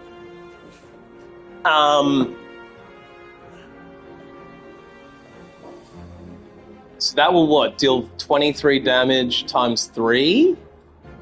And then 18 damage.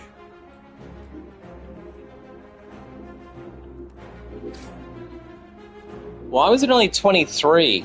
I don't feel like that worked. Why didn't that do triple damage? Okay, cut first for beta. So I think, here's the thing, I can use Deus Ex Machina. I think I scry nothing here because I'll get Deus Ex Machina, which will give me the energy. But don't I want the energy too? What? I have an insight in my hand, so why wouldn't I just leave this alone, draw the extra energy cards, and then use insight for beta? Then Omni Omega? Right. But wouldn't it still be better to use to let this come as it's playing, get Deus Ex Machina, and then use insight to draw beta, and then play the beta card and omniscience the fucking thing, but I'll have all the extra miracles, right? It's probably not going to fucking matter, but shouldn't I just... Wouldn't it be smartest to let Deus Ex Machina come since it immediately gets exhausted and then use the insight card I have to draw beta? Yeah. I'm just trying to learn as I go here because I'm kind of shit at this game, so I'm trying to learn the best ways to do it. So I think that's the play.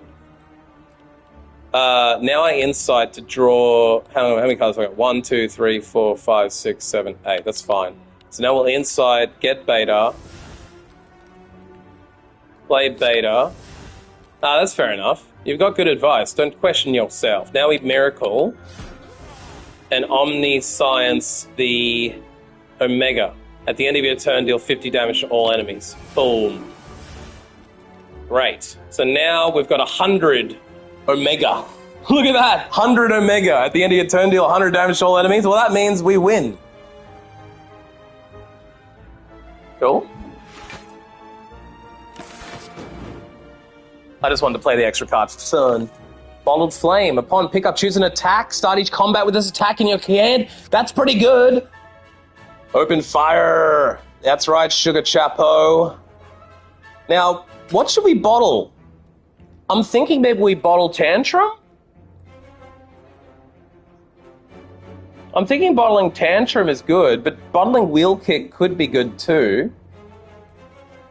Oh shit, I picked the... Can I go back now? I didn't see your comment, Barthol, sorry. You're right, because we might get a dope attack card. Can I press circle now? Bottle Fear. I suppose it is a free stance change in the calm, you're right. You're right. If I press circle now to go back, can I go back and then pick a card and then still get it? Alright, well we won't fuck with it.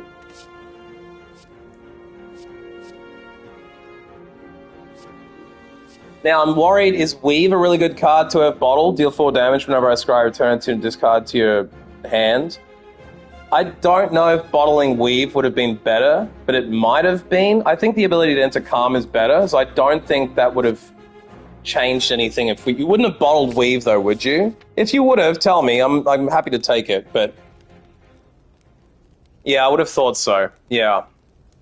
Now, I would like to smith, but I'm wondering if smithing is death. Because we have to do a random event, then we get a relic, then we got an elite, then we've got a battle or a question mark a few times until we get to a fireplace. Am I strong enough at this point to... Yeah, I'm thinking upgrading Alpha could be worthwhile.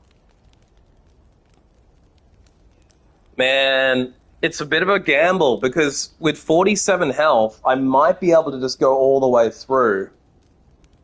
The other thing is I've got the teapot, which means that at the next battle, I'll be getting an extra 2 energy at the start of the battle. Because the next combat after this one, which might even be the elite, if we're lucky and this question mark isn't an elite or a battle, then we'll get 2 energy. If I have 2 good damage, I can probably make it. And if I get Alpha upgraded and it's an 8, that would be potentially game-changing because I could get to Omega really quickly. And I have Omniscience, so I can Omniscience Omega. So I think the play here is to go big or go home, and we have to upgrade. Because I'll have extra energy for the elite battle, and I have the potion for the elite. So I think the play here is to upgrade Alpha and just try and bomb through on 47 life. Which could kill me. But I'm feeling like we've got a really strong deck. And I think the only way we can make it better at this point is to innate.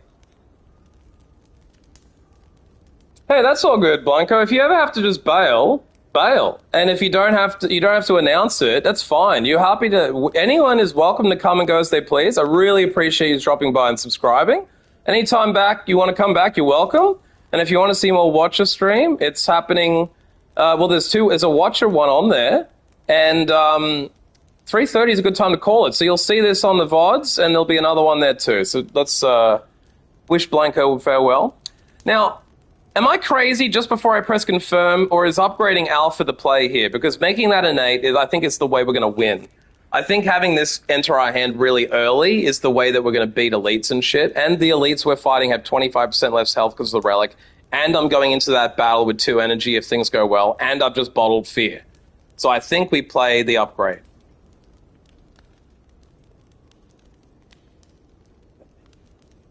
Yeah, I agree.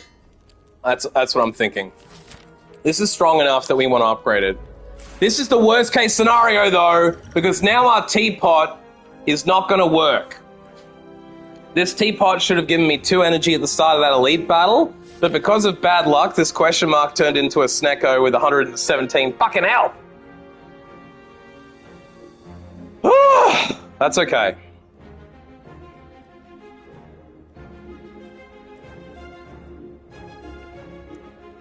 So I think the play here would be to enter Calm, and then cut, and then Alpha. I do have extra energy this turn. What happens if I Omni Beta? I thought Omniing Beta would be useless. Oh, it'll mean I get 2 Omegas, which means I can have twice the chance of pulling a Mega and potentially have the 100 Omega in there. So theoretically, I could end up with like 150 Omega, because I could Alpha. Okay, so you're saying Alpha, Omni, Beta.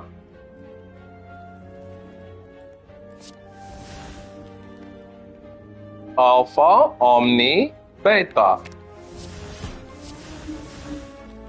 So now I've got 2 Omegas in there.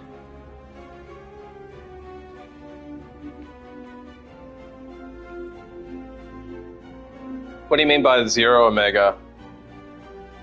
I'm thinking that, like, if this plays out right, I could Omni Omega at one point. If I get Meditate to bring Omni back into my hand, I could Omni and Omega to get 100, and then play the other Omega for 50, and have 150 Omega, which would be crazy. Unnecessary, though. Is it worth now miracling Snecko Eye? Oh, he randomizes my card cost, doesn't he? Right, I forgot that he does that. Right. So that's actually really good, because those double 3 cards could end up less. Absolutely got a good chance of that. Why won't... Oh, it won't because he's not attacking. You're right. You're right. Yeah, you're right. I forgot about that. So many factors to manage here. Welcome, Sugar, by the way. I don't know what part of the world you're in, but I think Vato's entering into the demon hours. It's probably about 12:30 there. If you're in North America, it's probably pretty late too, but welcome. Happy New Year's Eve. Hope you enjoy your stay. This is good that I got a vigilance down by 1. It's bad the trip is doubled up from 0 to 2. I might be able to vigilance meditate here in the dark of night in America. I did spend 4 years in Minnesota where it gets really fucking dark.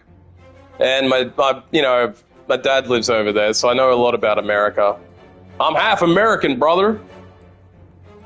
Yeah, I think you're right. Wave Vig is probably the play here, because everything else is too expensive. But I could meditate something back into my hand. I just don't think anything's worth it.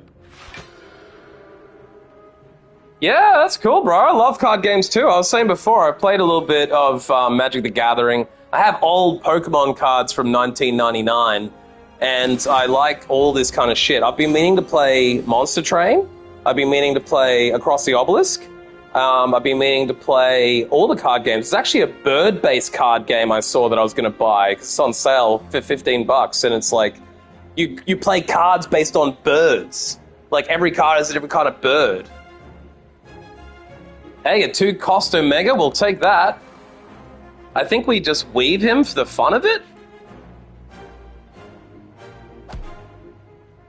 And this is over in 2 turns, I think. And we'll like water now.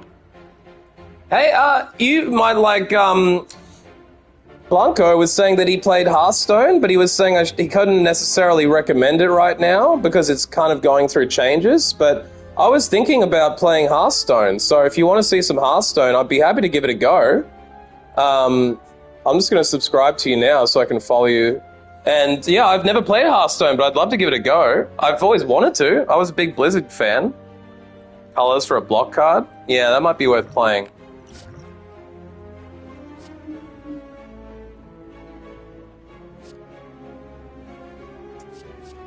I'm thinking...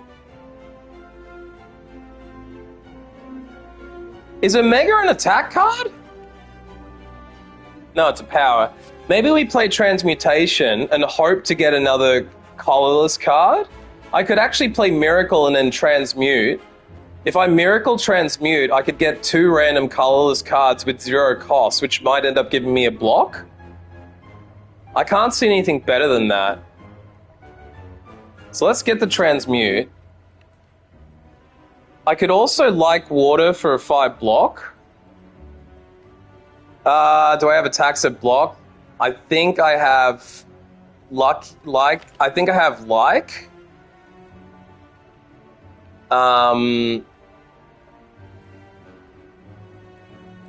this just lucky would have given me 3 block. That probably would have been better. It would have been 3 block. But at this point, I'm thinking maybe I play... yeah, I meant to do just like... I didn't think about that. That's a really good point that I didn't think about. Now, I could either Energy Pot here, but I don't think that's worth it. I'm thinking I Miracle, Transmute, but I could also like Water and just gain 5 block, and plus I got the Plate Armor for 4. I could also Energy Pot. I could like Water, Energy Pot, Miracle, and then get 3 Transmutes out of it. It's just that I'll then burn all my pots. Well, we'll water straight away. I guess the question is it worth transmuting with Miracle or with the pot just to get an extra colorless card? Because I'm thinking some of the colorless cards might end up giving me an intangible, or they might give me block. And I'm thinking it's probably worth burning the Miracle now, because we know Omega's going to kill him in, like, 2 turns if I get an attack next turn. You reckon Mirror and pot? Yeah, let's go.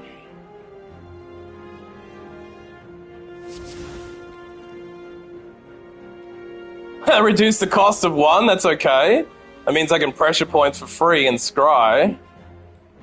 I get another choose 1 of 3 random cards, deal 20 damage if fatal, gain 20 gold. Well, that would be nice, but it's not going to happen. So let's use the discovery now to get the colorless card.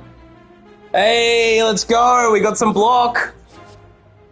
I reckon that's the play. Gain 7 block and scry 3. At the start of your turn out of smite. Yeah, let's gain 7 block, scry 3. That's given us 5 damage from the AoE on our relic. I think we then reduce the cost of all hands in the to 1, so that we can then pressure, we can Nirvana? What the fuck? Why didn't that work? Why didn't that work? I just played Nirvana. Reduce the cost of all cards in your hand to 1 this turn. Why didn't that work? Oh, it's 1. It's not 0. Right, well that's useless. Third, I agreed, yeah.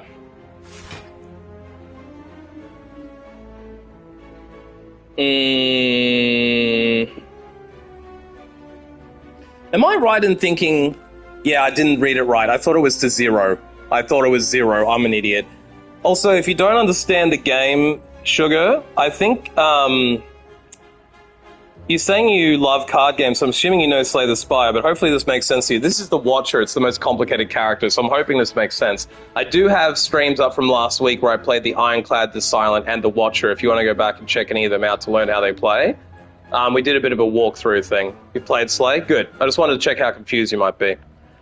I'm thinking the play here is to potentially ditch all 3 of these, because we've got 50 damage coming next turn.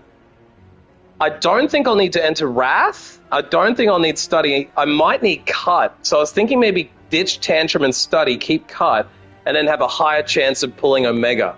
Because if I can pull the second Omega card, then I win.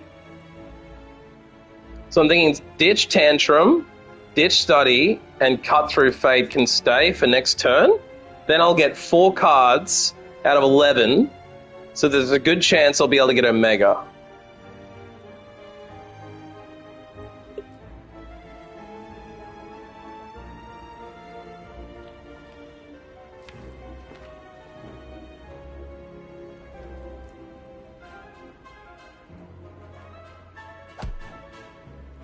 Play with the Watcher was to drop Wrath fast and up Mantra. I did weird builds and lost often. Yeah, I agree. I also, on my very first Watcher run, did exactly what you were talking about, and I tried to build for Mantra, and it failed and I died. When I won, it's up from last week, I think I had a more balanced deck between Calm and Wrath, and we were just entering, exiting stances a lot. I don't remember if that was the run. There was something else I did in that run that helped a lot, but Vato was there, and he's played this for thousands of hours, so he's kind of helped me get through this. End and win? I think you're saying erupt and win. Oh, end the turn and I do 50, you're right. Yeah, sorry, I've just clued into what I had. I forgot about Omega. Got a Dex Pot, that's good for block. That could save our bacon. Alright, we've pulled up a Just Lucky, I think we skipped that. Next attack does 5 additional damage, that seems kind of weak. Unless that gets tripled, even then it's kind of weak. Wallop, deal damage and gain block equal to unblocked damage. That seems good. To be able to do it could do 18 damage in Wrath and then get 18 block. That could allow us to stay in block. Are you saying skip Wallop because we've got plenty of block so far?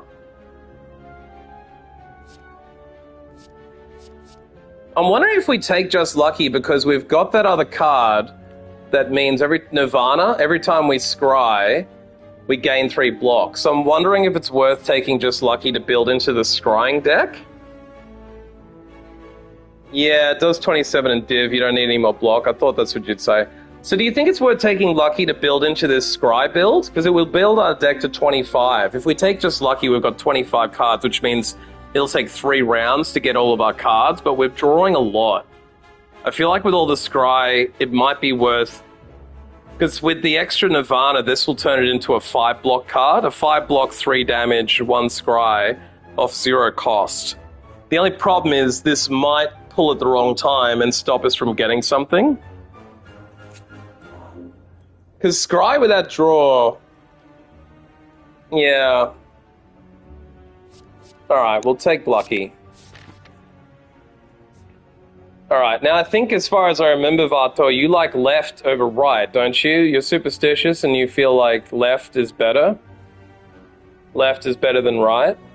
I love a good gamba. Gambling is my shit. I like gambling. Yeah, we going left. We got the smiling... I said that, Sugar, but in respect to Vato, who's already won me a run with Watcher, and he's very helpful, he's superstitious and he always takes the left path. He's also gotten his merchant removal for 50 gold. I think that's a pretty good relic. I'm happy with that relic, because it's now... Yeah, I know. But look, up here we've got another shop, which means we can now remove for 50. We don't have a lot of gold, so that's guaranteed that we can remove another card. I think that means we can get rid of our last defense card. We actually already have gotten rid of our last defense card. No, we don't. So we can get rid of that last defense for 50 gold, which might mean we can buy a pot. But I agree. I used to say right is right all the time, because I used to watch Djibouti show a whole lot, and they would always go, if you don't know what to do, right is right. Right is right.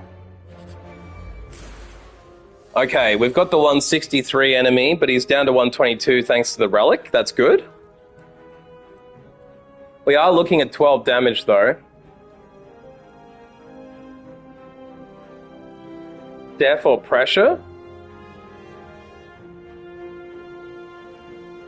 I think we want to fear no evil and enter calm. I think we play alpha.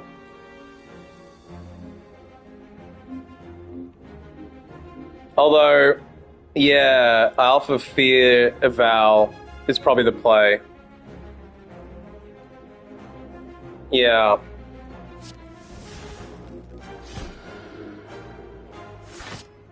Because now we've got more draw, we can potentially draw that Omega out a lot quicker.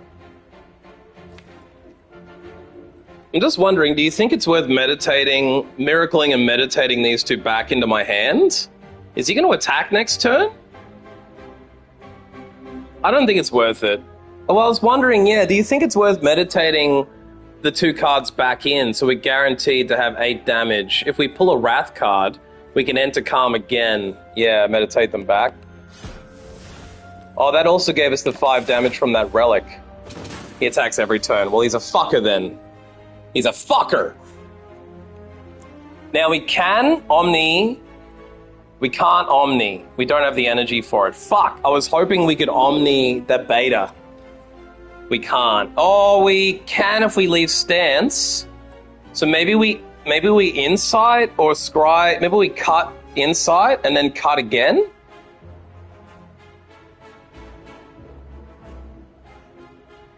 Cut until you find a Wrath card? Yeah, that's what I'm thinking. Okay. I think we let this play as it falls, because it's a 0-cost card and an exhaust, which costs nothing. So I think we just let that happen. Now we've got energy to fuck with. So the question is, do we miracle our way to omniscience on the beta now? Or are you still thinking it's worth cutting for another Wrath card? Because now, yeah, you reckon cut again? What potion do we get? We got a Dex potion we can use at some point. Ooh, I'm wondering here if we ditch Just Lucky and get Empty Body and leave Stance for the extra energy. Because we've got Fear in our hand, so I'm thinking the play here is to ditch Just Lucky and get Empty Body right now, gain the block, exit the stance. That'll give us 2 energy, and that will allow me to play Fear and draw cards. No Snecko, yeah. But are you agreeing here that maybe we should drop Just Lucky, get Empty Body? Yeah, I'm thinking that's the only thing that makes sense to me. And then maybe we now empty out the stance. And now I'm thinking we draw 2 before I Fear. But I'm thinking Fear might be the play anyway. But I'm thinking maybe we Fear. The other thing is we could Omni one of our power cards. Before we draw, we could Omni something in here. Insight is what? Yeah, but I'm wondering, is there anything we might want to insight? Like, is there anything we might want to Omni? Because in theory, we could Omni something.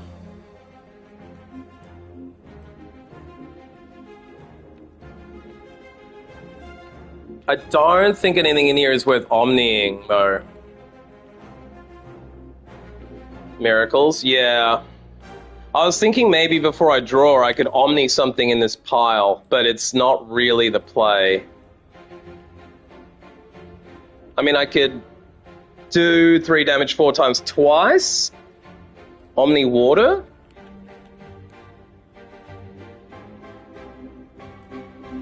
So that would give me 10 block. 10 block plus the 7 I have, plus the 3 would put it at 20 block, which would cover me entirely. But it would mean I'm exiting without any...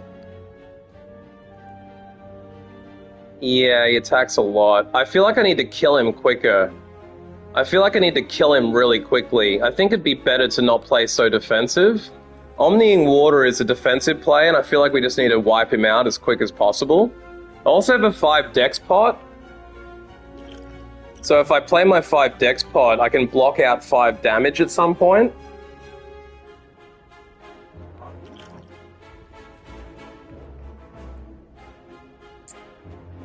I think we Insight now. I think we just Insight now and see what we get. Okay, we pulled Beta. Maybe it's now worth Omniing Beta. Can we afford it?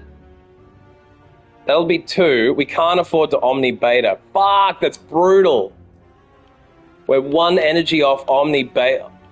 Yeah, but we're 1 energy off Omni Omega. Because if we burn a Beta now, we can't. We're short an energy. If we Beta, we're out 2 energy, and then we triple Miracle for 3 energy, then Omniscience is 4. How do I do that? Where am I getting the extra energy from?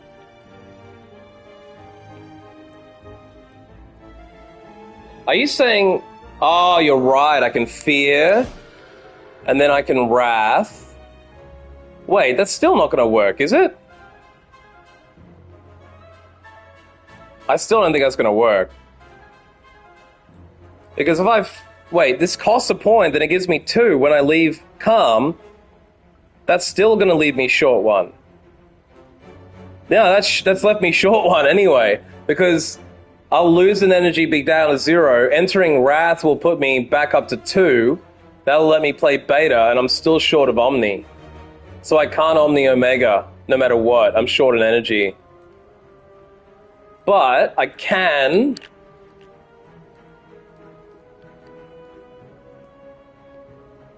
Yeah, I don't think I can afford to enter Wrath just because it's not going to kill him. Because nothing in here is going to deal enough damage. Even if I marked him twice. Mirror Beta, yeah.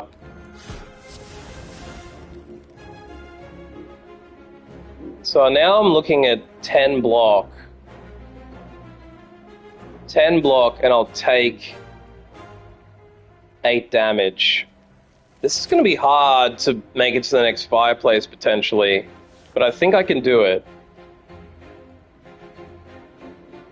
Mirror Eval. Probably worth it. Because I also got the 5/5 on him now, so that's 10 damage extra that I've walloped him with because the relics that I've got. If I mirror Death, I'll take no damage, but I think it's better to keep the mirror, because at this point I'm only looking at 2 damage. So I think we end it there. Okay, 21's not too bad. Let's trip him now. I think we just lucky now. Wave of the hand.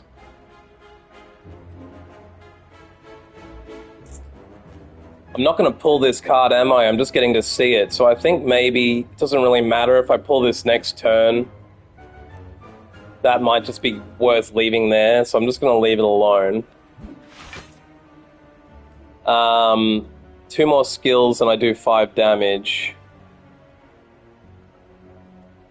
I think I just play all 3 and mirror. If I like water, mirror, and then vigilance for the 8 block.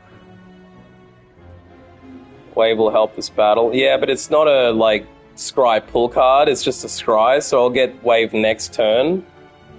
Big water.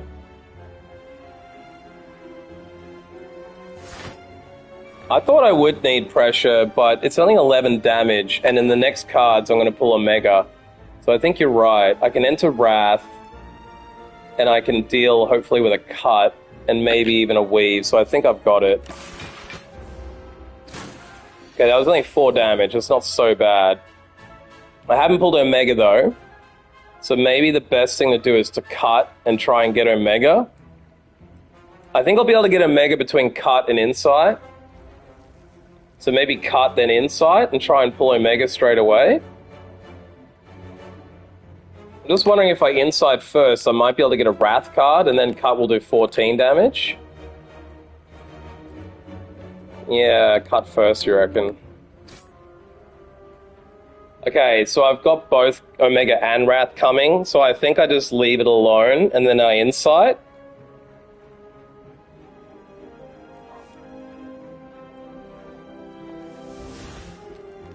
Okay, so I think I weave for free damage, but I can't afford all 3 here.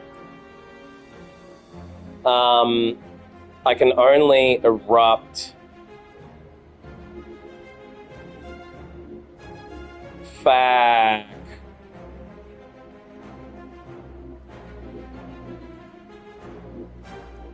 The thing is, if I erupt, I can't afford to Omega. If I erupt, I'm just going to gain damage. And then if I erupt, I'm taking 12 times 4 damage, and that's game over. Weave is nothing. It's 4 damage. It'll be 6 damage. 6 will take me down to 57. So he's going to survive this turn no matter what. Because I didn't pull any calm. Oh, I'm in calm. Right, I forgot about the 2-point gain. So if I erupt, that'll be 9. That'll be 13. Then I'll get 2 points back. 2 points will put me back up to 3. And then I can Omega. So I'll do 13 damage. It'll take me down to 50, and that'll win. So I think I can win. Now if I Omega and weave, he's dead. Does Omega get affected by Wrath? I don't know. It doesn't. Okay, I still win. What do I get? Matryoshka. The next 2 non-boss chests will open 2 relics. So that means no matter which way I go, I will be able to get them. But I think this now means I should go right. Because if I go right, I get a question mark, then I get a battle? Fuck. If I take this extra fireplace, I can't go through the 2 boss. I can't go through 2 enemies. So I have a choice here of fighting 2 enemies now to get 2 relics before the boss, or I fight 1 and get a fireplace instead and go through a shop. I think that's the only real play, because the shop I can remove a card for 50. So I'm thinking I'd take the question mark. It might be a battle. Then I might get the next battle and have the 2 relics and then fireplace. Yeah. But I think the best way to play it is to do the question mark. However, Vato, you like going left. So should we go left, do a battle, do a question mark, go the fire, go the shop, go the fire? Or which way do you think is going to be blessed here? Because I think we want one of these question marks to turn into a battle so we get double relic now before the boss. If we don't, it's not the end of the world because we're still going to get 1 relic before the boss. I'm just wondering, do you like left again here? And battle first? It ultimately doesn't make a big difference, but I believe with your superstition, the left is going to be better. That's not how the relic works. Read it again.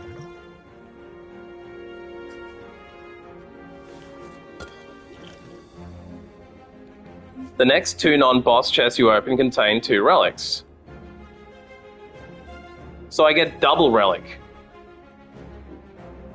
So I get 2 non-boss chests open contain 2 relics. That says to me the next 2 battles I do will have 2 relics in it, so I'm maybe getting 4 relics? But either way, ideally, right, we would fight 2 battles and get a chest, right? Doesn't really matter which way we go. I'm just thinking left is probably a preference. So a battle room doesn't count as a chest? I thought you finish the battle with a chest. It must be an elite then? Wait, what does that even mean then? Because I thought at the end of every battle you get a chest. I must not understand the battles that well. Interesting, because we could take pressure points though. You don't think it's worth building for Mark at this point? I guess we haven't so far. Chest counts as CL. Chest counts as chests. That's what I was thinking. I think this battle on the left here should give us a chest, a non-boss chest, right?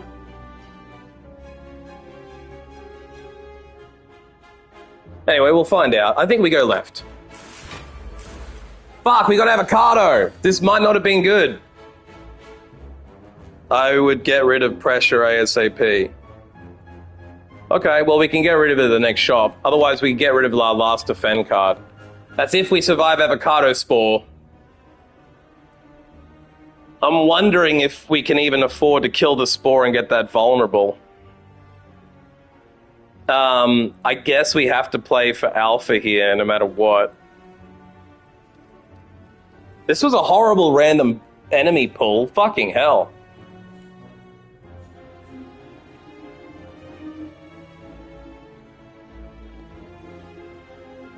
Yeah, alpha, fear, and then cut him.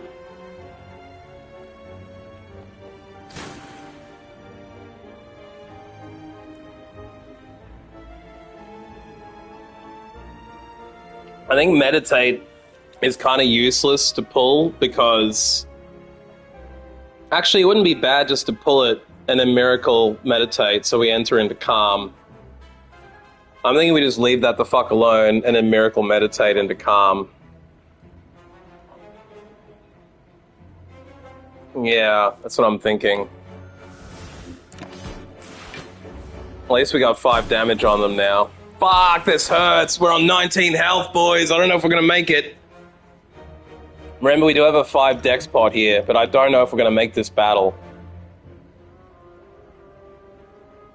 We didn't pull any of our energies from the Deus Ex Machina, which is a bit fucked. Wave now. Yeah, that's probably a good idea.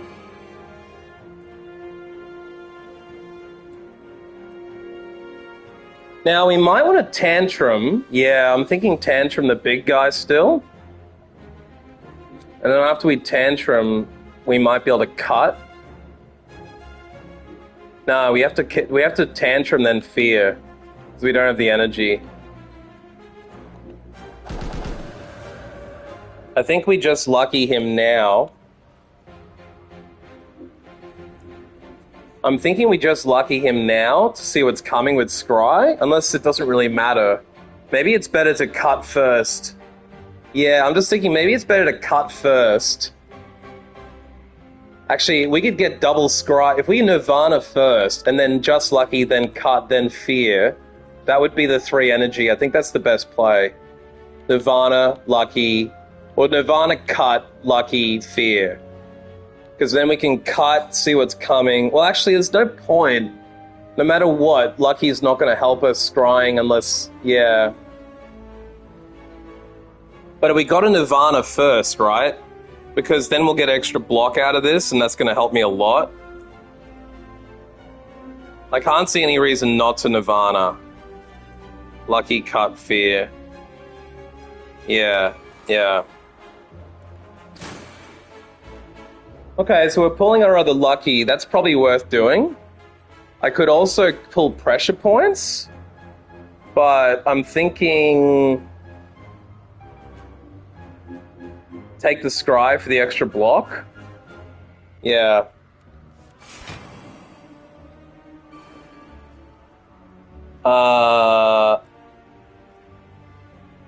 Scry pressure. You reckon get rid of it now? And we'll keep cut for next turn. Okay, so we got 5 weak on them now. At least they're going to be weakened like a biatch. Because every time I wave, I get weak. That's pretty cool. The combo of Nirvana and Wave of the Hand is pretty fucking awesome. Do I need the Dex pot, though? That'll halve, so I think I'm good. Yeah, I'm good. Man, my health is weak, but I do have double fireplace coming, so I'm not going to give up hope yet. I'm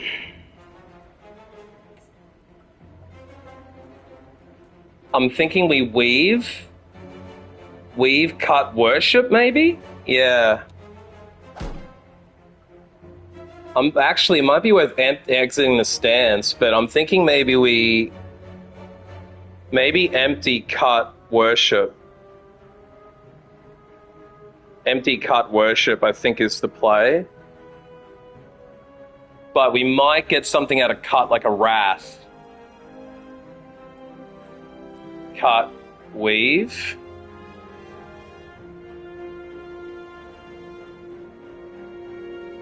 What was weave again? I think I've fucking confused this here. Alright, we'll cut first. Okay, so we do have wrath coming. I think maybe entering wrath and then using that to our advantage. It won't make a difference though, will it? We could pull wrath. Weave CP, ES back. Weave comes back. Yeah, so I weaved and then I cut, so weave will come back. I'm just wondering now, do I take wrath at all, or do I take another cut and then get weave back again? Pull wrath? Yeah, I was thinking I might have to. Maybe now the better play is to wrath to get out of this. That will leave me with 3 energy. Then I could potentially worship and exit empty body. Yeah. But I'm 1 point off killing him, bro. I'm 1 point off killing him. No matter what here, I'm pretty sure. I'm only going to do 8 out of 9 damage. Yeah, not so good. 1 damage off is fucking painful. But I've got the miracle, so I'm thinking we just weave while we can. And then maybe, empty, yeah. And then I guess I just worship for the sake of it.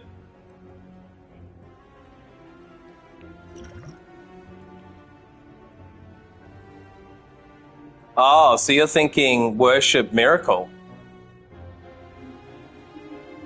Just burn a miracle for the sake of it. Yeah, worth it. So that's good. So now I just have to do 16 damage. So vulnerable is AS. And then maybe I can cut. I've got Omega and Tantrum. I think I actually ditch Beta now and pull Tantrum straight away and kill him.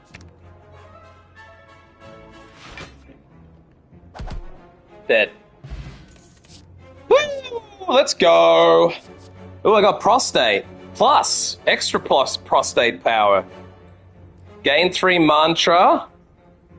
Gain 4 block for nothing. This could actually help out with our our innate fucking worship here. I've never seen Windmill Strike. Retain, deals 7 damage, and retain, increase damage by 4. Nah, we don't need that.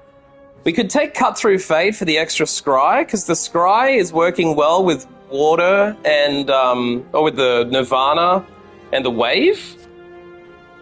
But getting extra Mantra could be good. It's just that it's like, is 3 Mantra even going to help? It will help with Wave and Div. Yeah, no dramas, mate. Have a good New Year. I'm actually wondering if I should just end the run now and save this for tomorrow when you're back, because I fucking seriously, if you can come back tomorrow, I mean, I don't know if I could fucking beat this by myself. I probably can. I'll just maybe try it. Maybe I'll try it. If you want me to stop now, I will. But I'm also thinking maybe I just keep going and try and beat this by myself. I think I can beat this by myself. But I don't want you to miss anything. You can just read the bod later anyway. What am I thinking now? Yeah, I'll take the prostate. Always like a good prostate. Vampires. Navigating an unlit street, you come across several hidden figures in the midst of some dark ritual. I don't think I've seen this one before. As you approach, they turn to you in eerie unison. The tallest among them bears fang teeth and extends a long, pale hand towards you. Join us, sister, and feel the warmth of the Spire. Well, I really can't do this because I've already removed all my strikes. I will get bites, which are shitty, but they heal. I don't think I want to bloat my deck and lose 22 max health. I have beaten the game with 35 health before, but it's not worth having bites. If there was 0 cost, I would do it, but I'm refusing. Yeah, they fuck off and go home. Good. Now I have to rest. I have to rest, I think. Vampiria, yes! But I've got to shop, rest, and shop, so it doesn't really matter if I rest or smith first, but I think if I was to smith... I'm wondering if I double rest. Do you have any thoughts on this, Sugar? Because I could double rest. One rest is going to give me back 21. The next rest is going to give me back another 21. So I'm thinking before the boss. I do have a lot of cards I could upgrade. I could upgrade Omniscience to only a 3 cost. So I'm thinking maybe the play here is to rest, shop, remove the last defend, or remove mark. Maybe remove... I think removing defend is better than removing mark. And then at the last shop, maybe upgrade Omniscience, so it's only doing 3 cost. Because if I remove Omniscience down to 3, that's going to make it a lot more likely that I can double up on Omega or double up on one of my powers. Because the 3 cost card is a lot more playable than a 4 cost card. I just wonder if I can take the boss without double healing.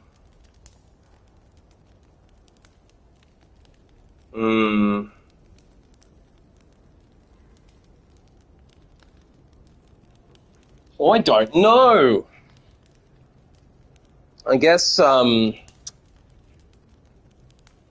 a good question. What boss is it? I think this is the Construct, if I remember correctly. I think this is the Construct. And I'm pretty sure that's the guy that changes form after you attack, right? I definitely need 1 rest under my belt. And at least I'll have 2 extra energy on the first boss. I wonder if that works twice. It probably doesn't. I have a Relic the T set. Whenever you enter a rest site, start the next combat with 2 energy. I wonder if I can get that twice. I wonder if I can double T. I don't think I can.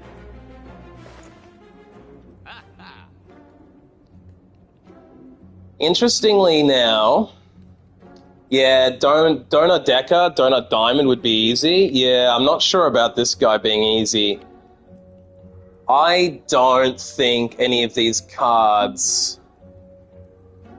You can't double T? I didn't think I could double T, god damn it.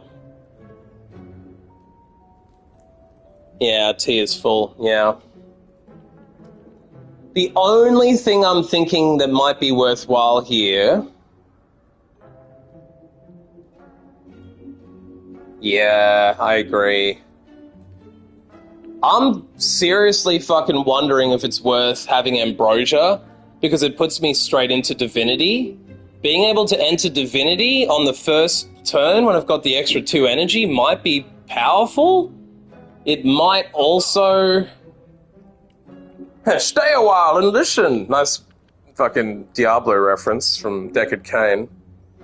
I could also remove a card here. Although I've removed a lot of cards, it probably would be more powerful to remove a card and pick up Bottled Miracle and just have an extra 2 miracles in my hand. That's an extra 2 energy.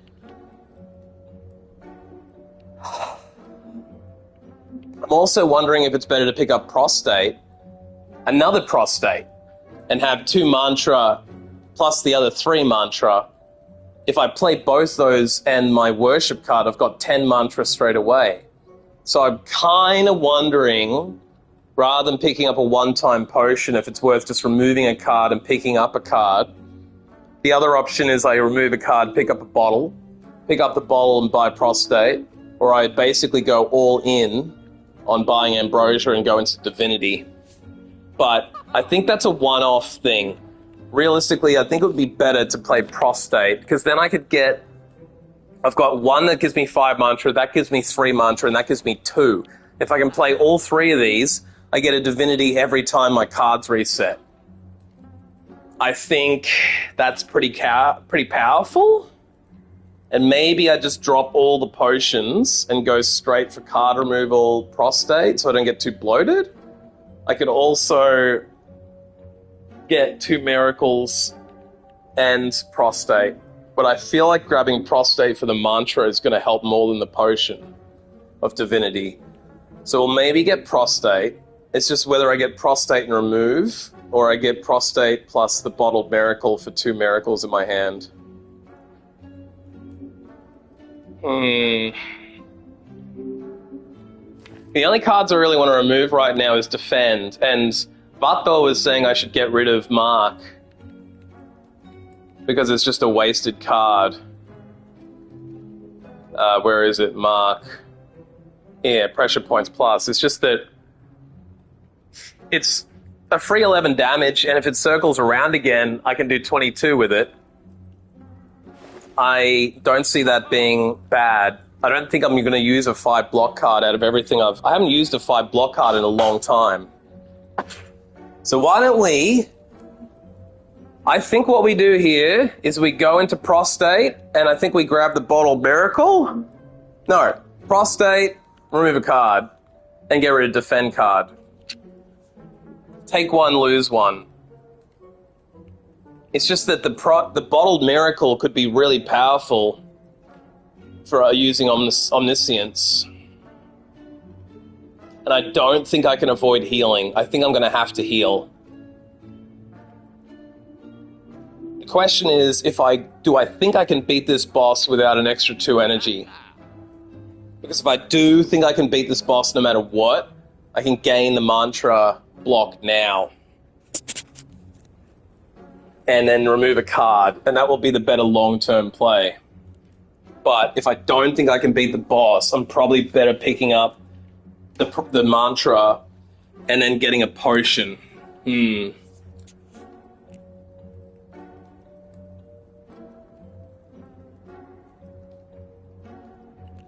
I'm a little bit unsure if I can beat this boss, but I think if it is the boss that changes form and then gets thorns, the thorns is going to get pretty hairy to manage because I don't have any passive damage. I do have Mark, which could help with that, but it's 1 card out of my entire deck. I think I might be able to use the extra energy more than a card removal. And I can just maybe hope I get a card removal. I've already removed a lot of cards from my deck. I've got a pretty lean deck. I'm going to go with the insurance, I think, and take the extra 2 miracles. Because I feel like that could come in clutch to either get me into Divinity, or it could get me Omniscience on Omega, and that would help with the passive energy, the passive damage. Because that is the only source of real passive damage I have is Omega. Does 50 damage to him at the end of the turn. I think that's the way I need to play this. It's just that it then leaves me without having removing the card, which is okay, I think.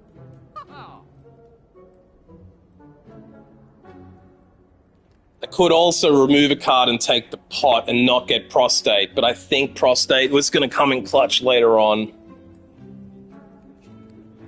Okay, let's take prostate, and then let's take 2 miracles.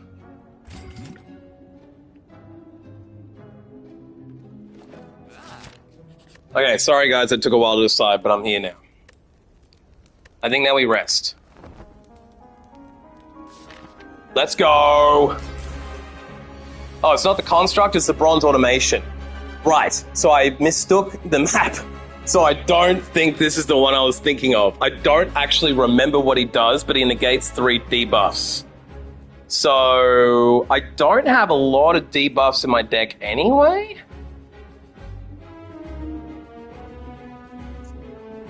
Yeah, I remember fighting this guy once, but I don't remember what he does. I just remember he negates 3 debuffs. So first of all, we got to play Alpha. The other good news is we've pulled Deus Ex Machina, which has given us the 3 extra miracles early. So now we've got miracles coming out of our butt, because we got the 2 miracles up here too. Oh, the small things and the big laser. Oh god, that might not be good. I do like your bird duck. I think it's a bird? Is that a duck turtle? I love your logo. It's really cool. If I go to your channel, it'll be slightly bigger. It's like a cute sparrow. You'd probably like it if I played... That's a hummingbird, maybe? I think if I played that card game that's got bird cards... Yeah, a hummingbird. Because there's a game I was looking at on Steam. I think it's called Wings of Flight or something. And it's a card game, but all the cards are birds. You'd probably love it if I played that. I could probably pull that up once I get my laptop working.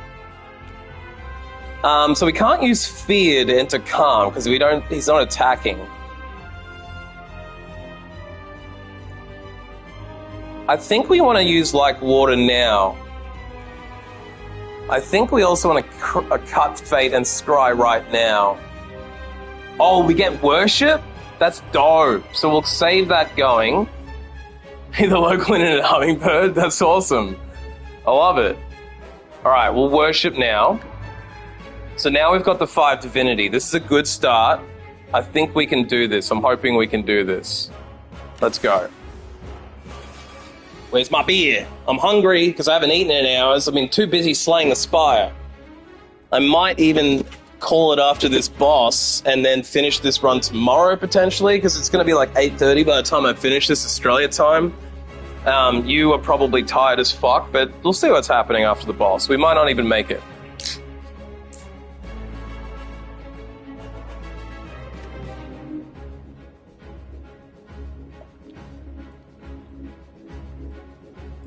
Right, so we've got 7x2 coming at me.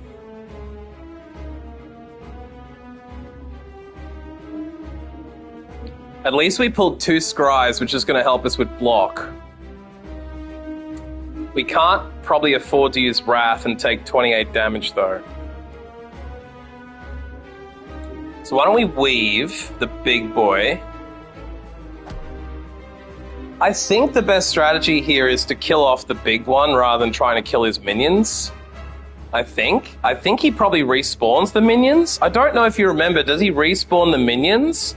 My strategy with this shit is always to try and kill the automation, the big one, rather than trying to kill off the little boys.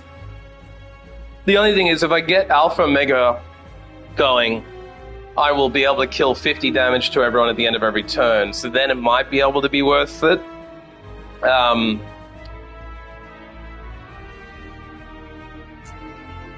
I definitely can't afford to enter Wrath because I can't exit it necessarily. So let's cut first.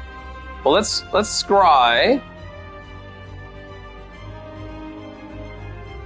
I think we take the mantra, but every time we scry, we gain 3 blocks. So maybe I should play that first and then mantra next hand. I think that's the play. So now I think we weave. Wait, where did it go? Did I not pull it?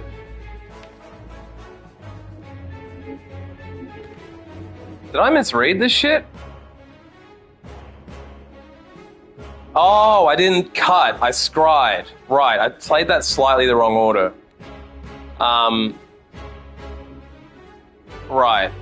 That's a bit of a shame. I played that in the wrong order. But, whatever. What are you gonna do? Yeah, I played that in the wrong order. I got mistaken on which card I had. That's okay. We'll still have that in the mix. I think it's probably better to do that card now and have the extra block coming my way. I could then wheel kick by using an energy. Maybe I miracle, wheel kick. Oh, I could enter Wrath. It's not worth doing that though. I could enter and exit to gain 7 block. Maybe it is worth it. So I'm gonna get 4 block plus 7, 11. So I'll only take 3 damage. I think it's worth saving my miracles, but I do have the potion too. Should I take 0 damage?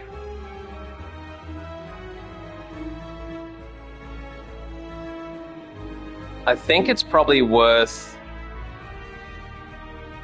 playing Nirvana now. Now the only question is, do I take 3 damage and end the turn and save my miracles, or do I gain the block, or do I do the damage and then... I don't think it's worth entering Wrath. I think basically I should either gain the block and take 0 damage at the cost of a miracle, or I should save the miracles and just cop the damage. I think I'll cop the 3 damage and lose one of my play. I also have a Dex potion that I can use when it gets hairy. Okay, so we got Trip, that's nice. They're all vulnerable. 2 cards into my hand and retain. Oh, I can enter Mantra. Right, so I can go into Divinity, but I don't have any fucking reason to, because I can't pull the cards. Fuck. But I could meditate. Worship back into my hand. What did he eat off mine? He took Omniscience. And he took Wave of the Hand. I don't necessarily need Wave of the Hand, but Omniscience is tough to lose.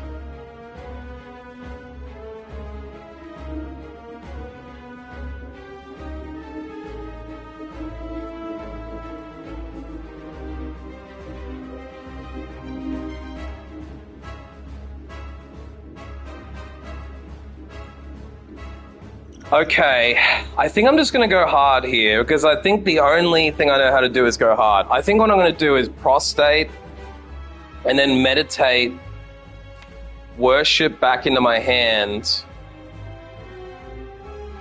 and then maybe bring Fear back into my hand.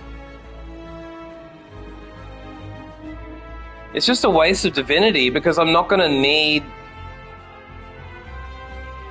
The only reason I need it is for the energy. Look, it can't hurt. I'm getting blocked, going into Divinity. Let's gain the block, shuffle the inside in. Let's study. And then let's meditate. It's a real shame I don't have any cards to play here, but I'm going to worship and Fear back into my hand. Or Trip might be better. What have I got coming? I've got Beta coming. But I don't have anything. I do have Tantrum coming. I only have 2 attack cards, really, so it's probably not worth bringing it back in. I think it's better to bring Fear in.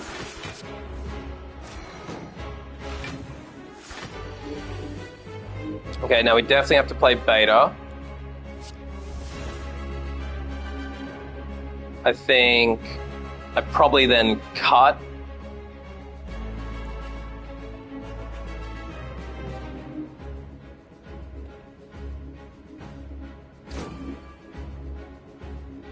And bring Tantrum back, maybe?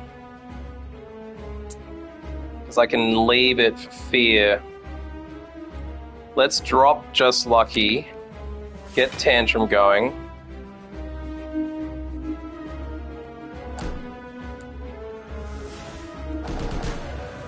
Okay. I think now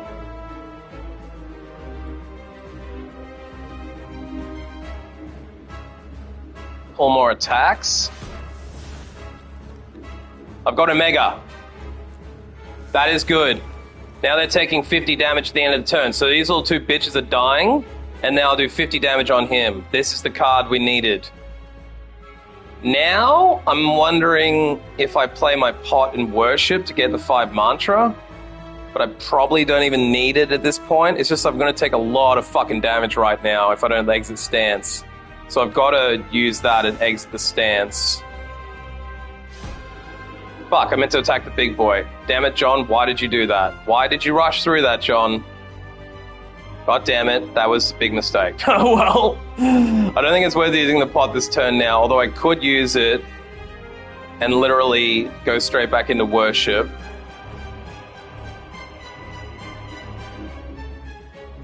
Do I need to, though? Maybe I'll do that. Maybe I'll do that and then Worship. And now I've got 5 mantra going.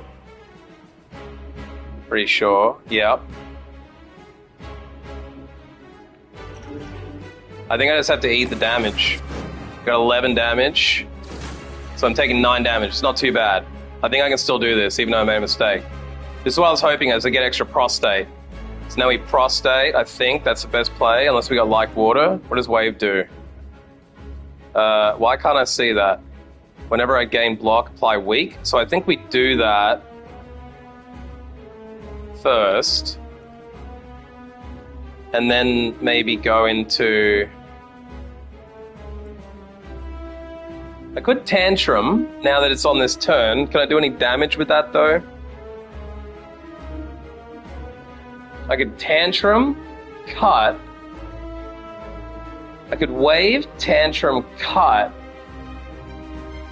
Then I'm out of energy. After I do one more turn, I can't get back into block. Hang on, if I Tantrum now, I'll be on 4 energy. I could then cut for 14.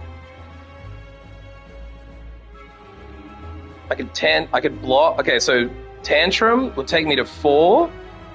Wave would take me back down to 3. I could then cut, prostate, and vigilance. I can afford to do everything here. So we're gonna wave first. Then we're gonna Tantrum. Then we're going to cut and prostate. And hopefully with the cut and the insights, we can draw another mantra card. I might keep that as is and drop empty body because I don't need to exit stance. I could do that for cheaper. Do I want to potentially exit cheaper? Because right now I'm on 2 energy, so I could actually cut and then empty body to exit out of Wrath. It might be worth doing that. It might be better to leave it as is and then cut. And then after I cut, I can bring empty body through with the next cut. And then exit the stance rather than entering calm. And then I can just hope to pull divinity. I think that's going to be fine. However, now I can just double insight while I've got the energy here. Oh, we're prostating. That means we're in divinity. Play a card in my draw card twice. Is there anything I can draw here that would do heavy damage? I could wheel kick him twice. That might kill him. I think the play here is to Omniscience, wheel kick. 45, 45. Okay, so now we've got 1 and we're going to do 50 damage through Omega.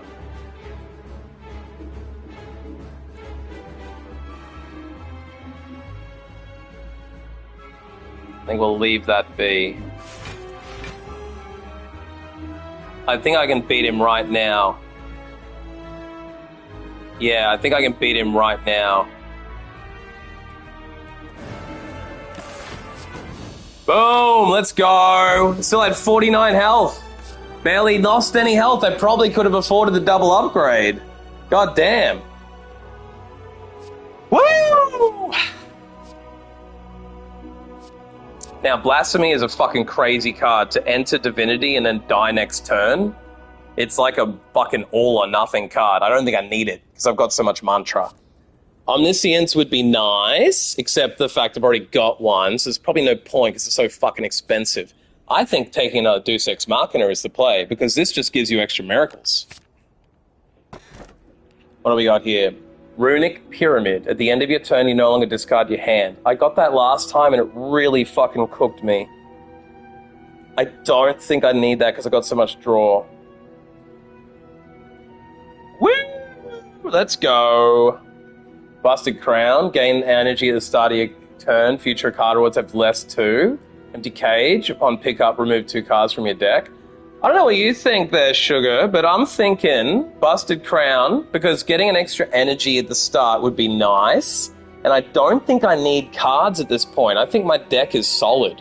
However, I could take the 2 remove. It's just that I'm thinking I could potentially remove a defend, and I could remove Mark. I just don't think removing those 2 cards is going to do anywhere near as good because I've got so much draw. I think with so much draw, having an extra energy at the start of every turn is best. And I don't really care about card rewards at this point because I've got every card I need to win. Also, I can remove cards for 50 gold. So I'm going to take Busted Crown and hope that I get shops. Oh, we got Donu Decker. Final boss Donu Decker. I think we can do that. Yeah, I think Crown would be my favorite too because I have all the cards I need. I don't need any more cards to build this deck out. And let's have a look at our shops. We got a shop right here on the right. We've also got one on the left. We've also got another one on the left to pick from. So we've got 3 paths that include a shop. And there's no more until the end. So we've got the opportunity to remove that final defend card or the mark card. Barto was saying remove mark. That's probably not a bad idea because 5 defend could be better than just doing mark once out of every, 6 turns. So I'm thinking maybe we just go straight through the shop. It's just that if we wait, it'll be potential we can buy more. So I think we go the left path here and double random. Then maybe even triple random up to the shop. It's just if we go double random shop and then a battle, we can fight an elite. If we go triple random shop fireplace, that's probably even better. Then we can go battle elite. And then there's another elite up there. And then we could even take a third one and a third fireplace up towards the top. So I think we go straight up the left here. Oh, what do these dudes do again? How long have I even been streaming? I'm starting to go cross-eyed. 5 hours ago? I probably can try and finish this run. It's New Year's Eve, I got nothing to do. I might just go a little bit further. I don't want to lose, though. I don't want to play shitty because I'm tired. I'll think about it. Let's do this first battle. We're already here. Alpha. Yeah, if you want to sign up, I might finish this battle and then call it here for the day and do this tomorrow when I'm fresh. Because if I do this tomorrow, I might get a chance of more people dropping by anyway. And I feel like as soon as you leave, I'm just going to fuck this up and lose. And I've got a lot of elites to fight, and I've got a whole extra map to do. If I keep going, this is a 4-hour run at this point. It's probably going to take me another hour to finish this. Because the Watcher runs always take me a while. I did do 1 in 2.5 hours. Sometimes it takes me 5 hours to finish this game when I really concentrate. And I've already been going on this stream for like 5.5 hours. And it's nearly 9 o'clock here. So I think I'm going to finish this battle. And then I will sign off as well and finish this tomorrow when I'm fresh-minded. Because at this point, I could still go out on New Year's Eve and check out a bar. And then come back if I want to do any more streaming. Oh, you don't have to stay for the first battle. That's okay. If you need to bail, you can sign off now. That's completely fine. I'm not handcuffing you here. That's absolutely fine. I've still got enough juice in me to do this. I'm thinking the play here... Yeah, I'm thinking killing the explosive one in the back is the play, and I'm also wondering, maybe I enter Wrath and burn a Miracle and play all 4 of these cards. So I think I Worship. I think I use a Miracle. Burb is now in the Burb Cage Wing Cup. I'm sorry! So I'm going to burn a Miracle. That does 5 extra damage to everybody, because playing 3 skills in a turn gives me an extra attack because of one of my relics. So I think I now enter Wrath on this dude, and then I think I enter this dude, which will kill him and get me back into Calm. So now I'm taking no damage, I'm in Calm, and I can end the turn. That's a really good first turn. Now, I've pulled... Mark, exit stance for 2 more energy, and then I can go back into it for 2. So I'm thinking maybe we empty body, that'll get us to 5 energy. Then we can play the 3 cards we have here, and vigilance. So let's do that. We'll empty body, exit the stance. Then we can pressure point the weaker one here. We'll do one guy first. Finish him! Then I think we can scry him to death. And we will take Wheel Kick, potentially. Let's take it, because we might be able to double Miracle and 15 damage to the other dude. Yeah, let's take Wheel Kick. And then I think we scry him to death. And we discard Daze, that's a nice. And then I think what we'll do is use Wheel Kick. Might not even need vigilance to, I mean, I might just do it anyway. Oh, we got prostate. Okay, so I'm very close to finishing him, but I can't finish him this turn. I think it's worth now just doubling up and going into vigilance. So I'm in, hey, there we go, finished him. Yay! I forgot about the triple skilled play. We did it. We got a stance potion. I've never seen one of these. Enter Calm or Wrath. That's really cool. That's really cool. We get a free Wrath or Calm. I don't know how we pick. I guess it'll allow us to pick. And then we've got Inner Peace.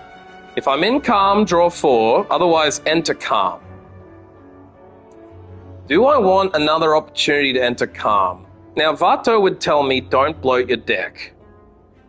I've already got 28 cards. Do I need another opportunity to enter Calm? And if not, would it be better to have... I mean, that's a pretty good card. It's upgraded, and it's a draw 4.